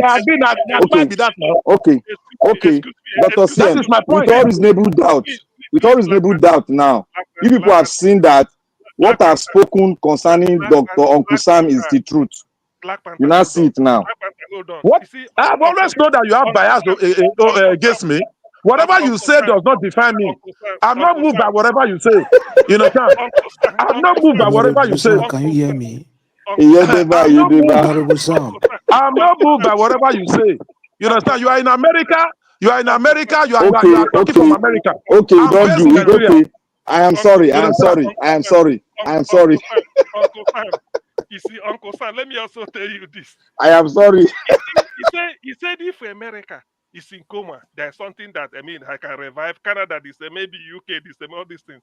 Which means Nigeria is in something worse than coma. Now, so me understand. Nigeria is in something. Because Nigeria own, like you said. Tell her. You go fear the more. I can allow you use Nigeria is a state of disarray. You understand? I can accept that language. We don't pass disarray. Now we don't. At the time you say coma, when Nigeria goes to coma, I don't see any system in Nigeria that can revive Nigeria from coma. We don't pass disarray. With the type of leadership. With the type of leadership we have in Nigeria. Citizenship, Mr. Uncle Sam. There's no citizenship. I'm sorry. I'm sorry for describing it, speaking to you like that. I'm sorry. Nigeria, it does not even exist. That's the truth. You feel talk like that now. Today Canada now. As you don't dare Canada, if you talk say Nigeria don't exist. You dare Canada, you don't say Nigeria don't exist. Why you don't talk like that? Come Nigeria. Remember, say your families are here. Your families are here in Nigeria. You say Nigeria don't die. Nigeria is not existing. Black Panther is talking from America. Nigeria is the it's people that build America. You people run away from Nigeria. People build America. I am sorry now. I am sorry, sir. I'm sorry, sir. You guys say we're I'm not sorry, sir. I'm sorry, sir, for offending your mind, your inner spirit. Sorry, sir. I'm just sorry. It's not my inner spirit. I'm only trying to tell you the right thing. Don't let us speak good of our country. Nigeria will rise up again. Otherwise, whatever we are discussing here, it's of no use. Hello, on a serious note, it's of no use we discussing whatever we are discussing. It's of no use we come here to talk. Dr. It's of no use we come here to talk. Dr. CM, he said, if all of you in America, if all of you in diaspora, you give up on Nigeria, he said Nigeria will rise up again. That means they agree with us now. Discussing because we know there's a way forward. Anything that is in coma, you know, it's more than 90% dead. Honorable Sam, listen, we might be laughing, but we're serious. Nigeria is a country of Yendeba. Because everybody that gets a political position, there's some sort of agreement to the detriment of the people. So the country right now does not exist. What we have is a business ground. It's not even in coma because there's no equipment. Madam Rita, go and research on me. I've told you time with time number. It's not about yes, there may be a prefix attached to my name as an honorable. I became an honorable over 20-something years ago. You understand? Oh, yeah. I'm not in any position. Buying gas for 20,000 now. As a Nigerian citizen. Nigeria is Yendeba country. Let us say it the way it is. Nigeria does not exist anymore. Some of you that are not based in Nigeria, you just talk, you say anything you want to say about our country. In as much as we know the leadership, we have bad leadership. We are still hoping one day Nigeria will rise again. What we have is a jungle. What you have is a jungle. Are you saying your family are in the jungle? Are you saying your family in Nigeria, they are all in the jungle? Is that what you're telling me? Are you saying your extended family in Nigeria, they are in the jungle? You don't say na jungle. They're not even in a zoo. They're in a jungle. You don't know. Because there's so your people they jungle, Black Panther. All your people in Nigeria, they are in the jungle. You don't know. You don't know. No, maybe they ask you. Maybe they ask you. I tell you now. You don't know before. You have including yourself now. Including you. You're about to talk now. Including you, self. Now you the jungle. Now you the jungle. Now you the jungle. Now you are Madarita the jungle. I love you, Uncle Sam. I do like you. You did the jungle. Yendeba. That's the kind of country that we are in. Uncle Sam, I really enjoy you today. I enjoy you today. I really enjoy you. You know, Uncle Sam, you know one thing there. I dey study person well. I don't use one day. Look all your video. Study you very well. So when I bring something, I dey give you boza. Because I know your direction. You don't know me. If you know me, if you know me very well, you will say that. I beg, allow Jonathan or Doctor to talk. I beg. Excuse me. When you see me attacking government of the day, you are not there. You don't know me. If you know me, you know I'm a man of justice. I'm a man of equity. I'm a man that stands for what is right. Even when I'm faced with staff opposition. Equity and justice, that's who you stand I know you are a man of justice. Don't worry, I know that now. You're my bros now. I think someone that Rita don't sleep. No, I don't hear Sam. You don't hear Honorable Sam now. He wake up. He wake up. Black soup where they make food for CN. He leave black soup for kitchen. He leave black soup for kitchen. He don't hear Sam. Honorable Sam, leave Jonathan to talk. I beg. Honorable Sam, you dey Nigeria now. You say Nigeria no be jungle. No, coma. Wetin dey happen for Kano State now, Honorable Sam? May you tell me now? Never hear. Tell me wetin dey happen. How you go there for Nigeria? You no go know wetin dey happen for Niger State. And when they say Nigeria dey for coma, they argue. You say no be so. You say you don't hear something. Tell us wetin you hear now. I never hear. You be honorable now. You are a politician. There's no way. Am I unknowing? Have I told you I'm unknowing? An average politician should know what is the drama that is going on in Kano State now. Jonathan, I don't know. Jonathan, I report to you. Honorable San say na disarray, no be coma. Nigeria dey say na disarray, no be coma. I just say that Black Panther just come say Nigeria is coma. Don't agree for Nigeria was say Nigeria is in coma. I not follow no agree that one. Yendeba government. You Nigeria is you a jungle. go see the comment when Nigeria go give tomorrow. Make you listen. Tomorrow one will come here. Now you go discuss on. No, Nigeria was go come to talk, say not talk like that. Nigeria is not in coma. Nigeria is a jungle because they cannot define. Okay, I want to ask Jonathan. I want to ask They are not able to define it. I want to You ask see, Jonathan. There are three people I want to ask this question. I want to ask Jonathan. I would say this is what Nigeria was has agreed that Nigeria is in coma. Everybody in Nigeria has liberty to say what they want to say. I am saying Not Nigeria is a Nigeria. jungle. Nigeria was It not does there. not They talk to exist. you. Now we they talk to you. Face us. So we they talk. So the side of Nigeria was is that Nigeria will rise again. Nigeria will rise again. We are Nigeria independent is not in coma. We have bad leadership in Nigeria, and we believe one day good every people like opinion you, of anybody here somebody is not Nigeria watch. It who is profess to everybody. be good. Nigeria Our prayer does is not that exist. Marginalization will come one day to his local government and rule his local Nigeria government. does not Because exist. he It said is you are good. Yendeba. It don't reach like 3 hours. Rita, you said you are a good woman. Come to your local government, go and be council chairman. Because you said you are good. I am not interested in politics, sir. You're not interested. I am not punishment interested of in the running good for. one. No, listen. Let me I'm tell not you something. interested in running for office. Let me leave you with the word of Frantz Fanon. I am not interested in running for an office in a jungle. Who refuse to govern will be Honorable subjected to the rule of an idiot. listen. I'm not interested Frank in running for coma. office in a jungle. I'm not. Now Frank Fanon go wake the coma now. Wherever you are in America, what do you do in America? In Canada, what do you do in Canada? You really don't want to know. It's classified, and I'm serious about it. What do you do in Canada? It's Let us know now. What do you classified. do in Canada? Hello, do you expect? Listen, this is not Nigeria. This is not Yendeba. You just talk about what you do. What do you do in Canada? I'm waiting for you. It is classified. What do you do in Canada? Did you know what I said? Don't you know what meaning of classified? It is classified. I don't speak about it. Classified. It is classified, Yeah, you are talking and I'm about, serious you are about talking it. about Nigerian government. What do you do in Canada? Your is classified. What I do in Canada is classified. Okay, you see, this is the superiority complex. This is the superiority complex that you are displaying that many Nigerians have when you are telling them things that they don't understand, they just push it aside. What do you do in Canada? You are in Canada. Classified. Don't you understand? What do you do? I'm asking a simple question. What do you do in Canada? It is classified. I cannot say it online. It is classified. And if you cannot take it, that's not my problem. But what I'm talking about is Nigeria is a jungle. What they call classified. They know they understand that. The Nigerian government, now you know what? The Nigerian government matter. Now they switch for body. You always say for classified. Classified. You be CIA will be classified. It is classified, and I'm going to leave it like that. And I'm serious. You know what will happen there? It don't reach like 3 hours. Where Black Panther give that submission, where he say Nigeria na coma, and all of us come they agree they go. Now, where is he say suddenly Uncle the Grace King? He begin to realize. He said that disarray.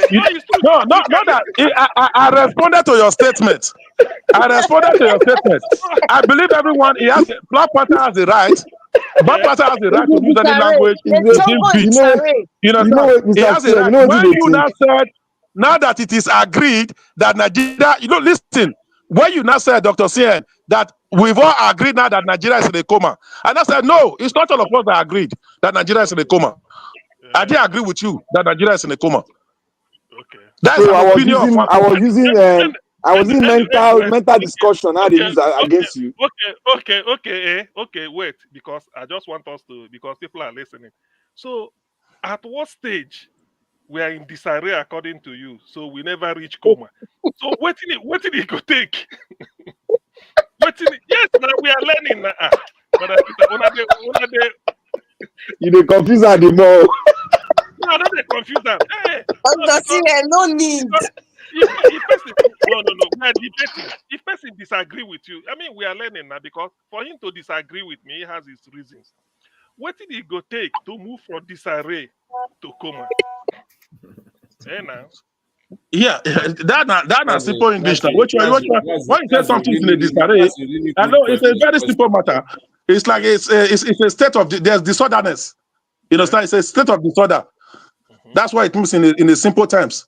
Okay, so that's what I'm saying. Okay, is disarray, coma. So what will it take for something where they disarray to move to coma? Now they ask, what do you think? No, me they ask you why you say a coma. No, can you try and understand the meaning of coma? If you really understand the meaning of coma, I know you will agree with me. We cannot use that state for Nigeria that Nigeria is in a coma.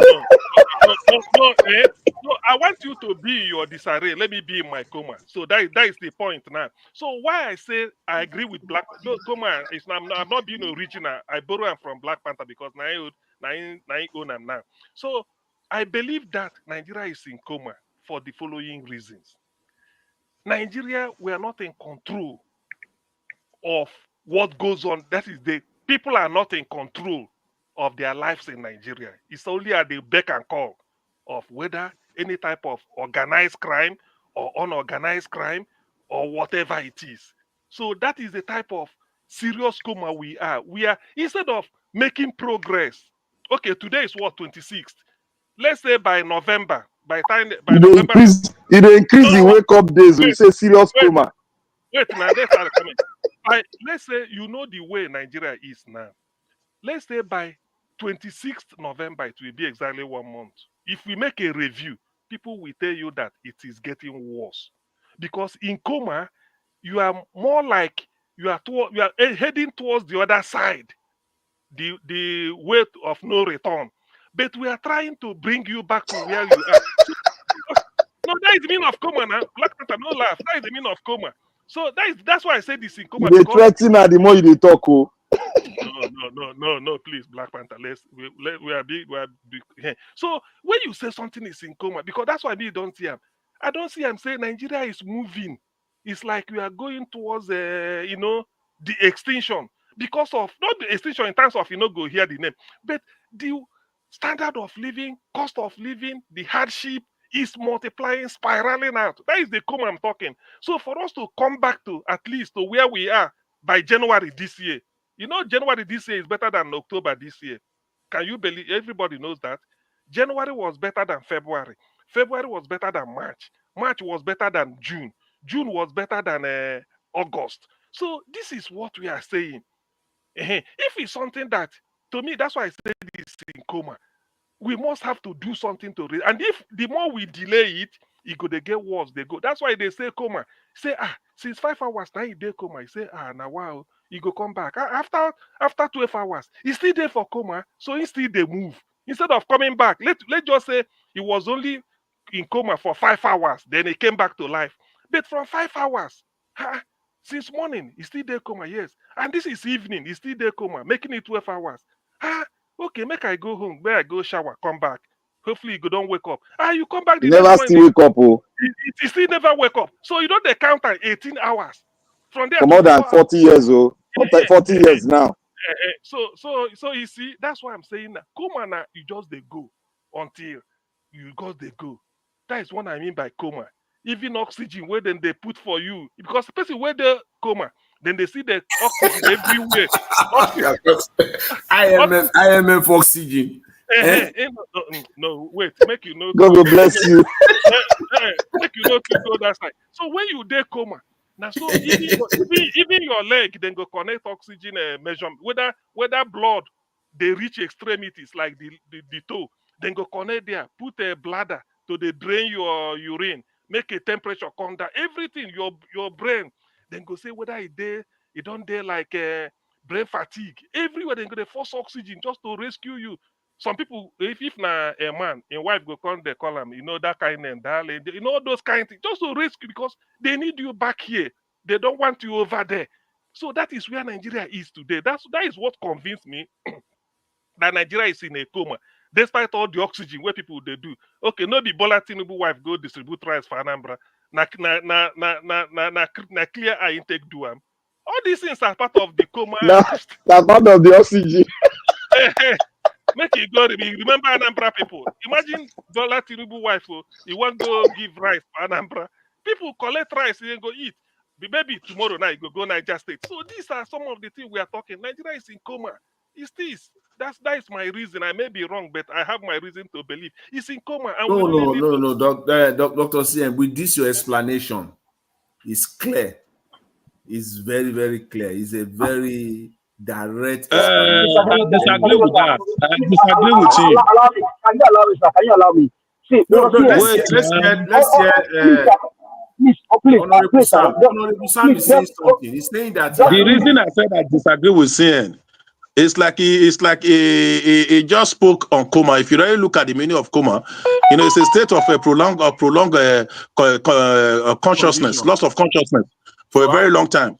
This can be as a result of maybe a brain tumor. Or stroke, what are you discussing? Is it not what is happening to Nigeria now? When somebody is as a result of corruption. Excuse me. When CN was depositing, I listened carefully. Please allow him. I listened carefully. Thank you. You understand? Let's talk. We are trying to look for a common ground here. Why I said I don't quite agree with that word coma. We know that I use the word disarray for a reason. Because when you say coma, if you look at the literal meaning of coma, it's somebody that has lost consciousness. He has lost consciousness, and this may be as a result of a different type of problem. Either brain, either stroke, brain tumor, or misuse of drug, or different things can lead to it. And in most cases, people in coma, if you look at the percentage of people that come out of coma, they are very, very few. At that point in time, sometimes the doctor can even tell you, keep faith. Maybe the person will be alive, maybe the person will not be alive. You understand? We've seen situations whereby somebody can be in coma for 3 months, for 1 year, for 6 months. Some will even be using a life support machine. You understand? So we don't pray Nigeria get to that stage. We don't pray Nigeria get to that stage. That's why I say it's the disarray. You have just described it now. Allow me, please. Allow me. Just see. Hello. When I say Nigeria is the disarray, what I'm trying to say in essence is that I used the word, I said it before, it's in a confused state. It's in disorder. You understand? It's like things are not working the way it ought to be. Those in government, it's like they are confused. Those in the leadership, they seem to be confused. You understand? And that is why we are still hoping that one day Nigeria will be better. And I believe that is the reason why you and I are talking like this today. That is the reason Dr. CN, Jonathan, give us a mandate, even Rita, we are saying that tomorrow let us use this method. Let us apply this method because we still believe it's in a disarray. It can be put in order. That is what I believe in.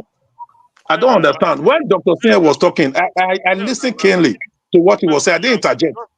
You understand? I know all this method we are using. We used it many years ago. If you don't want somebody to make points, you begin to throw tantrum. You begin to interject the person to confuse that person. I know that person can confuse the argument. The more you ginger me, the more you interject, the more you ginger me. So allow me to finish. We have heard you, so can we speak now? Can you allow us speak now? You are not the only person here. But can you allow us speak? America, you are enjoying America. That's why you are saying Nigeria is are you not? Did you not tell us that you are enjoying in Nigeria? Did you not tell us? You say you are enjoying now. I ask the question. Say you are enjoying. Please hold on. So now, okay. Continue now. Let me leave you now. Since you don't want me to talk, continue. Hold on, please. Hold on, sir. I mean, well said, the CM. Well said. Nigeria will never be in state of coma for politicians. Why? Because they still have something they still have the well that they are doing. You see, you are getting the OT wrong. You see, when you begin to you are getting the OT wrong. I'm not talking this thing. I cannot hold on. I cannot hold on. When the argument is being biased, you understand? I'm not talking about Nigeria not being a competition. Hold on. You should hold on. Because when I was talking, you everybody allowed me to make my point. You don't expect to make a point.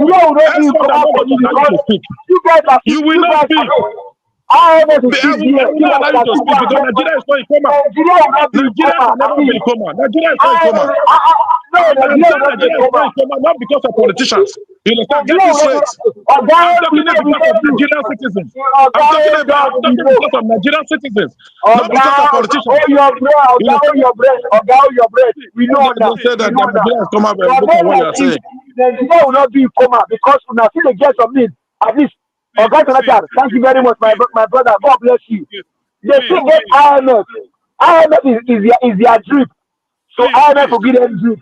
And they can still get from there. So, for them, Nigeria will not be in coma. Give us a mandate. Give us a mandate. Yes, sir. Yes, sir. If you just the grace cake. You see, what we are doing here is friendly discussion. Let's just say take like 2 or 3 more minutes and round up what you are saying, so that and let's not, because this type of thing I wanted explanation. Yes, when I was speaking, nobody interjected me. That's quite fair. So just speak, the grace king. 2 to 3 minutes at least. We know what we know where you stand, but just round up your destiny. Let's forget about what has happened. We are not enemies here. We are friends. We're only trying to have an academic debate and then enlighten people. Please, it's okay. Okay. So thank you very much, Dr. Singh. Okay. Let me round up in the next 2 minutes. In my submission, I used the word that I don't agree with the statement that Nigeria is in a coma, and I gave my reasons. I said I prefer to even use the word it's in a disarray. You understand? You now ask a question, what do you mean by, what do I mean by disarray? I say, what you say something is in a state of disarray, it's like it's in a state of confusion, a state of disorder, a state of mess, or let me put it that way. It's a state of disorganization. You understand? A state of mayhem. That's the way we are looking at Nigeria. It's like things are not working well in Nigeria. And I believe strongly with people like what we are discussing now. We are discussing here because we want a better Nigeria. That is why we are discussing. Some people are sleeping now, but we are yet discussing. We are profounding solution. A lot of persons are listening to us. Even some persons in government may be listening to us. You understand? What we are saying is that we want a better Nigeria, because if Nigeria is good tomorrow, those living in diaspora, you come back home and stay, because it's often said that there's no place like home. No matter what it is, you understand? We should learn to speak good of our country. In as much as we have bad government, you understand? It is the bad government that is bringing Nigeria, giving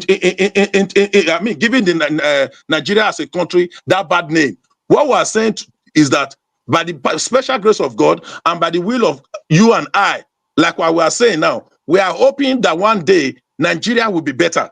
If all this thing was talking about, I remember Dr. CS talking about people of like mind coming together. Let us come together. Let us talk about restructuring. What are we saying? If something is in a coma, we can. There's no hope. There's no hope. Anything that's in coma, doctor will tell you, sir, no, there's no hope. So we don't want to put like Nigeria in that state that is a state of no hope. Let's see have hope in Nigeria, because I just imagine if somebody like Peter Obi was allowed to rule this country.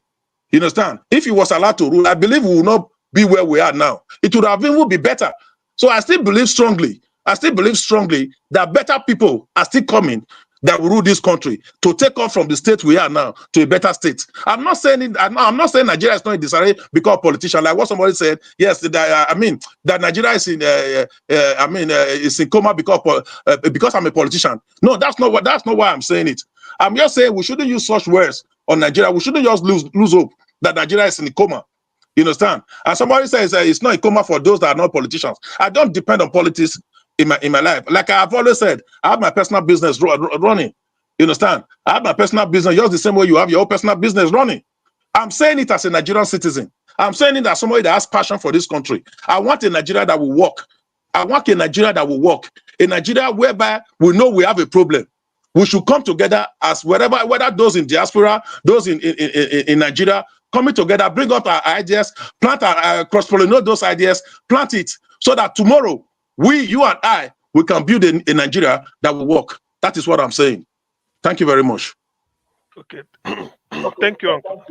Thank you, Uncle Sam. You see, within 2 minutes, or is it 3 minutes of audience, you see what we achieved. Has it finished? Yes, and I said thank you. So, like when we talk on each other, it's okay. It's just a matter of opinion. I say it's to the extreme. He's still saying that it's not exactly what I wanted, what I think that Nigeria is. It's okay. So it's a matter of opinion.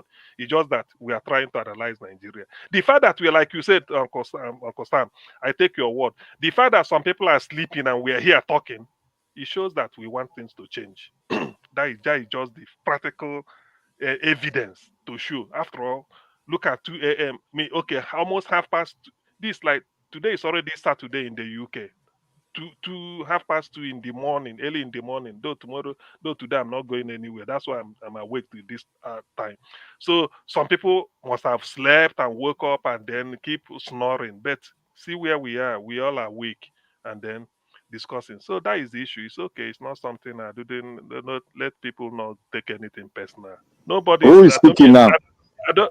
No, I'm just trying to evaluate, sort of to summarize. We're just exchanging thoughts, but there's really not this thing. What we are saying is whatever is a matter of opinion. It's like the elephant. People will look at it. Some will say if you touch the tail, you think that the elephant is a rope. If you touch the ear, you think that the elephant is like a very wide something. You touch the body, say it's like a wall. You touch the leg, you say it's like a tree, a trunk. That is just the thing. But in any case, it's a matter of opinion. We may not agree, all of us, on one thing, but let the people listening to us judge.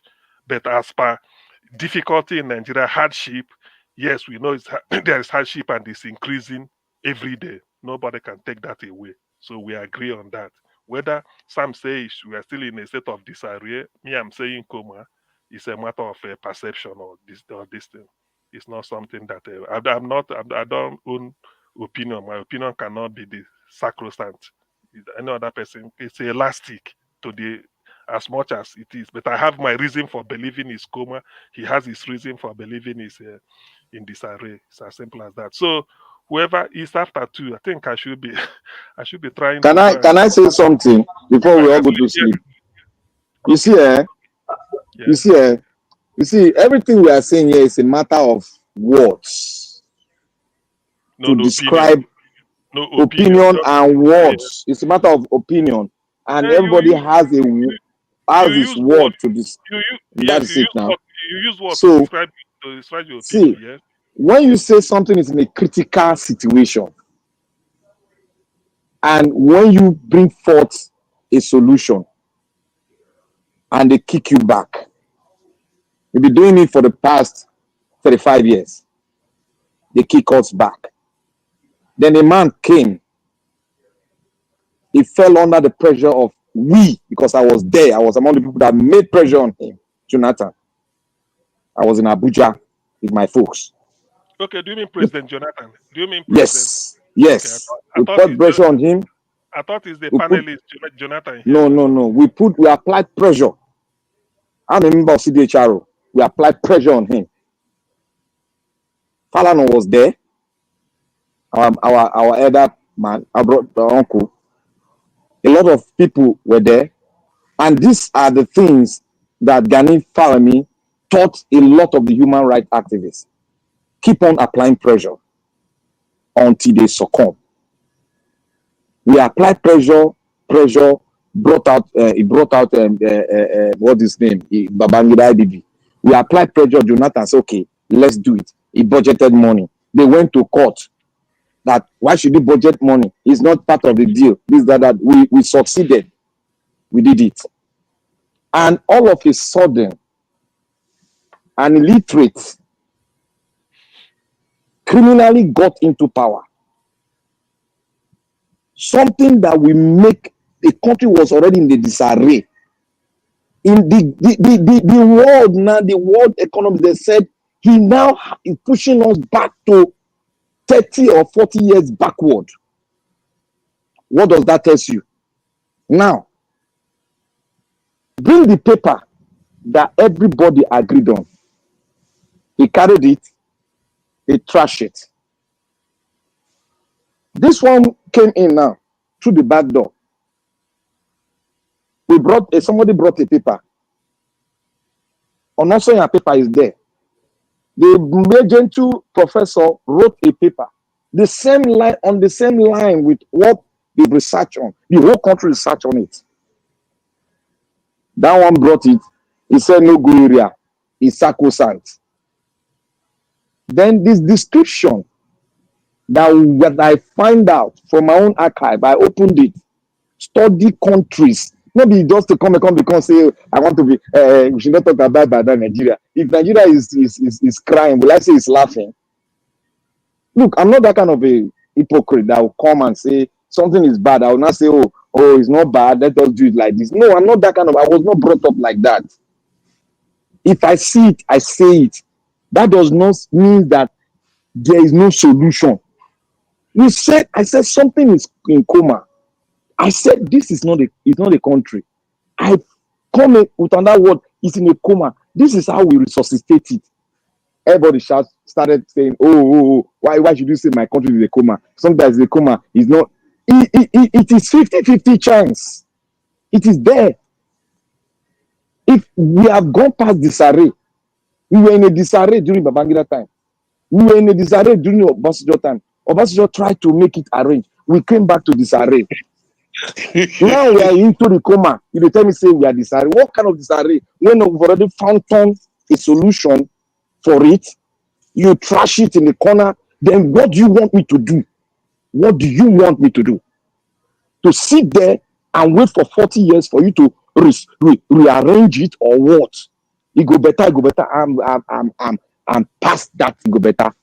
I'm old enough to analyze the country because I'm not analyzing it out of just mere ignorance. I'm analyzing out of well-tutored person under the auspices of those that you are seeing in Nigeria today. I've started under them and I've read my books. I'm just opposing. When I brought Venezuela here, you think I just brought it? When I brought Somalia here, you think I just brought it? I'm bringing what is happening in Lebanon. You people have not really heard me. When I will bring the field analysis of Lebanon, you will know what I'm saying. You got to know what, if I ask us now, what is happening in Lebanon, many of us might not know, but a lot of us might have a great idea, but we have not gone deep into it. I have tried my best to analyze using everything that people have released, books, videos. I'm still working on it. And I'm seeing the problem we have in terms of character. I'm seeing it in Lebanon issue. That's why I asked a question of Dr. C and said, why is it that they've not gotten a president? If you go on that research, you will see what is happening.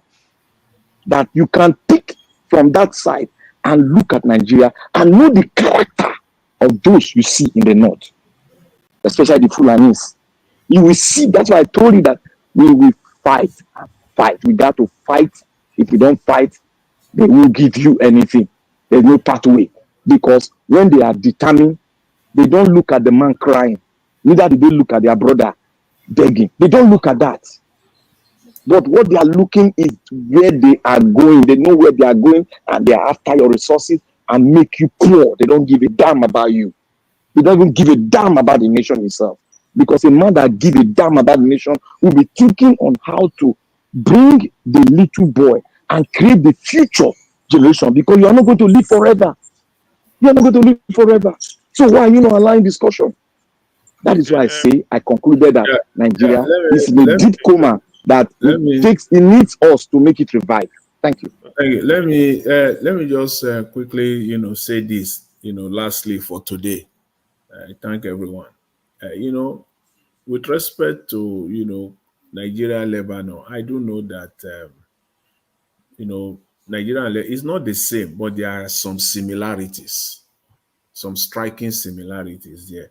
But, even in Nigeria, because I think Honorable Sam is putting it out there or creating the impression that it is those that are outside Nigeria that seems to see Nigeria as being in a state of coma. No, even those in Nigeria have described it as such. Politicians like yourself, several times, they use the word, they don't use the word coma. They will say Nigeria is in a state of comatose. It's the same thing now. It's the same thing. That one, you can do you don't even need to do just a simple check. It's not even a research, just a check. Just check where you are sitting down there. See politicians like yourself, even government officials. that have used the word that the economy, the states, the Comatose is more or less like saying a state of what I say disarray. They are almost they are synonymous. They will use they said Nigeria is in a state of comatose. You see, so they've used this and it's the same. So it's not like it is those that are outside Nigeria in diaspora that are, and that you are seeing them as being bad or not being patriotic. No, it is not so. It is just the fact. It's just a description to describe the real state of Nigeria today without trying to hide or under anything at all. Just to say it the way it is, as my fellow panelists we always say here. So that's just the way it is. It's not only us here. It is generally, to a very, very large extent, generally acceptable within and outside Nigeria that country is in a state of comatose. Yes, true. I'll leave it there for you. Okay. Thank you very much. Now let me add this. When we say politicians, P2B is included though. P2B is a politician. But we know he's a different politician. And he's not alone. There are others like him. So although that the bad ones are more in number, but you can't come and tell me that in Nigeria there's some politician, maybe even in a councillor or chairman, it could be anybody that may be like P2B. It's not only him. It can't just be only him, but maybe only him that showed up at the national level. There are. So I believe that there are still some politicians that we say no. But then the bad ones are much more in number. So that's why we always, and then they tend to shadow, just like they're debating at the National Assembly. You will see some people that want to say the right thing he's saying, but the other ones will wave him down. Then the eyes have it. Yeah, they overrule. So that person will just go home. He has lost. But he meant well. The only thing is that he go to Channel or Arise and start to present his case. But in that case, it's not going to work because his colleagues or his this thing didn't listen to him. So that is what I want to say. All in all, gentlemen, hi, it's to 3 a.m. I have to go and sleep. I thank everybody. Maybe it should not be Canada and the US time. Those of us in Nigeria, I know the Grace King, me and you and the Chris Dublin, we are in the same time zone. I think we could be talking of going to sleep now. If I thought we will be able to catch some sleep. God bless you all. Those of you over there. God bless you all. Thank you. Jonathan, Rita, give us a mandate, and Black Panther. Well, Black Panther is gone. This is American Canadian time. Me in a Nigerian time, I do in UK, but it will soon change by tomorrow. Within 48 hours, we will move back so that Nigeria will be 1 hour ahead. But that is life. So, gentlemen and lady, thank you very much. Good night. Thank you very much. God bless you. It's Good been night, Yendeba. Good night. Good night. Good night. But Rita, that one will be your greeting now. Telling you. So thank you everybody for spirited debate. Uncle Sam, thank you very much. At least you that is in Nigeria with Dr. all this. Cien. Yes, with all this. Dr. Cien. Yeah, who called me? Oh, It's King. It's me, the Grace King. Yeah. Please, before you go, I dropped something at the comment section. That is the not the general comment. I want you to read it, please. My last comment there. Okay. Read it to the audience, please. You know, you have Okay. Want me to read it loud? Okay. Yes. The last comment. You said a country in disarray suggests a state of confusion, disorder, or chaos. It implies that the country is facing significant challenges, but it is still functioning and there is hope for recovery. A country in coma is a more extreme metaphor, suggesting a state of complete unconsciousness, helplessness, and near death. it implies that the country is on the verge of collapse and its very existence is threatened. And one thing you should have added again for coma is that a country in coma can still come back to life because somebody in coma do come back to life, isn't it, Uncle Sam? Maybe you want to, because you want to project your viewpoint. It's okay. It's a debate, so it's for you. You don't have to make my point. So I will add, a country in coma can still come back to life because people. I don't see people when they coma, and I didn't ask you to add. I only asked you to read what I posted. I don't read I now. close with that. Everybody, this man says everybody So that you know the angle, so that you know the angle with which I spoke. Yes, I've seen your. No, it's okay. I thought you say it's a matter of opinion, but then it did that. You know, if to say we be House of Reps or Senate, if I don't say, let the eyes have it, I say I, all of us go outnumber you. We go say now the eyes don't have it now. Is that not You the know, most? sometimes minority can still have their way. Yes, majority we have majority minority to have way. Oh, na Rigi. That one na Rigi na Mahmood. They make that one. You don't see a do election now. Are you to talk like this? Are you not Aswe chap again? You don't see a do election. How can Aswe is the majority? Why you not having way? Oshomole go bring it. Let me read this thing before everybody sleeps. Please. It's important I read it. Now maybe Uncle Sam, you will confirm whether you don't hear them. If you never hear the quotation, then it means say something. So it means say maybe I'm ahead of you. Where is it? Wait. It's coming. Is it the contract that was signed? No. This one apart. Now two quotation. Number one, we will not allow one greedy man to single-handedly nominate appointees into all the juicy positions or take the lion's share in nominating political appointees beyond his senatorial district.